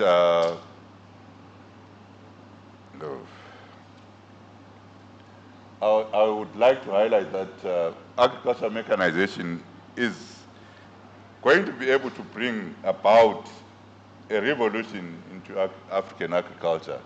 But with that revolution, there's definitely going to come through some issues or challenges. There are definitely challenges with trying to mechanize climate smart agriculture. Key of these challenges is the availability in terms of access to mechanization technology, its affordability, and the presence of probably the right parts and the right service equipment. I think one of my colleagues alluded to the fact that you'd see that when people talk about mechanization in smallholder agriculture, some people are talking about these very huge equipment, the very huge combined harvesters that no one can really operate. My friend said they last only for a year, so it means after a year you have to replace them. So how are we going to be able to replace those when we're already facing so many challenges? So we're calling upon the governments and all the stakeholders related to climate smart agriculture to come forward so that we're able to collaboratively address these challenges and ensure that benefits of mechanization widely reach all. And we have to be able to harness the potential of mechanization so that we're able to transform agriculture. So what are the key messages that probably I would like to pass through in terms of how we could take mechanization forward? We need to focus on mechanization with minimum negative social and economic as well as environmental consequences. So when we're doing mechanization, we should not be displacing labor. We should be looking at consolidation, be it on farms or the labor that is available. We should be looking at minimizing soil degradation and minimizing costs to the farmers. And then the mechanization we have to advocate for has to be time efficient. It also has to be really available to the farmers. It doesn't necessarily require small machines, but we need smart solutions. Smart solutions in the sense that they can be able to do multi-crops, they can be able to do multi-purposes, and service provision should be readily available, be it by the youth and by women through business opportunities. And definitely the mechanization may be context specific, and it should be contributing to social inclusion, the poor, women, and youth. And what we've seen from the case of Zimbabwe is that we can easily mechanize through private-public partnerships, which could lead to commercialization and creation of business opportunities for service provision. And definitely the local spares and repairs is the name of the game for mechanization, and there should be learning platforms to be able to learn about mechanization and what the issues are, and definitely capacity development of service providers as well as extension agents is key. So I rest my case, and hopefully we can now go to lunch.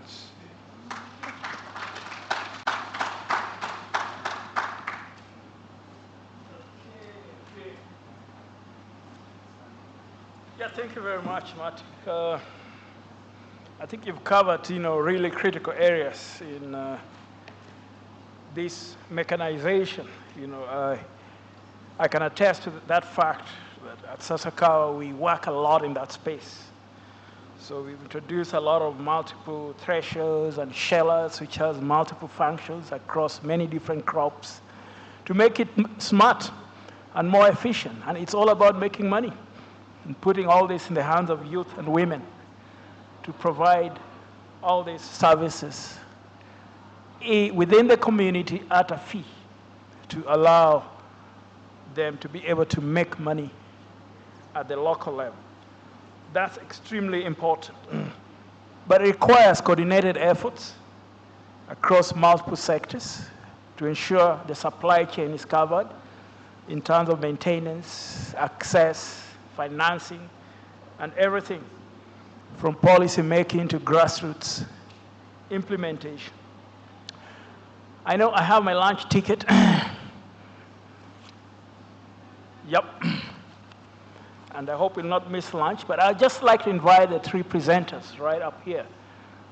And we'll just entertain only 3 questions to allow us to catch up on our lunch and also the next program. It's the 3 presenters just to come up here for a few minutes. So just bear with us. But this is really an interesting topic which we should not just wish away. We should not just wish away. Yeah. Starting with myself, and this question is directed to Dr. Potier, Dada Williams, who gave a presentation on science, technology, and innovations in advancing climate change action. And there's one critical area which I mentioned as to how we can harness STI to help mitigate greenhouse gas emissions. We are all aware of this element of carbon sequestration and how using plant cover, agroforestry, and different cropping systems can help improve carbon sequestration to reduce methane gas emissions, as well as nitrous oxide. But we also have the vexing question of livestock, which is the largest emitter of greenhouse gas emissions. Based on your expertise, how can we mitigate greenhouse gas emissions? You can go ahead.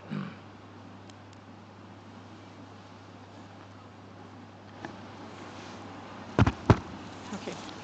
Yeah, thank you very much. So you talked about livestock, and we know that livestock actually emits. And I think one way that the livestock industry is being looked at is with the feed formulation and composition. And so a lot of studies are going into how to improve the feeding of livestock in such a way that they are able to, so whatever they burp out, the methane that comes out in terms of quantities and all that are sort of, so I know there is a lot of research going there for the livestock industry, particularly for their feed efficiency and what goes into their feeding. It's not to say that we should stop producing livestock. We can't do that. We are all not vegetarians. So I think that is where much research is going into. And also with the point coming a lot with solar-powered irrigation and all that. So that also helps to kind of reduce using not using electricity, let me put that way, but using solar, which is more renewable. So the renewable energy source is also coming out quite strongly. And I think agroforestry, like you also said, it's also, so even for Ghana, for instance, we now have tree planting day, a day nationally that we do tree planting, just to kind of boost the agroforestry system in the country. And so maybe these 3 points are what I would add on to, because as for the industries, it's way beyond that. But within the agri sector, I think considering the feed composition and feeding for livestock, and also for renewable energy sources to, in our agri practices, even with the mechanization aspect that Dr. Muyo just presented, there are various ways to use renewable energy on that, and also agroforestry. That's what I would say. Thank you. Thank you very much for those insightful comments. Okay, a quick question for Dr. Alcott. Climate financing. This is very much integral institutional innovations for mainstreaming climate smart agriculture solutions. How can we use climate, or how can we harness climate financing to achieve our goals? Thank you very much. Thank you very much for the question. Yes, for climate action, we need financial resources. The CGI, as part of the CGI, one strategy we are doing right now is to use public resource to de-risk, for example, to build capacity for national partners to be able to develop a GCF concept node, for instance. So we are trying to build capacity of those national partners. For example, the platform that I've just mentioned. Maybe you can be a little bit louder so they can hear. Yeah.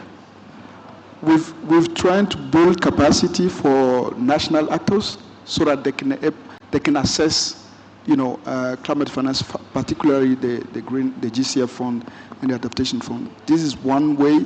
When we talk about the private sector, most of the direction CGI initiatives are going is to have what we call accelerator grants.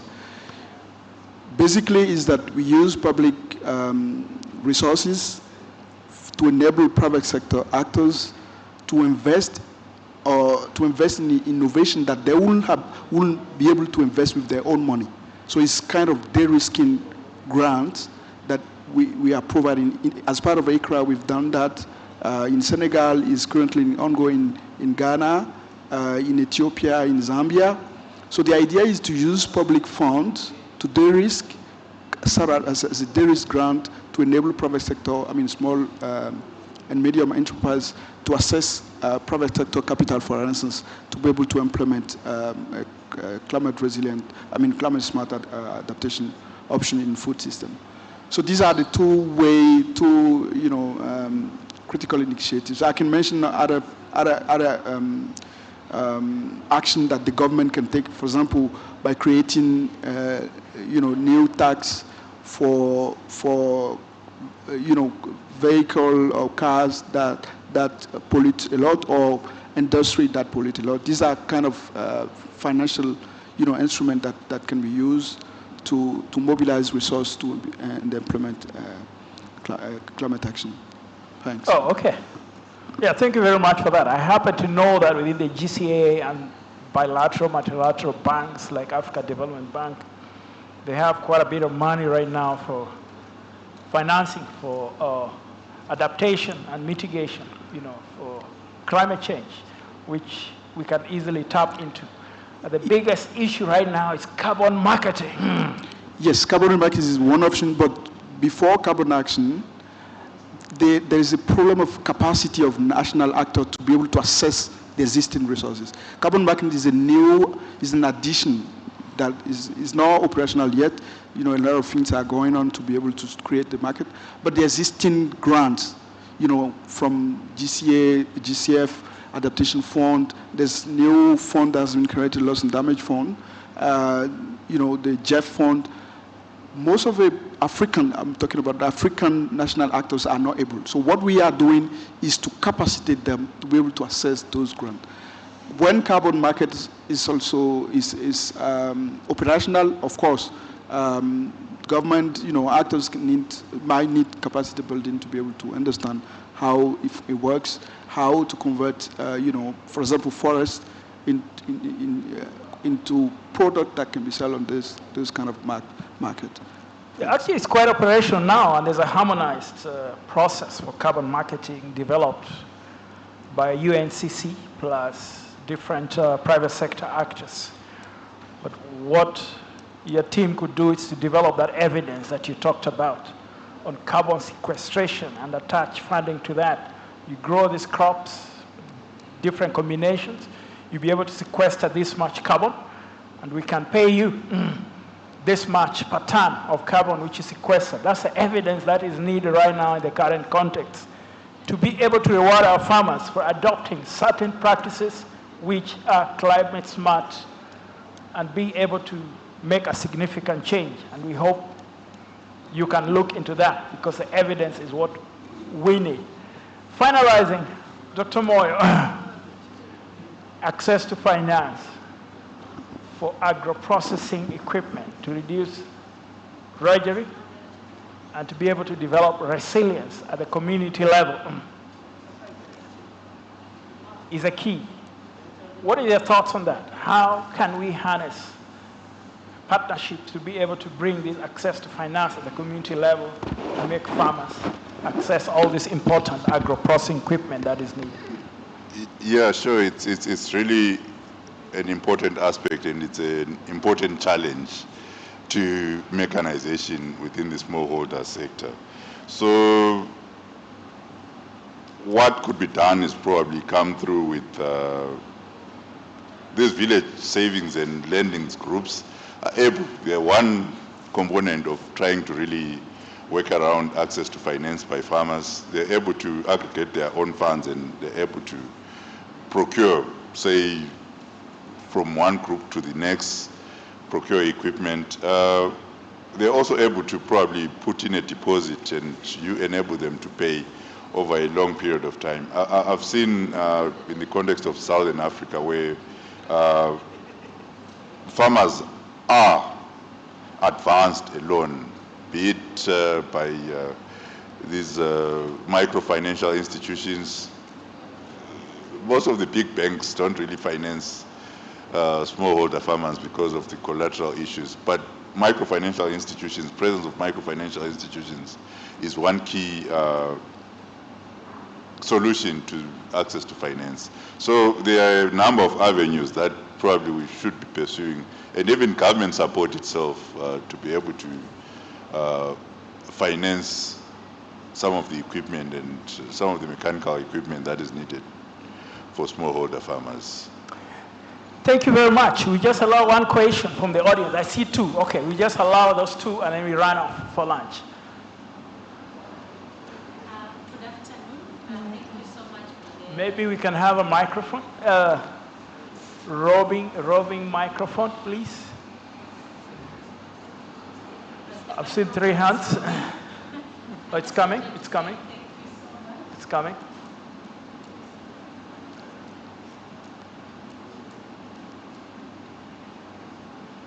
Microphone, please.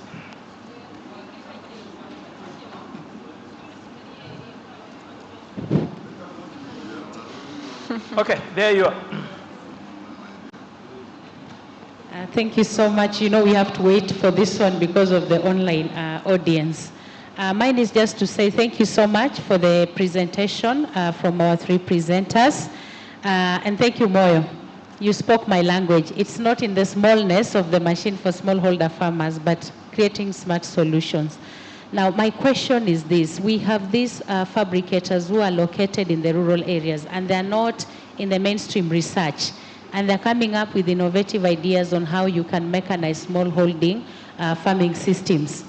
And what we have seen is that many a times they're not able to move to commercialization. So what happens in an attempt to create visibility for them, you bring those people whom you think will support them in developing the technology. So what happens, somebody comes and sees that, and using their science, in a formal way, they hijack that idea, and they go make a prototype and come up with the, mechanization solution, kicking out this person who came with that idea. How do we deal with that, that aspect? How do we embrace them so that we don't feel like they are competing us, and then we kick them out of the system? That's question 1. And 2, in institutional innovation platforms, how do you sustain that? Because I know when it comes to online platforms, people get tired. People always want to be induced. You are motivated because maybe you're getting a salary or something like that. How do you sustain it in terms of funding and to ensure that it is continuously remaining objective and delivering on the purpose of that particular platform? Thank you so much. Okay, Dr. Moyo, just 30 seconds to answer that. Okay, the first question is really difficult because that's an ethical question on hijacking intellectual property and developing it further. But probably we do have statutes that govern some of these, and most of these small and medium enterprises are supported by, say, ministries within any given country. So we should be able to support them at that grassroots level and I'm not sure. I don't have a good answer to you, but I think it's an ethical question on why steal someone's knowledge and use it elsewhere. I don't know. Okay. Thank you very much. The financial aspect is very crucial for the sustainability of the innovation platform. As part of our program, one thing we've done is that we try to institutionalize those plans. We try to embed them within the existing institutional framework. For example, in Mali, there is, the secretary is hosted by the National Designated Authority under the UNFCCC. So in their budget, in their annual budgets from the government, there is one line they call multi-partnerships, line in their annual budget. So we purposely locate the platform secretariat into that institution so that they can use the annual budget allocated to them by the government to be able to run the platform, to run the platform when the funding finish. That's one aspect. The second aspect is to capacitate them to mobilize resource, because yes, we cannot put some of the core thing the government need to be doing on partners, on projects. Projects has limited, So one of the things is to mobilize to strengthen the capacity of the actors to be able to mobilize resources. So we have done that. At least in 3 countries has been successful: in Mali, in Ghana, and in some extent in Niger. So the platform in Mali, for instance, has been able to mobilize resources far beyond, the initial funding source that we provided. So they are now, kind of independent, and then they have their own resources and they operate. So that's what I can say. Thank you. Thank you. There's a question from Akim, and then there's a last question over there. Thank you. I have a comment and a question. The comment is, we know that the ruminants, they could be culprit to these greenhouse gas and things like that. But I feel people overblow it. Most of us here must have come here with plane, and I think plane do more damage than the livestock. That's my comment. Although you do some research on how to reduce it. Now, to Moyo, especially in West and Central Africa, agriculture also is the largest employer of semi-skilled labor. And there are a lot of discussion on the mechanization may actually increase unemployment, though I don't believe it fully. But what do you think about that? Mechanization may actually, because then it will be doing better work actually, than what those unskilled labor. And this may even increase the rural to urban migration. Thank you. Yeah, no, I think that's why we said we have to develop like smart solutions within mechanization. Smart in the sense that it has to be inclusive. We have to be looking at how best to integrate those who have been providing labor, say for weeding, into the mechanization value chain. Are they going to be able to do the repairs? Are they going to be able to probably be riding the motorbikes that are going to be ferrying the equipment? So we have to assimilate them elsewhere within the mechanization value chain as a whole. So I don't think we're going to create more unemployment through mechanization, but we have to be able then to assimilate those who could possibly be affected into the value chain of mechanization. That's my take. Okay, last question right over here. Okay. My question is to Dr. Akkad. You spoke extensively on climate smart agriculture. The question is, in your first display on temperature changes, land surface temperature changes across Africa, I know that one of the key main way of changing land surface temperature is increase in vegetation density. and you are promoting climate smart agriculture. Why not climate smart agroforestry? That's the first question. Why are you not practicing, why are you not preaching climate smart agroforestry? And if you are practicing climate smart agroforestry, is it the official or institutional agroforestry, or the one that the farmer chooses what they want? Thank you. Okay. Yeah, thank you very much for the question. Actually, agroforestry is part of climate smart agriculture. As I mentioned, it's not a set of practice, but it's a concept with some objectives. So if the practice you are implementing contributing to the pillars of the concept, then you are doing climate smart. And agroforestry system is one of the rare option that contribute to the three pillars of increasing productivity, building resilience, but also reducing greenhouse gas emission through carbon sequestration. So actually, agroforestry is actually a climate smart agriculture option. That's what I can say. Okay, I think we've come to an end of this critical topic. And what we need to think is always with climate smart agriculture, we have to work smart. With respect to agroforestry, we need to adapt more fruit crops, which have economic value, as opposed to what we've been doing mostly to be able to enhance the adoption of such issues. With the issue of agricultural, agro-processing equipment, we do work a lot in that space in Africa. Sasakawa probably do more than any other organization in Africa on that. And a lot of this agro-processing equipment is not patented. So as long as there's no patent, we can just copy, adapt, change it to the situation which we need, and be able to market that in partnership with local technology companies and fabricators, and make sure that we use the power of innovation to keep adapting these machines to address farmers' needs. That's what we do a lot, and is working beautifully.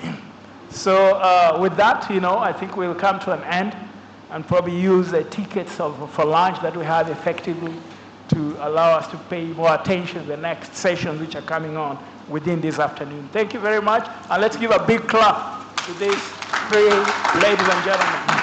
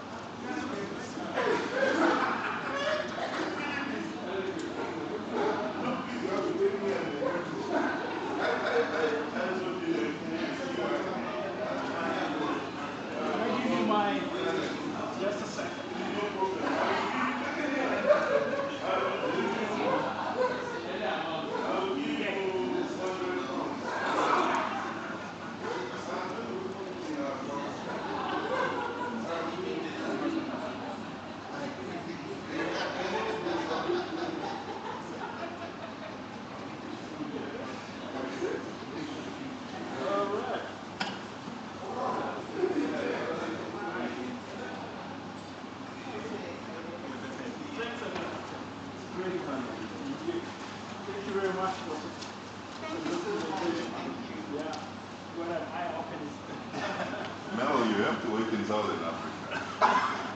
But maybe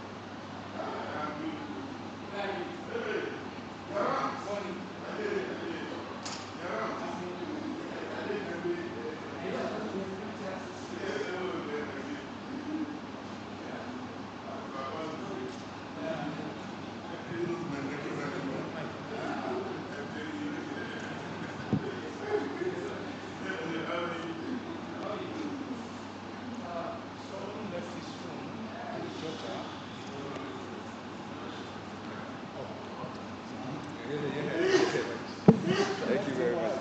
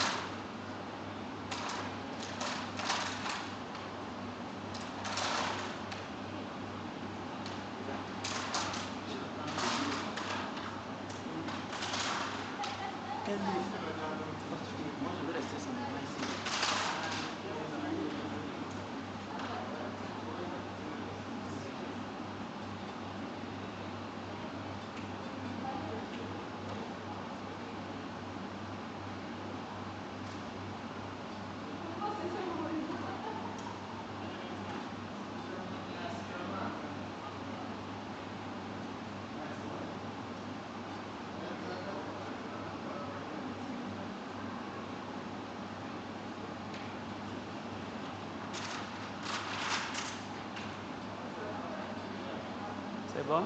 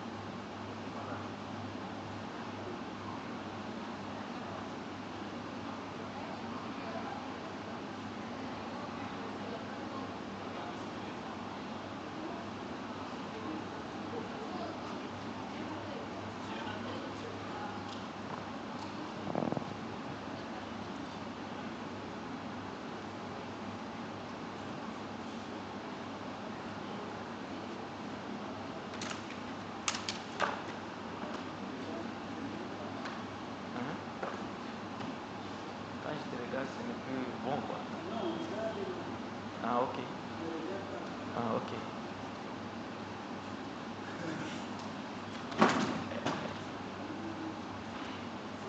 C'est flou, oui, c'est ça.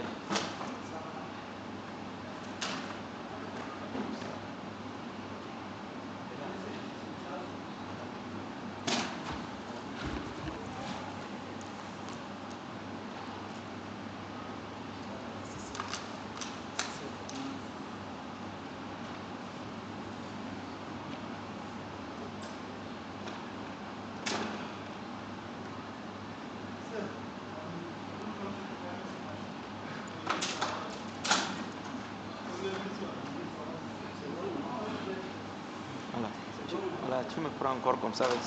Rapproché. Oh oui, comme ça.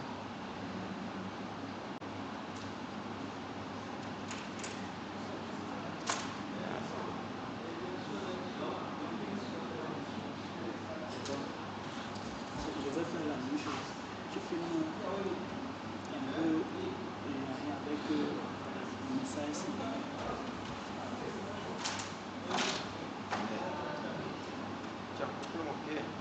Ah bon? Ça va?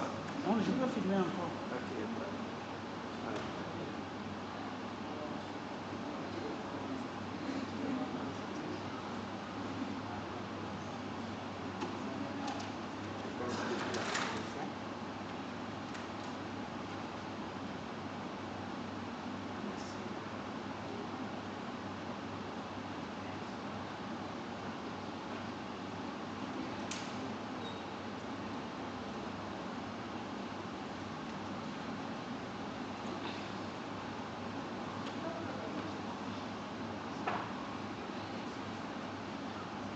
C'est bon.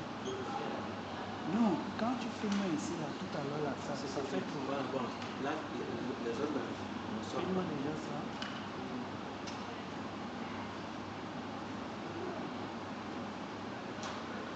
C'est bon?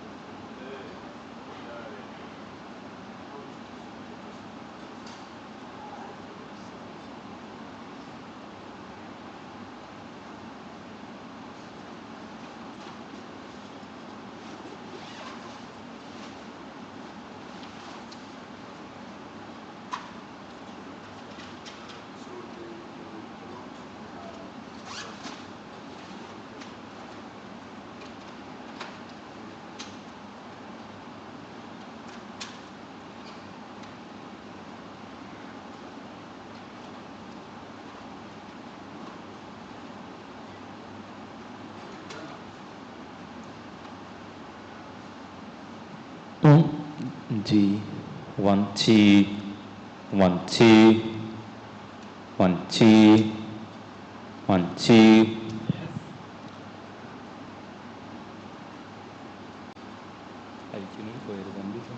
1, 2, 2, 2, 2.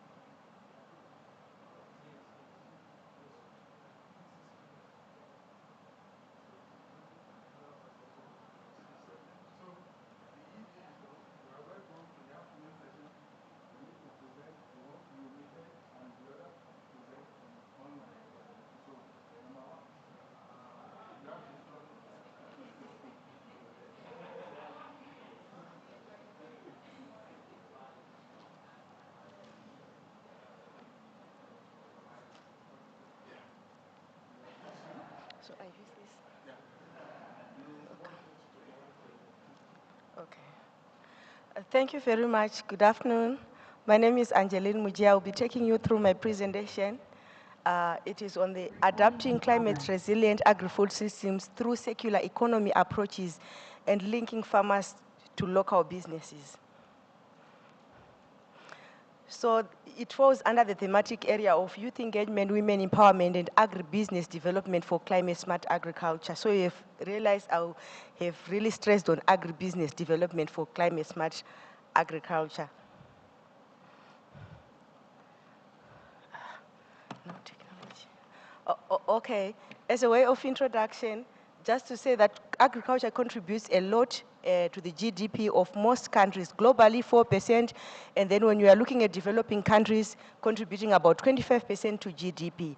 But all the same, it is also the sector that is contributing a lot to greenhouse gas emissions. That means there is a necessity really for us to really address and reduce greenhouse gas emissions from the agricultural sector. So there is need also for innovative solutions, and one of the innovative solutions are inclusive climate business models. These will ensure circularity within the production system and also within the agribusinesses. So this paper focused on assessing circularity levels within Zimbabwe's agricultural food systems. Firstly, it analyzed the current levels of circularity in irrigation, rainfed smallholder farming systems, and what opportunities exist to enhance circular economy practices. Then the second one was to look at the linkages that are existing between the agribusinesses and the farmers and how they can really contribute to circularity and ultimately to climate-smart agriculture. So we used the mixed method approach where we did household survey under the quantitative approach. We used also qualitative techniques where we collected data through focus group discussions, key informant interviews. We did some document reviews. We also went to the field to visit to really observe on what is really happening on the ground within 2 districts in Zimbabwe. So with regards to those research questions, what were the main findings? So you'd realize that we looked at what circular technologies are existing within these communities. So you realize that 2 circular technologies were really popular. The use of manure by the households, then the use of also stover. Less than 50% were using other circular technologies, your minimum tillage, your rotations, your intercropping. So the implications would be to do with capacity building in manure handling, because the qualitative aspect of the study then found out that in as much as farmers were using manure, the quality of the manure was very low. There was a lot of nutrient loss due to improper handling facilities. So there is need for capacity building to make sure that there is improvement in handling and storage. And this will somehow ultimately reduce the amount of greenhouse emissions that are coming from manure.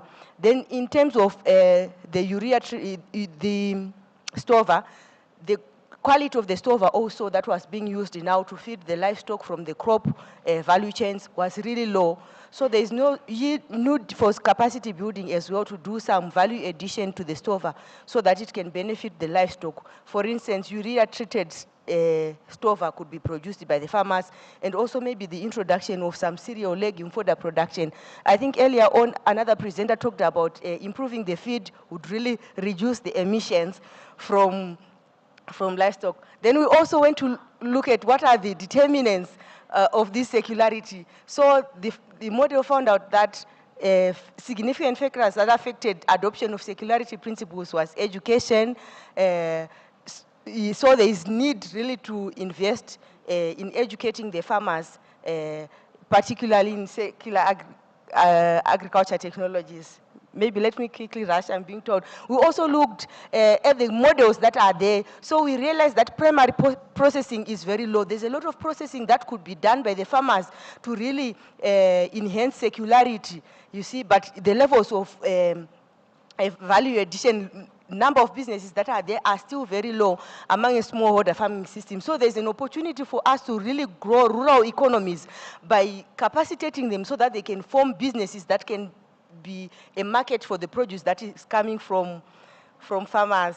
So we also analyzed on women and youth that are participating in these business models. We realized that the participation was a little bit low, and they highlighted that the constraints were to do with lack of finances, then lack of technical know-how, lack of proper mechanization, low-cost machines as well to start processing locally and start some businesses locally. So the conclusion would be a lot of capacity building is needed to really support the youth and the women to be involved in business models, to localize, so that even imports that are coming from outside the districts are reduced, hence reducing the greenhouse emissions from the petrol, from the diesel, from transportation. Those were the main findings. Thank you.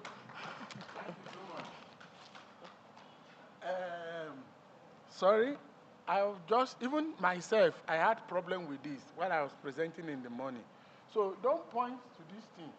Point because the remote sensor is at the back. So you need to point towards that side to change your slide, but not the TV. It will not work. It also gave me challenge. Second presenter, you see now, you say you did a lot of capacity. That's my problem. The capacity development we talk about is hotel-based training, farm-based training. The real equipment for biogas, for storage, to enhance circularity. Did you really fabricate and take it to the farm? And farmers are able to do it, fabricate and run it themselves? You didn't have the opportunity to show it. Okay, thank you so much. As much as possible, I will be brief because of our time. Yeah. Okay. Now, our research is a bit different from what we have been, looking at since yesterday. We actually did something a bit different. We went to the farmers to actually feed their responses, okay, on whether they depend on weather forecast, okay, for their farming activities. Then that one too, we compare it with the local ways which they are using to cultivate their farms. That is the common climate smart agricultural systems that we know, which are conventional. Like Professor Dito alluded to yesterday, so many of these systems have been in use by the farmers for a long time. But the problem is that the scientists have been able to probably convince the world that except there are some changes, maybe scientific changes to the farmers, they will not be able to carry out their farming activities very well in the face of a climate change. But what did we do? We, apart from the normal problems that we have, I mean, as to the effect of the climate change on crop production, livestock rearing, and so on and so forth, we actually pick up literature, and we look at several of them, and we saw that in most cases, scientists or researchers, they talk about scientific ways of addressing climate change, but not actually addressing the farmers' ways of doing things in the conventional way, so that farmers will be able to be help in the farming activities. So what did we do? We compare the farmers' activities, the conventional ways of doing things, okay, trying to see whether that one helps them more or less than depending on the climate weather predictions. So when that was done, we actually did what we call this community survey, okay? By going to, apart from the normal survey that we did, we went to the farmers and asked them questions on whether they depend on their level of perception of climate change perceptions from weather forecast. So we had 3 categories of farmers which we interviewed, okay? So we had those who depend on the predictions in a low way, those who depend on predictions for their farming activities, and some who are moderates in their liability on the weather predictions. So we used that one and we introduced a little statistics into it. That is, we use the interview that we do with them to actually come up with 3 categories of farmers based on the perceptions on the weather prediction. And we came out with the following results.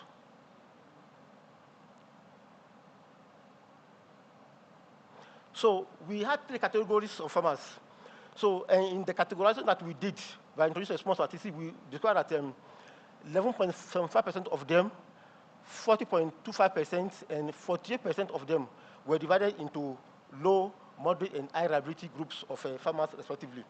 Then we also saw that a little less than half of the sample farmers perceive weather forecasts, okay, to be highly reliable. That is, some believe that weather forecast is not reliable, some moderately believe that it is reliable, and some highly believe that it is reliable. So we use this one to also place them into what they get in terms of output, okay, income, and the number of varieties of rice that they adopt based on the perception of weather reliability. So we saw that the highest number of CSA components adopted was 12, and this was by 13.75%, 12.77, 16.15, and 11.9% of the pool results, the low, moderate, and the high reliability samples of the farmers that we interviewed. Then also, we went ahead to, I'm summarizing the results on the table now, to see what components of the CSAs were actually adopted most by the farmers. We saw that most of the CSAs that were adopted, they were actually related with each of the CSA parties that are identified by the farmers, okay, in the study area.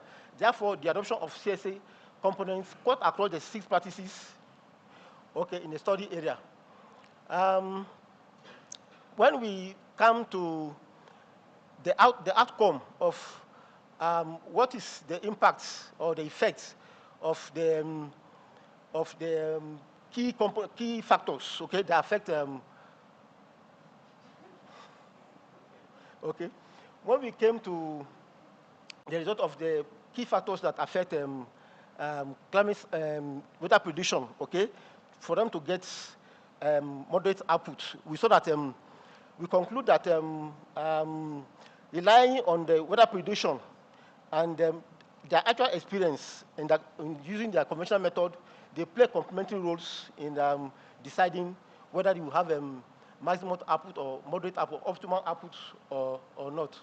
So in short, we discovered that the access to weather and research stations influence farmers' perception of climate change. Okay? Then there are factors also that are influential in affecting the perception. Then reliability of the forecast of the weather prediction. Okay? We saw that the higher farming experience and access to weather stations increased low and medium reliability perceptions, leaving out the how do you call it, the high reliability. Then what are the key findings? Thank you. Okay. Thank you, sir. Okay, thank you. Yeah, it's a good aspect of research because if you check literature, you will find people comparing meteorological data with incidence and perception. That I just did for one of my PhD students in Kigali. So, does it match? And that will affect the perception of farmers. Because they have their indigenous methods. And this is what we are seeing. That if the farmers are the people setting the agenda for what we do, we will not deviate so much away from adoption is automatic idea. In fact, I used to have a professor, Professor Nafungoya from Zimbabwe, in my university. He said, a good technology needs no dissemination. But I told him that, because you know, in extension, when we teach diffusion, we bring in, you remember osmosis and diffusion? We bring a bowl of water in the class. We put ink. The ink or the blue that we use to color our clothes, if you, from the point where you put it, if you start going like this, until my teacher, Professor SPAC2024, the first person in the whole of Africa to get PhD in ink extension from Cornell. So we were taught, read extension, not next presenter. Who is the next presenter? Number? Yes. So, Prosper. Slide for prosper. Okay.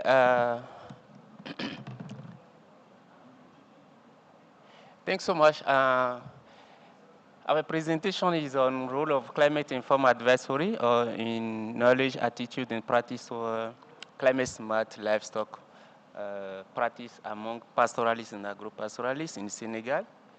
Next, please. So, yeah, you know, livestock farming and challenges are like socioeconomics and demography are increasing. The socioeconomic role of livestock, like food security, income, and net safety.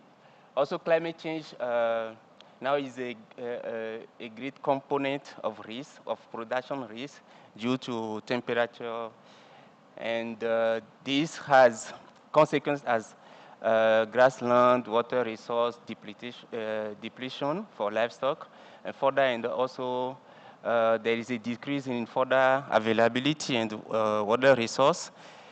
We also notice that livestock contribute to greenhouse gas emission, and also the conflict in the Sahel. So all this affects livestock productivity, livestock health, and overall the farm viability. So for that, action for livestock farming could be like a context-specific advisory services to better plan livestock farming. Also improve delivery and the uptake of climate information services to promote climate-smart practices, livestock practices. Also to better inform decision-making on the part of livestock. So all this will contribute to, you see, all these aspects like fodder production, rangeland management, and livestock health management too. So what we do, we implement a pilot of community of practices which bring together many stakeholders working on ground to be able to integrate indigenous knowledge of lives of pastoralists into climate information services to better suggest advice that can guide the production. So this figure showing the process of co-producing the climate advisory. So in terms of methodology, yeah, I will pass this. This is, we start from 1,400 pastoralists, and then among them, after like a 4-month implementation, we did a mid-term assessment to assess knowledge, attitude, and practice. So we adopt MIS method approach using qualitative and quantitative. So next. Yeah, so knowledge refers to understanding, the understanding of climate-informed advisory, okay. And attitude is the belief.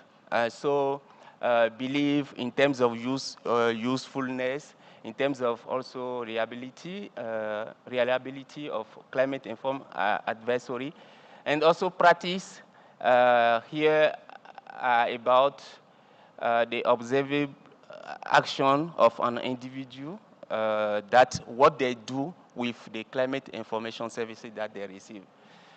And so as for results, the regression show that age, gender, education, access to credit are the key variables that influence knowledge, attitude, and practice. So you can also notice that in terms of average, we still notice that after 4-month implementation, in terms of practices, the average is low compared to attitude and knowledge. So people, in terms of knowledge, among the statements that we submit to them, most of them are more likely to improve their knowledge and attitude about using climate-informed advisory services. So we can observe that there is a consistent direction of the effect of these variables, regardless the knowledge, attitude, and the practices. So like gender, male are more likely to to use this to improve their knowledge, attitude, and practice. This is normal because female the decision making are still under the male in the pastoral service, pastoral area.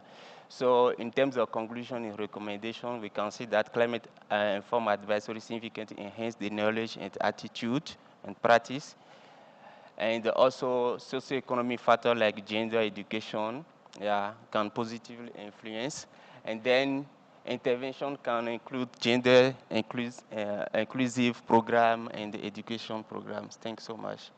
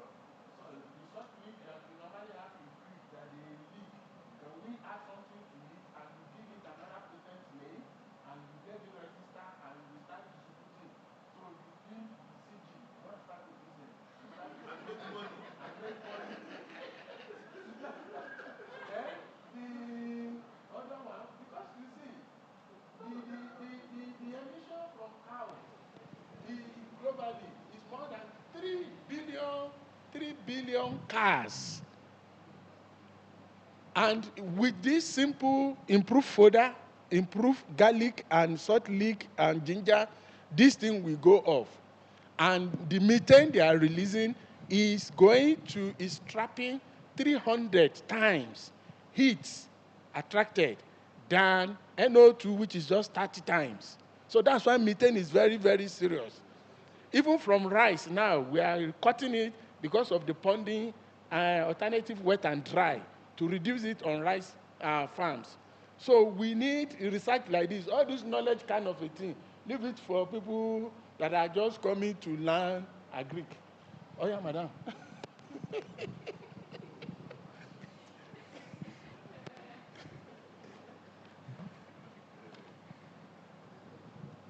Okay. Clarice? Good afternoon, everyone. My name is Clarice Mutoni, and this afternoon I will be presenting our research work on adoption of livestock, on adoption of climate-smart livestock feed technology among rural livestock farmers in Niger. So we start off my presentation by highlighting the context under which our research work has conducted. Then I will go on to talk about our methods and results, and end off my presentation with key highlights. So did you know that livestock population is estimated at more than 50 million in Niger, and over 60% of the total population rely on livestock for living in Niger? So this gives us an idea on how livestock play a crucial role in the livelihood of population in Niger. So also the growing population and the change in diet has increased the demand for livestock products. And this really offers opportunity for increasing income from livestock.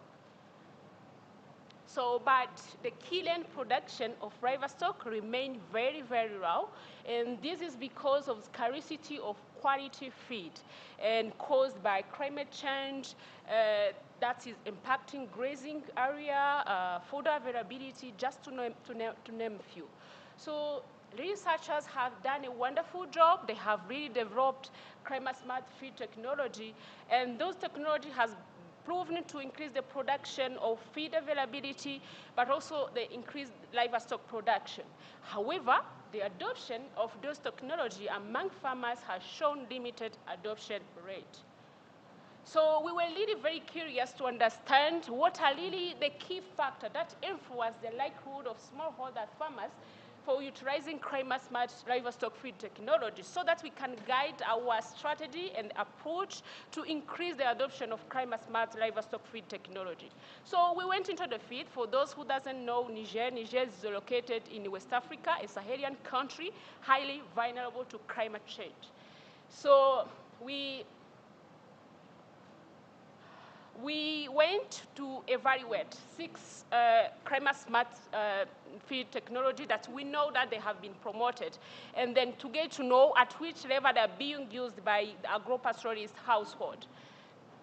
So we discussed with agro-pastoralist households, and then we collected information that will give us an idea on what factor that really influence or impact the utilization of those technologies. So we really went with an idea that we have 4 categories of adoption: those who has never ever used this technology, the one who are really very low adopter, who has a low adoption, the moderate adoption, and high adoption. So the descriptive analysis showed that the majority of the households, more than 70 households, has never ever utilized those technologies, despite that they has been promoted in Niger. Only 7% of the population that were using those technology at high level.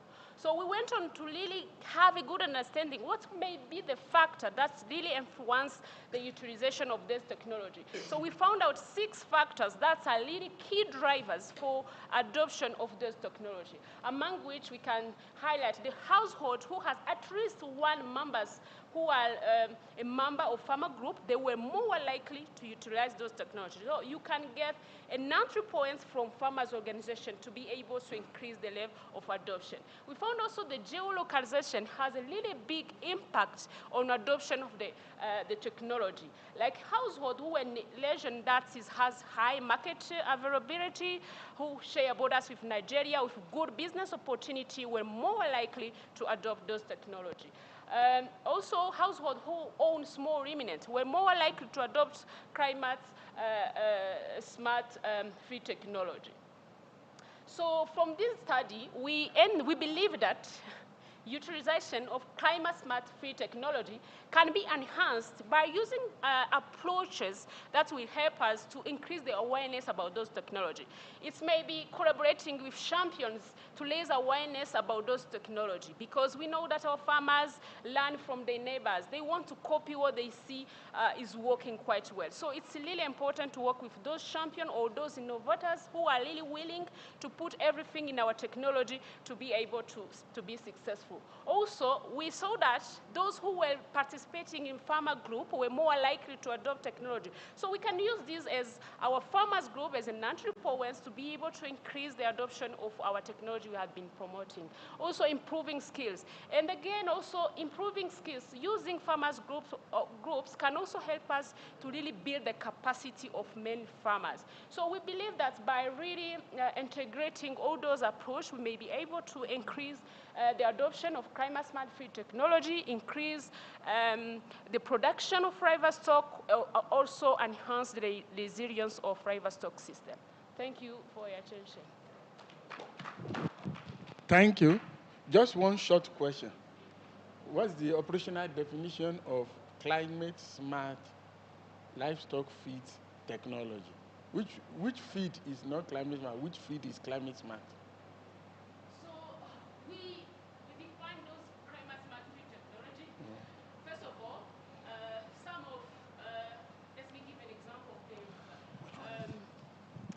Crop variety that are really climate smart, they can adapt to the harsh environment, like those dual purpose crops varieties that are climate smart. It's also the silage making technology that helps farmers to increase the quality of feed during the dry season. So we conserve the quality of a feed so that the emission from animal that will be feed, those feeds will be very low. Also, it will be increase the quality of feed using urea treatment.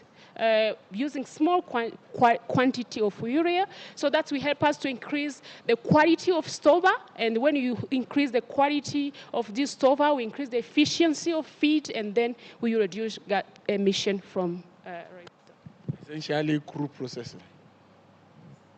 crude processing. Okay, thank you. The two presentations together at once. The first one and the second, yes. Good afternoon, colleagues. Good afternoon. The title of the first presentation is Improving the Pear Millet Production in Senegal, semi-arid through participatory research, farm level intervention across rainfall gradient. This work is actually part of ECRA intervention among the 6 countries that is being implemented currently. So, and what our focus actually on this work is actually to identify different CSA practices that actually contribute to the improved production of pear millet. Though we do more than millet, but for this presentation is focusing on pear millet. And what are we actually doing purposely? So along the rainfall gradient of Senegal, we try to actually define different adaptation strategies that are related to millet production and use that, demonstrate that in participatory with the smallholder farmer as a way to facilitate the adoption of this innovation. So we have 3 clusters that we are working within the country, and these 3 clusters have different rainfall pattern from 400 millimeter to 700 millimeter annual rainfall, and it's just between 3 months. The last month is the harvest period. So, and what we do is we try to identify improved variety. We identify improved variety, and we also compare the farmer practice in terms of planting population with improved practice that we identify to increase the population and also increase the yield. And the last one is actually do integrated soil fertility management approach, where we combine organic fertilizer with inorganic fertilizer as a strategy that are being demonstrated on the farmer field. So based on the 2 years result that we got, we realized that the so-called dual purpose variety compared to the improved local variety actually are very significant with respect to those locations. So meaning that the dual purpose that we tested with the farmer are just better than the improved local variety in terms of even, and they are significant both for the grain yield and the stover yield. And the yield gain between these actually range is low in high rainfall beds compared to the low rainfall area, which is a cluster we call chill. So we call chill. So the significance in grain yield with the dual purpose compared to farmer improved local variety, and similarly for the grain yield, fertilizer, the integrated soil fertility management, which is that for the fertilizer approach, also have significant effect on the productivity. So as a way of conclusion, the last slide.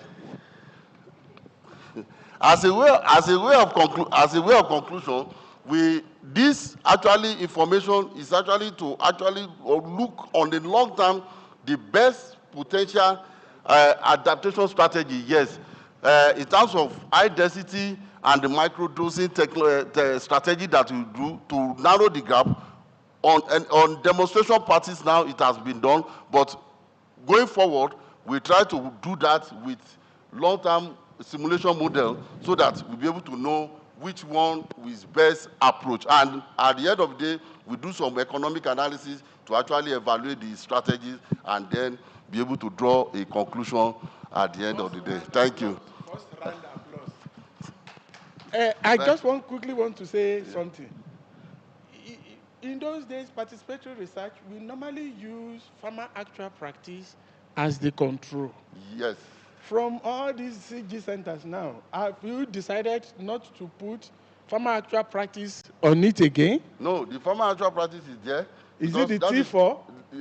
No, I saw T1 to T4. Okay, for the fertilizer, it has already been proven that the farmer control is not the best approach. So now we are now having four different levels of strategy, whereby recommendation of the national recommendation now combined with the inorganic, and then divide that into 50% and see where the last one is actually to see the reduction. Let me just explain. Okay. You don't need to answer. If it is research for development, yes, what the people are currently doing, you are not comparing it with the new things you want to bring.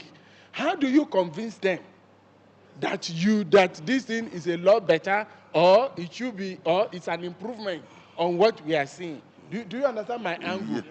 What is happening is in fertilizer experiment, you cannot say farmers' control is zero, because the fact is, if farmer did not use fertilizer, it's because he did not get the fertilizer. So they use fertilizer. So yes. When we are doing researches in greenhouses and experimental plots, I can bring the jerry of water to fill my pot or whatever in the greenhouses. I can buy fertilizer that is this and bring it. That is what we were promoting in Nigeria with Sasakawa, that said we should move from small plot adoption technique to large scale. To what do we call it now? There's this time where you, instead of doing 10 by 10, you do 1 acre or you do 5 acres. So you are simulating the reality as much as possible. The experiment you are doing, that you can carry 25 liters of water and fill it up. You can buy 2 Congos of fertilizer and do it. And you are assuming that 10 by 10 multiplied by 100 is equal to 1 hectare, and that is what you should get. Whereas the rain, whereas the fertilizer, whereas the weeding, whereas the labor demand for 1 acre is different from 10 by 10. So how do we say we are simulating or they are equal? If we can get the yield for all these parameters in a no fertilizer, or when fertilizer will come late from politicians when they are campaigning, and you just put it like that, compare it with your home that you is resource endowed, you can put it, then we will see the reality. Do you understand what I'm saying? I understand. Because if we are not taking farmers' condition into consideration, it's a lie. It's still farmer condition, because this year now, each of these farmers participating in these activities are doing at least 1/4 hectare of each of the best practices,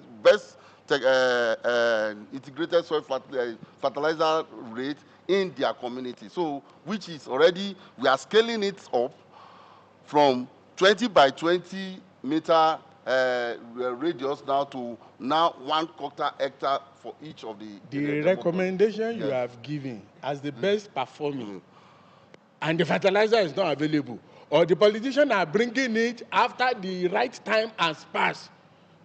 Did you capture that in this research? This is what I'm saying. Let's work with the reality. It's not between me and you, it's between our bosses. Next slide.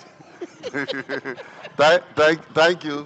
So the second presentation actually look at another crop focus, but this time around is a kind of an intervention between multi-stakeholder partnership, the sub-team 4. So look at focus on multi-stakeholder partnership with a focus on Mali for sorghum. So the approach of this project is actually to identify the potential adaptation strategy for sorghum production both under current climatic condition and the future climate. And how do we do? So these are the partners. So all these partners come together, and at the end of our intervention, we inform the relevant agri stakeholder within the country of our findings. So the work actually transfers around capacity building in area of modeling, for the relevant agricultural researchers within the country. In fact, it is even a regional approach. We are looking at a regional approach in terms of capacity building for that, and yes, also increase the access of current and future climate data for agri-service and modeling, and then quantify the potential climate adaptations management for the crop. Then we inform the relevant stakeholder. So far so good. The intervention, which actually started last year, to actually go a long way to actually strengthen the capacity of the relevant young agri researcher on modeling. And the next is actually to see, and we were able to actually identify through the survey, identify different management practices across different agroecology in Mali, to identify different management practices of the farmer. Then we now try to simulate these practices with the current climate data and the future climate, to be able to know the appropriate promising the adaptation management across different agroecology. So far, so good. I will quickly go. Yes. So far, so good. As a way of sensitivity, so these are the eight sites which transfer across 4 agroecology in Mali that we are trying to look at. So that bottom, the point line, the line signifies the range of the growing season for each of the location sites. So and for the temperature, we look at temperature, max and T-min and T-minimum temperature. So all these are input that we go into the simulation model that will enable us drive with different farmer identifying management practice around the crop, and use that to simulate both the current and the future scenario. But for this, we are using aqua crop as a specific model for this work. So we do a kind of sensitivity of these different parameters, different crop parameters that are related to the crop. So we realize that the red part shows that the root parameter has less importance in the sites that are in a dry area compared to the more wetter area, which is the Sahelia part of sites within the Senegal, within Mali, sorry. So, and as another approach that we identify from the farmer information on the ground is the sowing window. So we try to characterize the sensitivity of the sowing windows that the sorghum are being planted across the beds of agroecology of Mali. So we realize that the window in the Sahel, the sensitive cell, the model parameter rank different sowing window in the Sahel, but the maximum temperature appear to be influential parameter to the sowing, especially for window 5 to 15th of May and 5 to 29th of May, meaning the performance of the output of whatever the farmer, the output of the simulation will be linked, is actually linked to the response to the maximum temperature within the environment.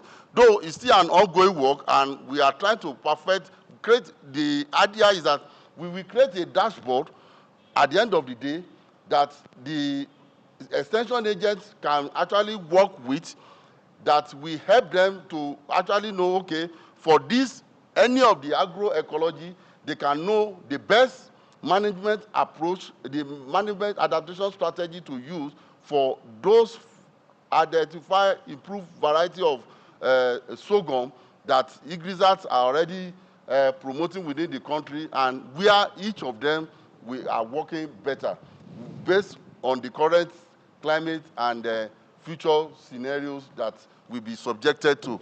So thank you for listening. Thank you so much.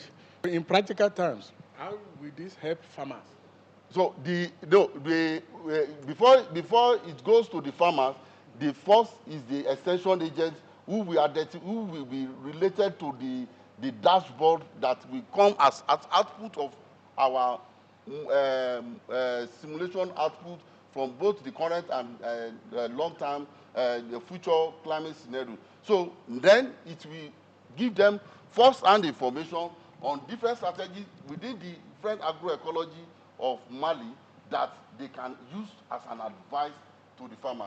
But the other aspect of it that will have been, which the project is not going to cover, is actually to test that our adaptation again, though those adaptation, those management practices were from the farmer that will be simulated, but the best approach will have been, okay, let's see how we can demonstrate that those identified potential adaptation strategy again across those environments. But the project is not likely to cover that. But in my hand with the, for now, in my hand with the knowledge driven to the extension agent and agri stakeholder within the country. Thank you so much. Thank you. A round of applause. You know, development is really different from research. And I wish that in every research endeavor, we try and have maybe extension people or this. The advantage of mass media or ICT, it will save time, it will remove information distortion, it will remove time lag, and improves the accuracy. And you are reaching all the people in different places at the same time. You understand? So if it has to go to the dashboard, and from the dashboard to extension agent, and from the extension agent to farmers, the thing we are trying, the corner we are trying to cut with ICT, we are back to square one. You understand what I'm saying? So these are some of the things we, the extension people that are trained in that category, will be able to chip in one thing or the other to be able to help us.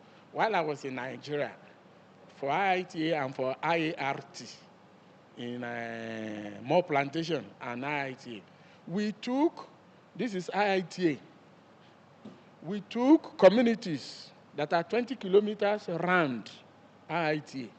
We took communities that are 50 kilometers around IITA. We took communities that are 100 kilometers around IITA. And we brought out all the list of varieties and technology IITA had released. And we went to this community to ask them, have you had? Do you know? Are you using? Where are the plots? It's a lie. They did not give, they are not using anything. You understand what I'm saying? Although I support IITA, because if IITA in Ibadan, the same soil, the same sun, the same environment, can develop all these varieties that they are developing, but immediately you move, not less up to 30 kilometers, you are in UI, and you go to IR&T, which is managed under a different scenario of resources and funding, they are not doing what they are doing. So it talks about management, about national institutions, compared with internationally managed and resources and everything that they have. But then the impact of what we do, there is no point having 28 varieties on the shelf after multi-locational trials and everything, and the farmers are not using it. They are not getting, they don't even know it exists. So what is the essence?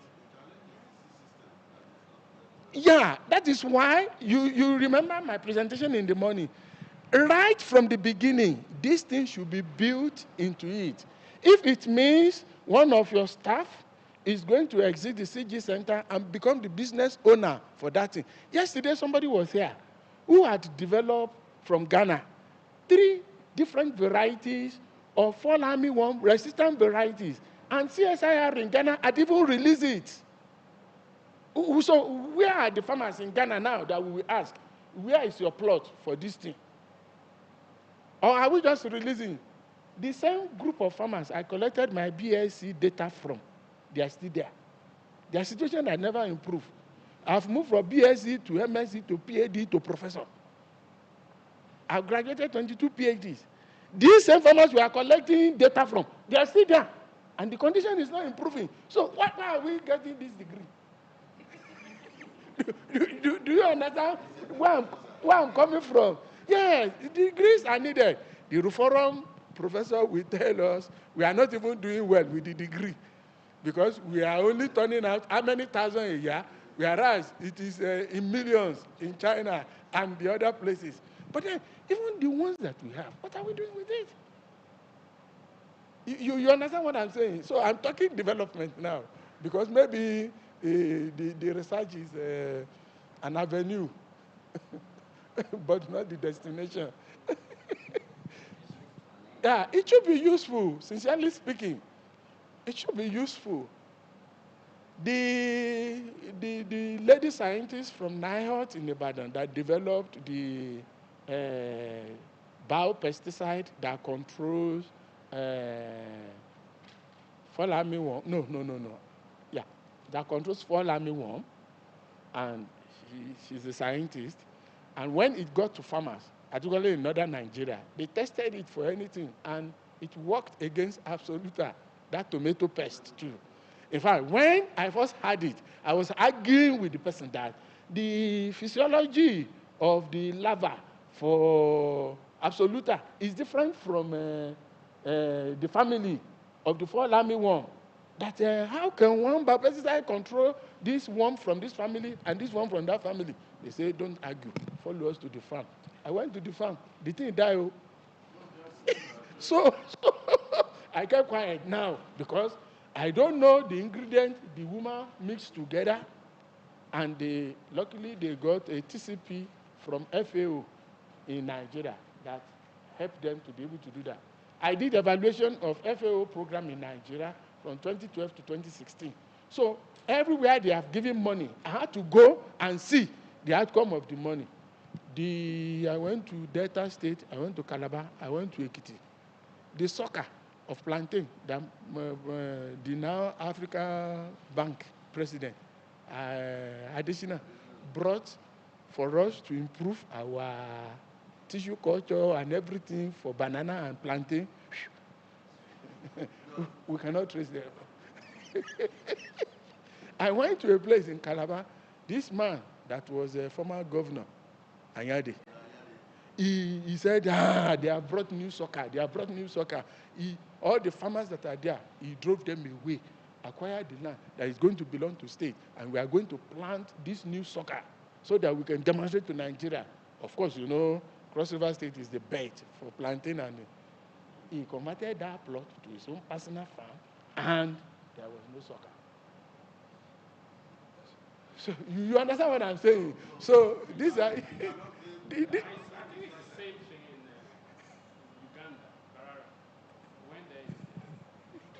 We went there just last October in Barara, and the farmers were telling them exactly the same thing. They brought these Matoke suckers and thought that they were far better and all that. They tried the thing, they just threw them away. They gave us so many reasons, farmers gave us so many reasons why it is not working, and so many things. The same thing with even the beehives. They brought us some new beehives and said how good they were and all that and all that. Again, they tried their own beehives and they said, look, these ones are just useless. So again, we really need to work with farmers. If we don't work with farmers, we spend all the money and come back to square one. Thank you. So what we need to do is, all the people that are presented. Yeah? Yes. No, you can sit down. You can sit down. We work with farmers, but in most cases, some of these projects have a lifespan. Of course. And at the end of the day, when you hand over that innovation to the national system, it dies there. Of course. Until another innovation comes, or another project comes, before you see another progress. And that's why you can see the improvement in the life of these smallholder farmers are not actually significant when especially when there is a gap between one project intervention and another one. Yeah, you see, the issue is that you will grow. You will grow in the system. Then, before it is too late, we will be able to say this thing that we are saying now. I had opportunity to do postdoc in Japan. The farmers tell the researchers what they want. And in the process of brainstorming together, they will now say, okay, this, that. I went to Brazil to go and study their extension and Argentina, how it is working. Prisons, they get free food. Hospitals, schools, and everything, they get free food. All the free food they are getting, government mandated it that it is the produce of smallholder farmers they will use to do their free feeding program. And only when they are not able to meet that target, that's when they will go and buy from commercial farmers. But because you know the corruption in procurement processes, they don't want to buy from our own people. They want to import or do this. But you know that when money gets down to the rural livelihood, that's when there is improvement. And I've always been saying, I don't believe in subsidy.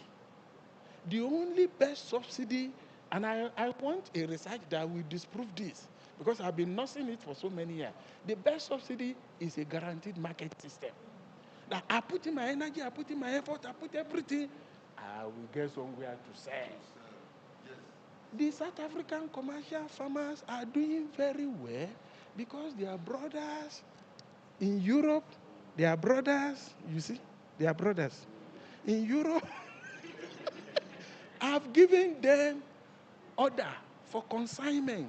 They have calculated the number of soya milk, tons of soya milk, maize, millet, egg, apple, grape, and everything they needed for the whole year.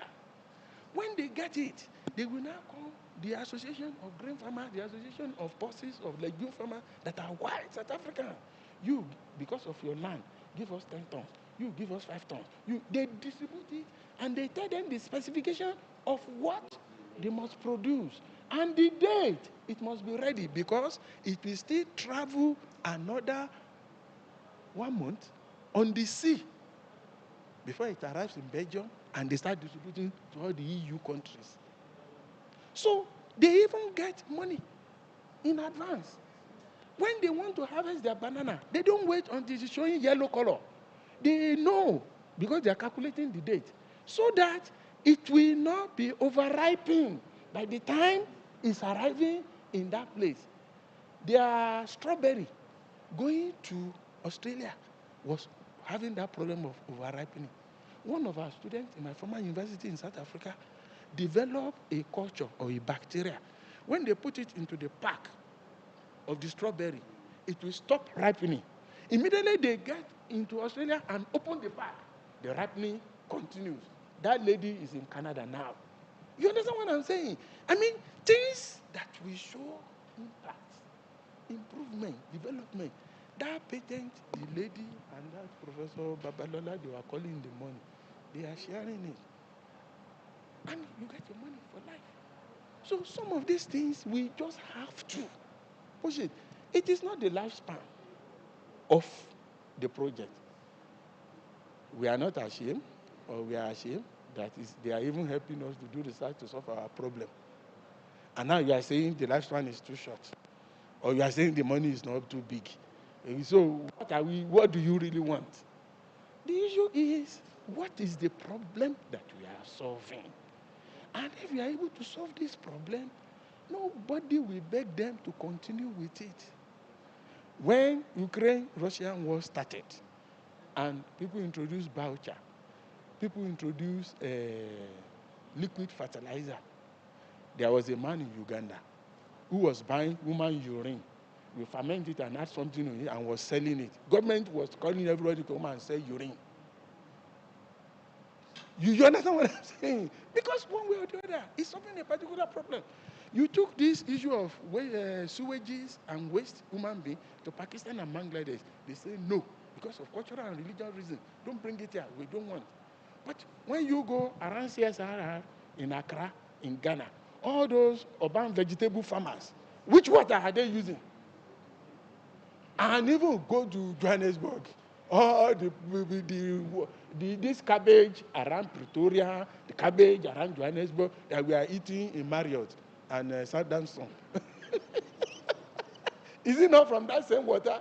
So please, we just have to make orientation for development. So the person online, okay, let's listen to the people online. But what I want to say is that all the presenters, you must give me one sentence that is actionable from your presentation.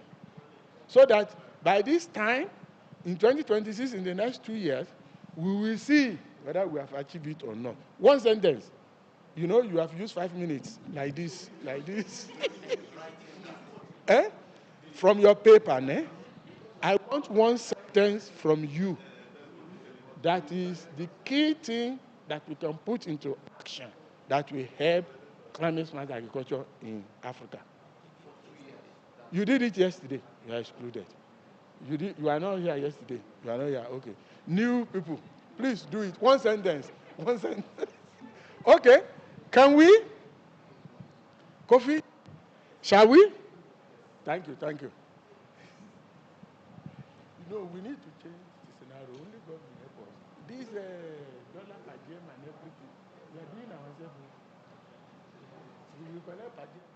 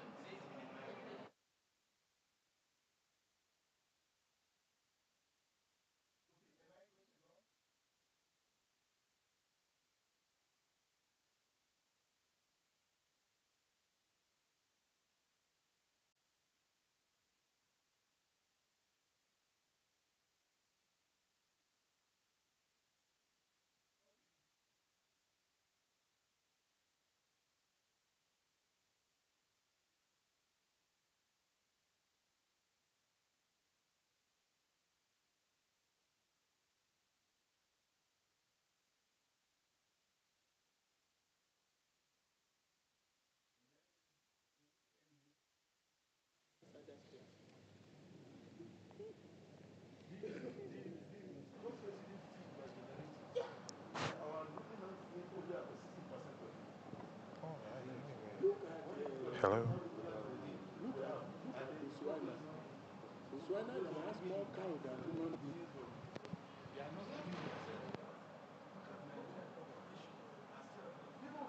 Hello, Swilanji. If you're online, please share your screen and make your presentation. Anthony, you're next after Swilanji. Thank you.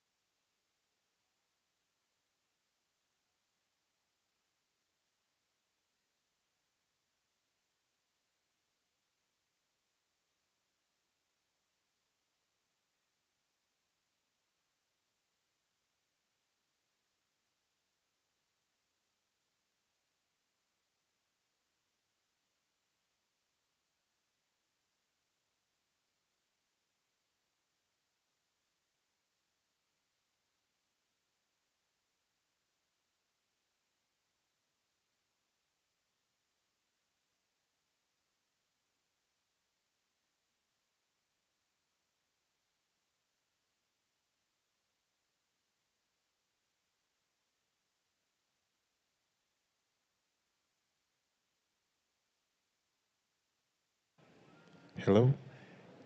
Yes, we have Sulanji on the screen now. Sulanji, kindly start from the first slide.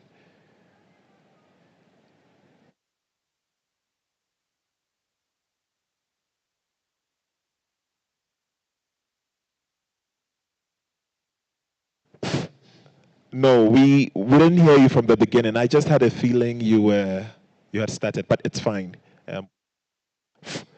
Would have you start again? No. Yes, we can. Thank you.